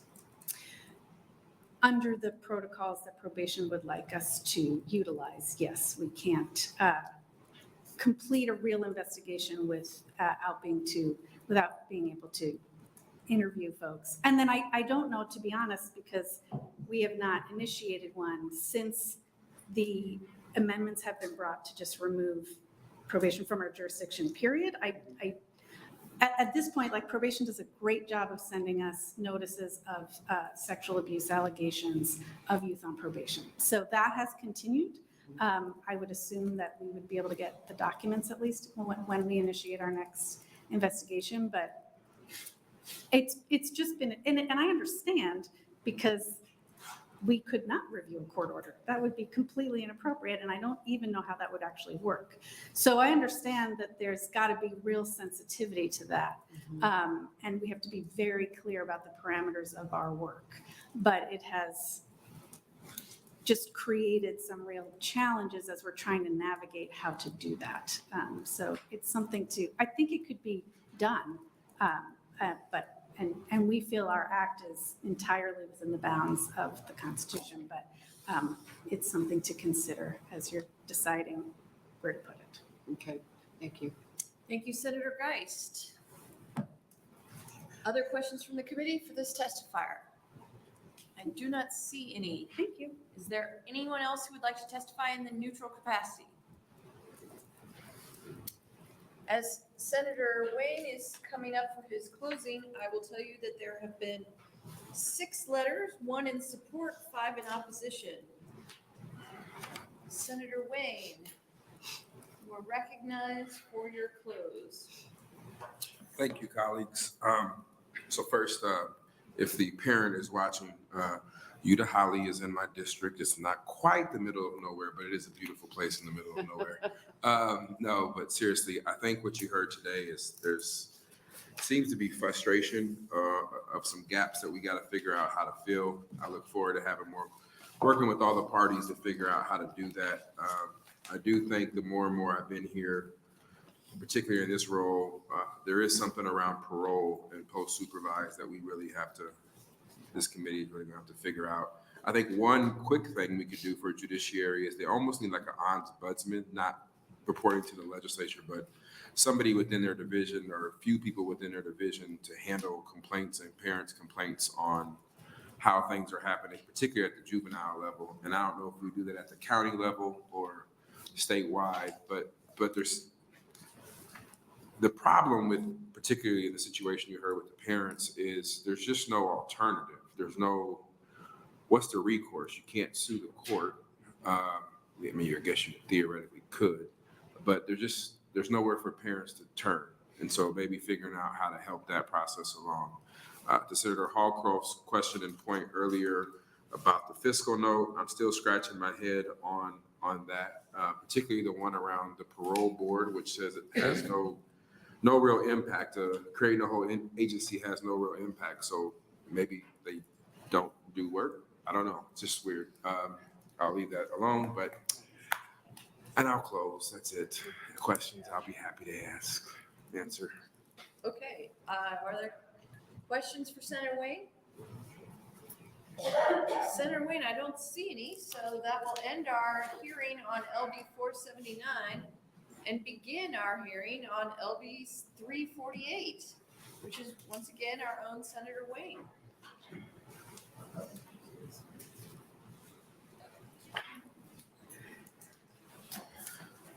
Good afternoon, Judiciary Committee, and I will make this short so we can get out of here. My name is Justin Wayne, JustinWayne, and this bill, I represent District 13, which is North Omaha and Northeast Douglas County. This bill will provide the framework for hopefully one of our priority bills. It is a vision I've been having for the last 4 years, about helping to figure out how do we get prisoners back to society in a way that makes them productive and they don't slip back into the old things that they were doing. So LB 348 would adopt the Community Work Release Treatment Act, which intends to empower the Nebraska Division of Parole Supervision to contract with providers to establish a work release and treatment centers at various locations throughout the state. Studies have shown that post-prison outcomes will tend to be better if those inmates are prepared in work release programs from their discharge. Because it's a little late, I'm not sure who all is going to be here, but what I envision is if somebody is from Norfolk into prison, rather than letting them jam out at Tecumseh and trying to figure out a way home and to go back to the same individuals that help bring them there, if we have, particularly in these smaller communities, halfway houses is one way to describe it. I think you have to look no farther than Bristol Station in Hastings, which has a great track record. But if we set up a program where there is a private sector component, what I mean by that is jobs, somebody actually overseeing these individuals as they get on parole or parole supervision, that we can start integrating people back into solving our workforce problem, but also setting them up for successes. One of the biggest problems we have when people get out of prison is they have no money or no income, so they return right back to the same situation, the same people. So if we can set them up differently, it'll be helpful. It doesn't make sense that we have community corrections and work ethic camps in McCook and Omaha, but yet somebody from Sadron can't access the same type of halfway or community corrections type program. We have over 800 people in community corrections, which means they are eligible to be in the community. And what I'm trying to figure out and a framework that I'm trying to get done this year is to say by 2025, 2026, this must happen. And that gives the Department of Corrections, the Parole Board, and others, particularly the private sector, the business sector, the ability to come together in these communities and bring what I would say good employees and good individuals. Specifically, some of these findings indicate that those inmates who participate in work release programs have a higher likelihood of attaining post-release employment within the first quarter after their releases and have significant lower rates of recidivism. Why is that important? Because we spend about $40,000 a year on housing someone in our prison system. If we can reduce our recidivism rate, which is around 27 to 30%, depending on the year, just by 5%, we're talking $5 million to $7 million we can save annually as a state by making sure we get people back out into the system.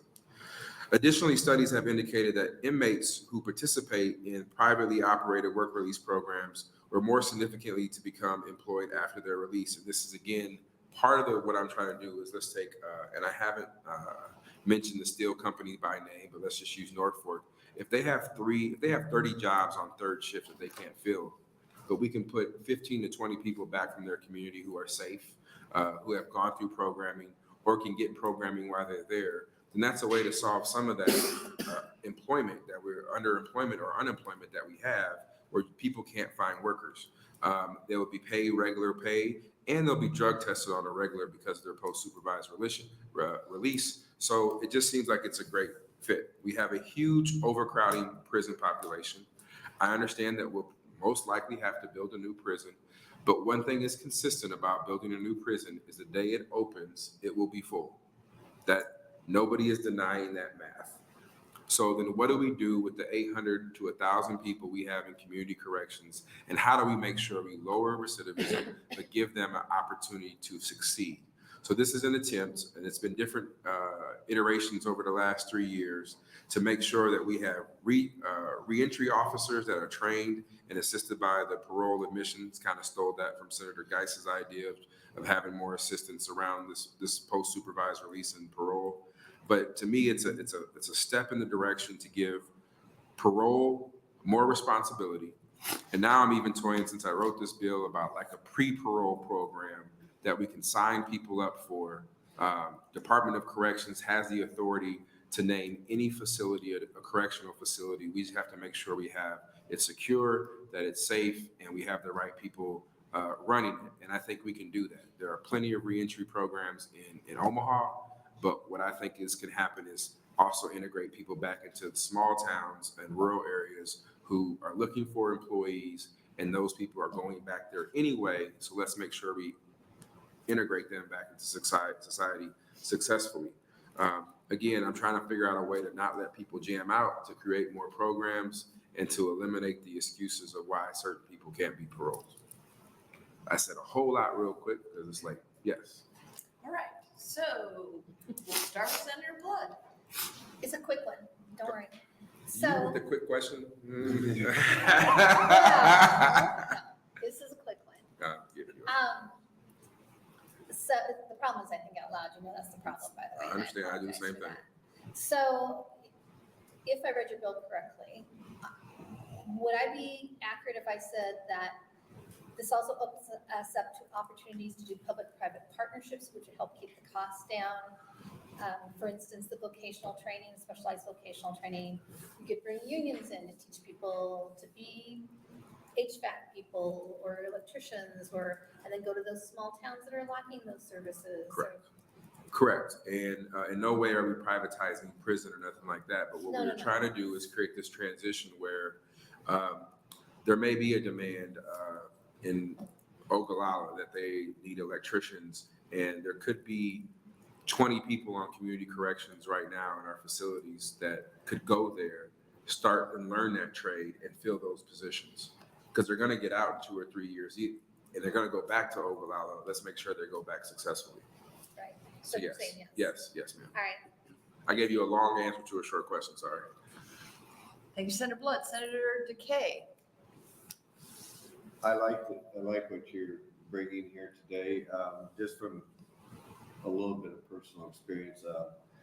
The only thing, my concern is it's not a problem, but my concern is these people going back to the environment that they were living in so that they don't get caught up in that same whirlpool environment that they put them in the prison system to begin with. So try to get them in a different atmosphere that's going to give them a better chance to be successful would be something that I think we need to look at too.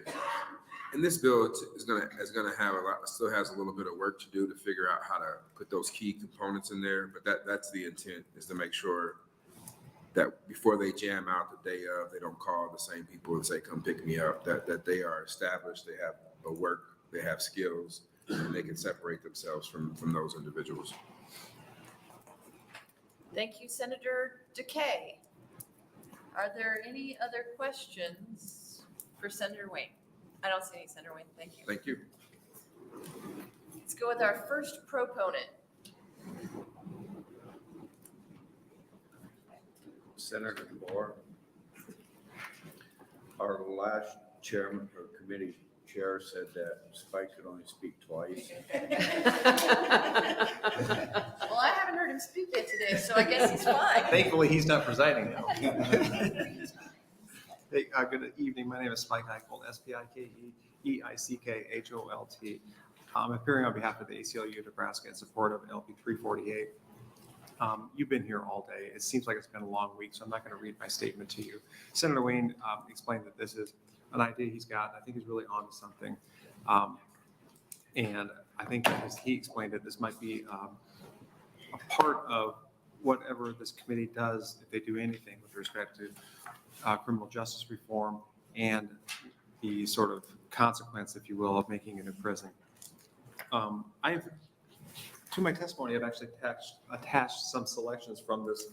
I know it's not a prop, I'm just showing you know what I'm talking about. It's a 2022 master plan report, which is what the Department of Corrections commissioned with respect to a facility study that relates to the new prison. And I've selected a couple of portions from that. If you've all received it, if you've not had a chance to read it, I want to elevate a couple of things. First, the first couple of attachments kind of explain the current population and their anticipated time of release. And what you see at both male and female inmates is that almost half of the population is within 3 years of release from the prison system. I say that because a lot of the people who are in our prison system are going to be leaving soon, either on parole or maybe in a work release type setting. And I think this bill would be a complement to that.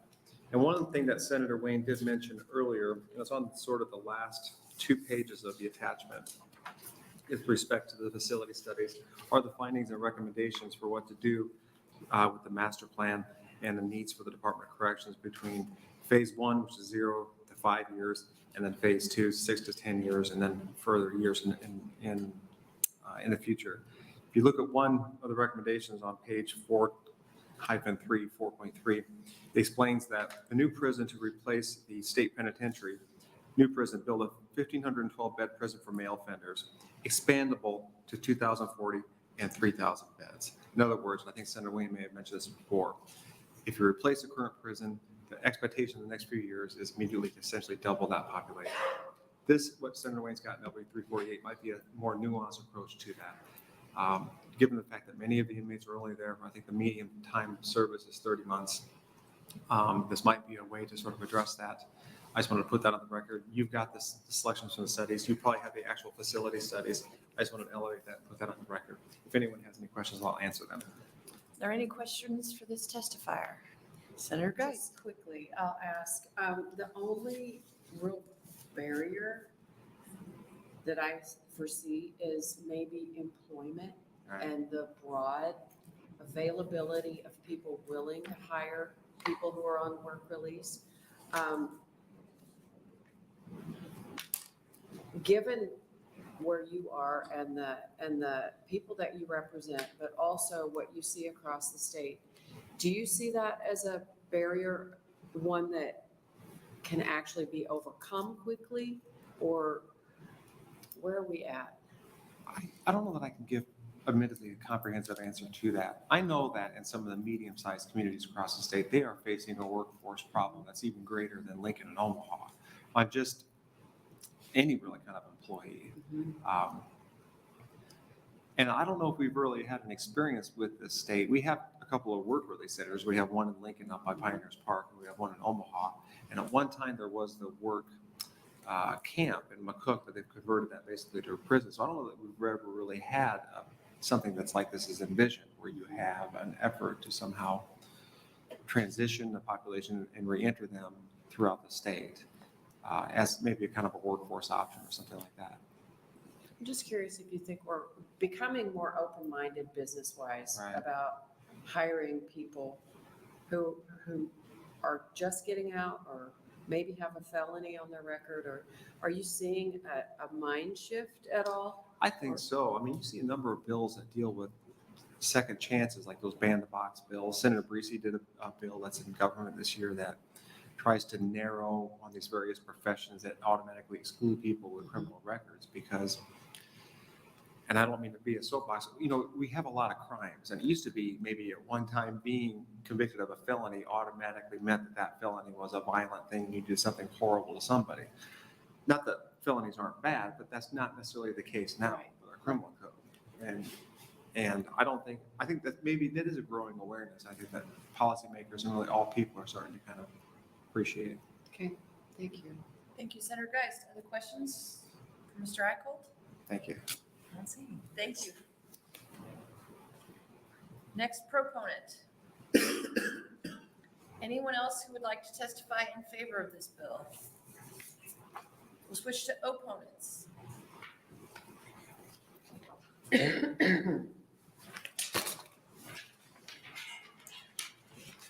Welcome. Thank you. Good afternoon, members of the Judiciary Committee. My name is Bob Denton, B-O-B-D-E-N-T-O-N. I am the Deputy Administrator for the Adult Probation Services Division and employed by the Administrative Office of the Courts and Probation. I testify today in opposition of LB 348. My intent today is to provide this committee an update and an overview of post-release supervision as it currently stands. In 2015, Justice Reinvestment through LB 605 expanded the use of probation. This included ensuring lower-level felons receive community supervision upon release from incarceration, including prison and local jails. The courts and probation were selected to provide post-release supervision upon recommendation from the Council for State Governments and passed by the legislature based on a successful track record, which included a full transition and implementation of evidence-based practices.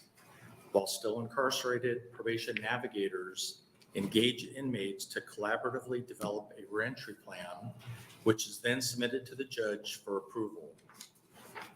Probation officers also prearrange with community partners needed services to begin immediately upon release, which includes substance use and or mental health evaluations and treatment, life skills, and supportive housing, for example.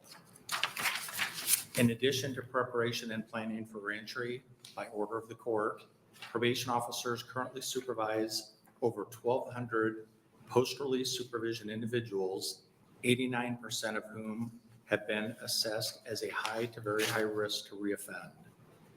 Even with this expanded population, probation success rates remain stable, and our current recidivism rate for post-release supervision individuals is 27%.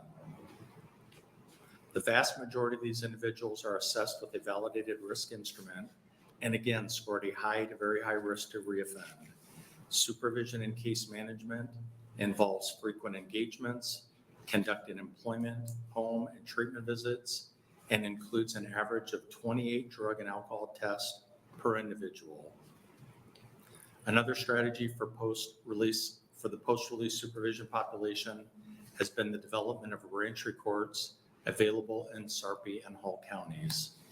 Reentry courts operate similarly to drug courts, but are designed explicitly for the reentry population. Post-release supervision individuals also have access to probation's 17 reporting centers, which serves as a one-stop shop for needed life skill services like employment and enhanced supervision opportunities for added accountability. I ran out of time. Thank you. Let's see if there's any questions for you. Okay. Senator McKinney has one. What is your opposition? This sounded like neutral testimony. So in the bill, it would require post-release supervision to be removed from the judicial branch to the Department of Parole. That's what we oppose. Okay, because your testimony, I didn't hear that. I probably should have clarified that a little better, but that's the reason why we oppose it. Why? Because we feel we're doing a good job. We have good outcomes. We've built the program since 2015 as directed by the legislature, and we feel like we're doing a really good job, and we want to be able to continue to do that. But in my talking with people in reentry, talking with individuals who have been incarcerated, they have a lot of issues with parole and probation and supervision. So do you think there are some areas where you guys can improve, or you think you're just doing a good job? I think we're always looking at ways to improve. In what way? We do a lot of training for officers to better engage the individuals we supervise, to help them become motivated to want to change, to get people identified earlier for the needed services such as mental health, substance use treatment, increasing their employability skills and things like that. What about housing? We do have funding available for transitional living. So when someone is in need of safe and sober housing, we do pay for that. It is not an expense for the individual. And while they're at the transitional living facility, the officers are also trained to look for that long-term housing to help them transition out into, full-time. Do you provide them with any resources for transportation, like a bus ticket, bus passes, things like that? We do. Through our reporting centers, we have transportation funds available for bus passes, other transportation method reimbursement for the clients. One thing I've heard from speaking to individuals that are inside is like a lot of them, especially those that have spent a lot of time inside, is that the need for transition as far as like the social piece of it, learning technology and all those type of things. Do you guys assist with that? We, probation officers, will help their clients to get into job training programs. We have employment programs in our reporting centers that will assist them to find those opportunities. But what about like social reintegration programming? Because I've like before I was a senator, I helped out in the community, and it was a few times I had to help with like the basics of learning how to use a smartphone. And that was frustrating for some people. It's like, I'm confused. I don't know what to do. I got released. I need help, and I don't even know how to use a smartphone. Do you guys help with them transitioning those type of, not just job skills, but life transition? We do have life skill training opportunities for the clients, and it varies. We assess each individual and try to identify what needs they have, and then target our interventions to their specific needs. So if they do have some learning disability, then we try to accommodate for that and try to find those services and supports in the community that will help them be successful after they're off probation supervision. Do you think probation is not the clog in the system? I don't understand the question. Because, length of stays are up. Admissions are down, length of stays are up. Do you think probation is being a positive asset for the state as far as getting people out of prison and back into society, reintegrating them properly and effectively? One of the reasons for the post-release supervision that was identified through LB 605 was the fact that there were a lot of individuals that were jamming out of the prison and not having those supports in the community to help them transition. So we have really focused post-release supervision on being able to help them transition, provide those supports, provide treatment, so they don't just turn around and end up getting rearrested, and then it becomes a revolving door for them. So we feel that community supervision, rather than jamming out, is better for not only the individual, but for the community too. So they're not the problem? I think it's a systemic problem. I don't want to say we're not the problem. I think we all have to look at fixing the problem together, and we are committed to doing that. All right, thank you. You're welcome. Thank you, Senator McKinney. Other questions for this testifier? I don't see any. Thank you so much for Okay, being thank here. you. Next opponent.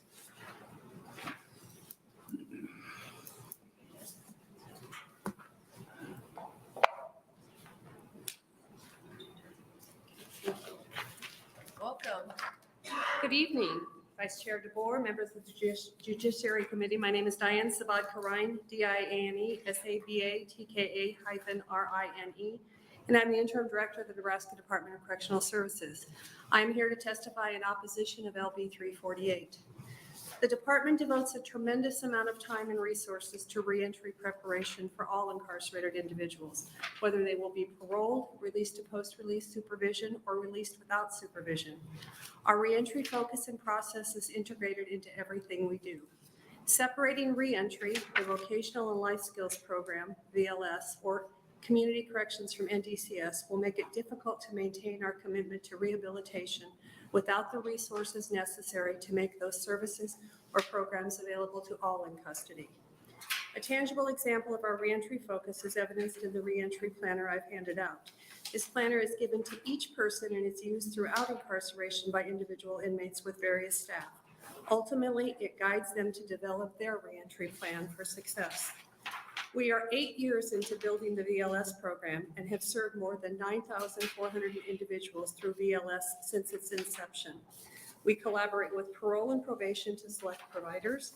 There's a mixture of programs provided pre and post-release. The pre-release programs are essential to ensuring that inmates are job ready upon release. For example, VLS funds are being used to establish software coding programs that will be available while individuals are still in our custody. This bill would also begin the process of moving community corrections to the parole board. Our community correction centers provide an essential link from higher custody levels to complete freedom. Individuals at these facilities benefit from daily structure and rules while working toward their educational goals, identifying job opportunities, and reconnecting with family. In FY22, 97% of individuals deemed appropriate for community custody transitioned through a community corrections center before release. Approximately 60% of our inmates do not discharge through the parole process, but 93% of our population will transition back to our communities.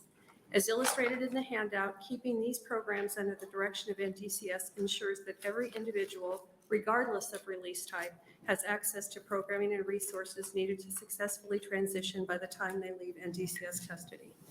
Lastly, we have a technical concern in Section 28 in that the VLS funding is transferred to the parole board starting in July of 2023, but those programs would not transfer to parole until July of 2024. NDCS would not be able to carry out these programs for that year without funding. I respectfully ask that you do not advance this bill and allow NDCS to continue the good work of reentry planning, administering VLS, and operating community correction centers. I'm happy to answer any questions that you have.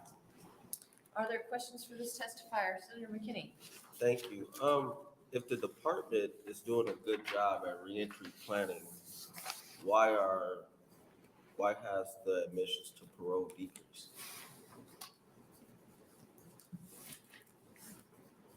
Could you restate your question just so I understand what you're If the asking? Department of Corrections is doing a good job at reentry planning and preparing men and women for success after incarceration, then why have the amount of people being released on parole decreased? Well, I think that can be impacted by a variety of factors. Parole eligibility date is one. So in January 2020, or January 25th of this year, when we ran our most recent numbers, approximately 81% of our population had not met their parole eligibility date yet.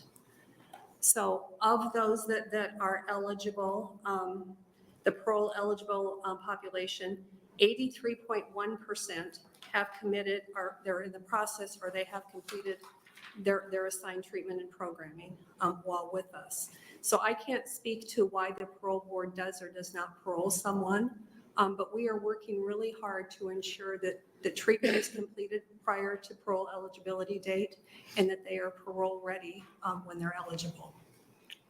Is RTC1 the reception center, and what is the population? RTC1 is the reception center, and I think their population, their count this morning was maybe 522. Is that where the initial classifications take place? Yes, it is.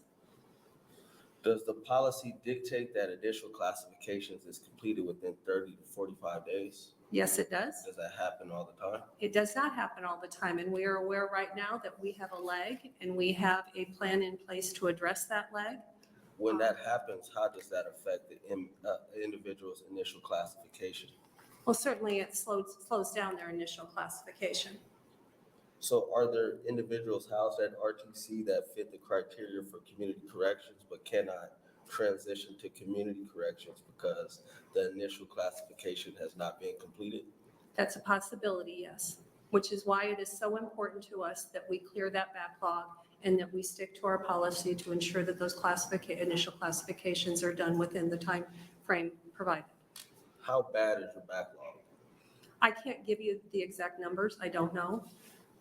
So what is the function of the WEC facility and individuals' classification levels that are sent out to WEC? So the work ethic camp is a minimum B custody facility. So that's just a step higher than community corrections. So oftentimes individuals who have an outpatient substance abuse treatment program or an inpatient, an intensive outpatient substance abuse treatment recommendation or need some other type of programming will go there in preparation for either parole or community corrections. What are the programs offered at WEC, and when the programs are completed, is that a significant event to reclassify individual from minimal to community corrections? So I can't tell you all of the programs that are there in addition to the treatment programs we provide. There's also some work detail opportunities out there on a work detail status. And certainly when you complete programming, it can be considered a significant event depending on your sentence structure. So are you currently holding people at NSP when they complete their WEC programs? Are we holding people at NSP after they're at WEC? Not that I'm aware of. Okay. Are you housing individuals that are eligible for community corrections at NSP? So individuals at the state penitentiary could be classified to community corrections from NSP. They would remain at NSP until they're classified and until they're transferred to a community corrections center. So is that a space issue? I don't know that it's so much a space issue. Again, I don't know how long people are waiting. It's a process issue. We visited NSP, what was that, a month or so ago? And I talked to somebody who said he was classified to go to community, but he's been waiting months to get to community. So how long does somebody get classified for community? Do they wait to get to community? What's the average length of time between getting classified and then getting into community? I don't know that number off the top of my head. I think that's something we could provide to you. All right, thank you. Mm-hmm. Thank you, Senator McKinney. Other questions? So I'm not entirely sure I followed all of this. The acoustics in this room make it difficult. So I'm not entirely sure I followed all of what you said. So is there a wait list for getting into community corrections right now? There's folks who are classified and are waiting? So it's possible there are. What I don't know is how many are on the wait list and how many are waiting. When I checked earlier this week, there were beds available at community corrections. So that's usually an indication that we are caught up on our transfers, but that can change day by day based on the flow of classification, on the amount of people leaving community corrections. So I can't give you an exact answer for that today.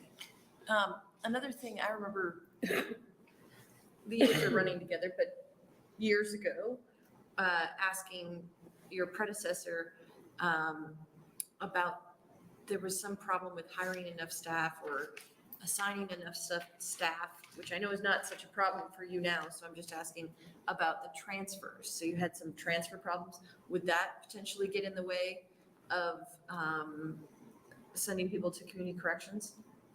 The staff to transfer them there? No, that's not an issue anymore. I mean, I think years ago that might have been an issue, but certainly that's not the case now.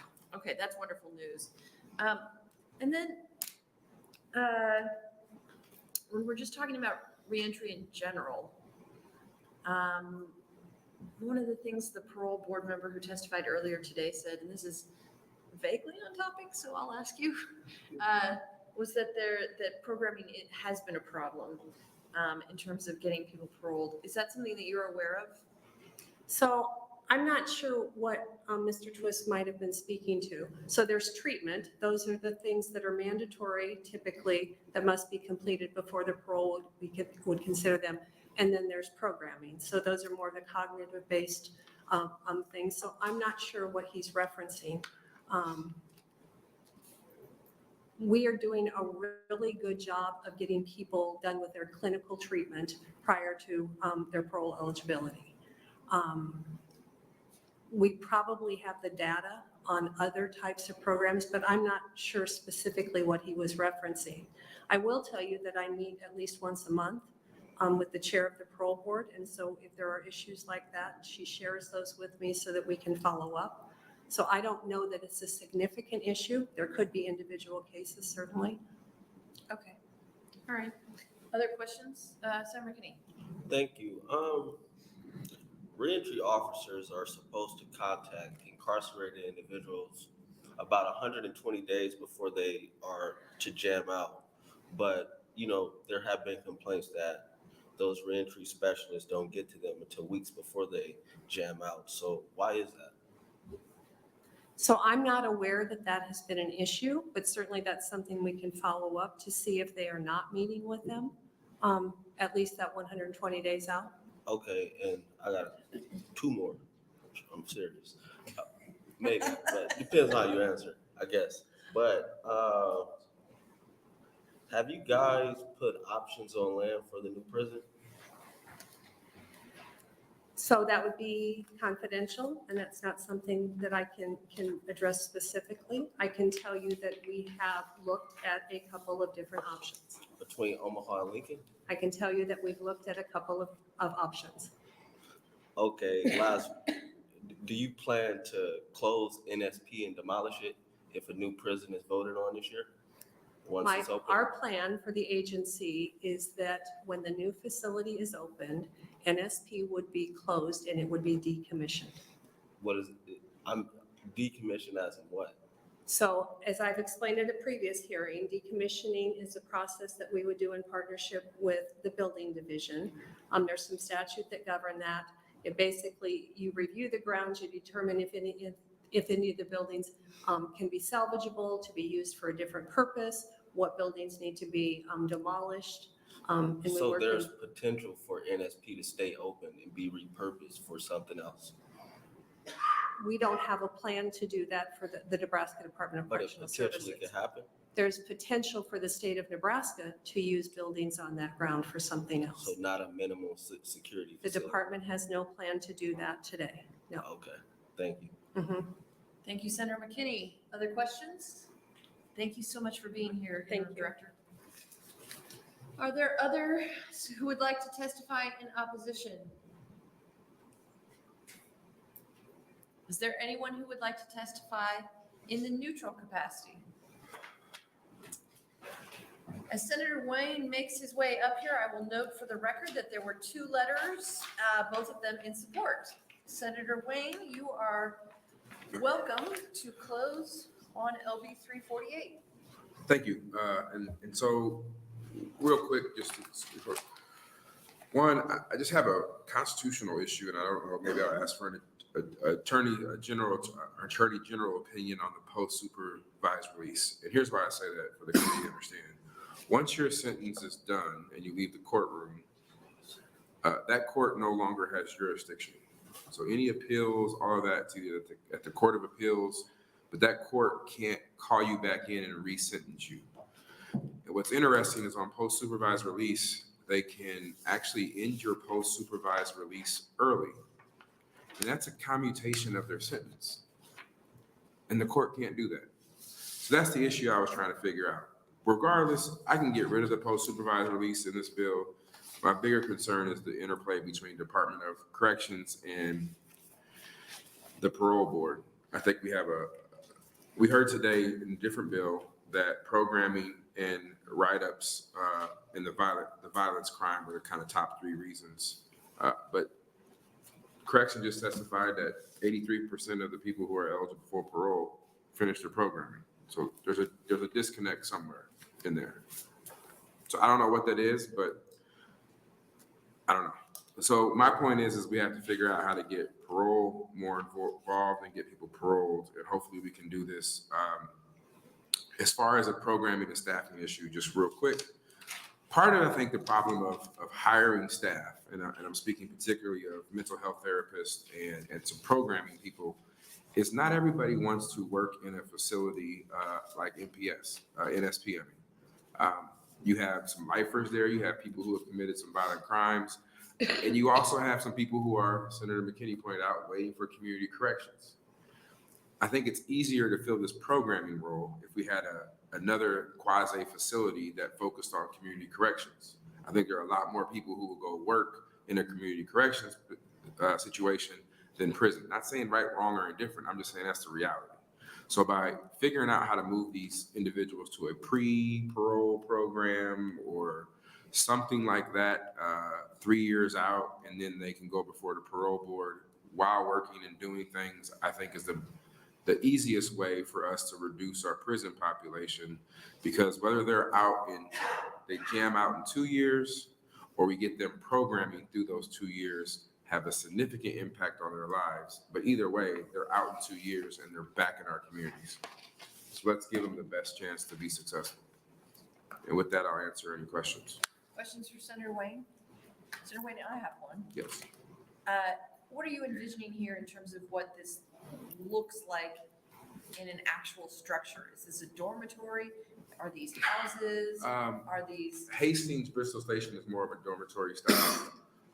Some people at the federal level have houses that have rooms in. I think we have to leave it flexible enough for a nonprofit or a provider in Sydney to be able to provide anywhere from 5 to 10 or 15 folks. I think that's part of what we have to work out in this amendment or some of the guidelines, but there's good transition houses or facilities that are working across the country that we got one right here in Hastings, Bristol Station. So we can figure that piece out. And just give me a sense, if you know, since you've been working on this, what are the numbers? So if I'm talking about a small town, if I'm talking about Columbus, Nebraska, or something like that, how many folks are we thinking are going to be going through these kinds of places in a year? So to me, I think in order to keep the accountability piece, it would be on the number of businesses who commit to hiring folks. So if you have businesses, let's take Columbus, and they got some manufacturers up there and they need 40 people, then I think from a public safety standpoint, we obviously don't want to fill all 40 because we think people there should actually apply. But if we could fill 20 in that regard, what I don't want to do is have a facility or a house in Cedar and they don't have any jobs and we send them there and they're all just kind of sitting around waiting for the next move. I think part of the structure has to be a partnership with the business community saying, who are you going to bring in? And we got to define what that looks like. You're not going to pay somebody minimum wage when everybody else is making $21 just because they've been convicted. Like there's things we got to put in statute to help flesh this out a little bit. But I think we find a good number of these communities can take. But the key is for me, they got to have a job. They got to have some kind of working. So we're not just sitting them somewhere. And is this going to be labor intensive in terms of employees that, I guess the Department of Corrections would be running these facilities? So are there going to be a lot of, we've just come through all of this with staffing. We know that the small towns are having trouble hiring people for the jobs that they have there. Is this going to be a problem for hiring in these various places to staff? I think that's where these individual communities can come together and say, there's an employer who wants to do something, and they're having a hard time filling these positions. I mean, it's up to the community to own that. And some of them may say no, but some of them may say absolutely yes. I mean, we have people right now who are driving from, I think, NSP on a bus to a manufacturing facility. You have people in my district at Community Corrections that you have Logiers and Airlight Praxis who are begging for people, and I still can't figure out why they're within a half mile. They can't get there. I mean, that's the force that we got to put behind the statute is get people back in these jobs in the community. I think I'm asking it from the opposite direction. I'm saying, would there be enough correctional workers in these small towns to run these facilities? I think so. Okay. I think, again, the same reason as therapists, I think working in a facility is stressful. Working in community corrections is probably a little less stressful. Okay. And I would defer to people who actually work to validate that. Okay. Senator Kay has a question. Real quick, going into like these communities and I'll just throw North Platte into the mix because it hasn't been called out yet today.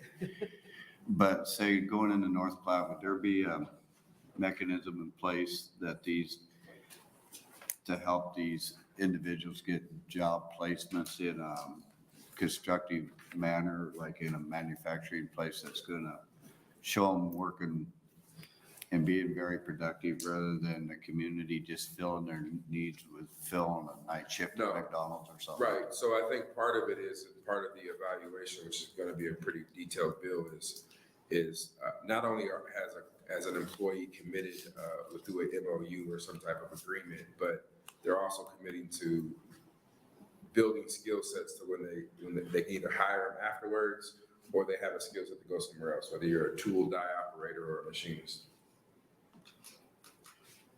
All right, thank you, Senator McKinney now. Thank you. And Senator Wayne, do you think it's problematic that although policy dictates initial classification to be done within 30 to 45 days, that the department has a backlog?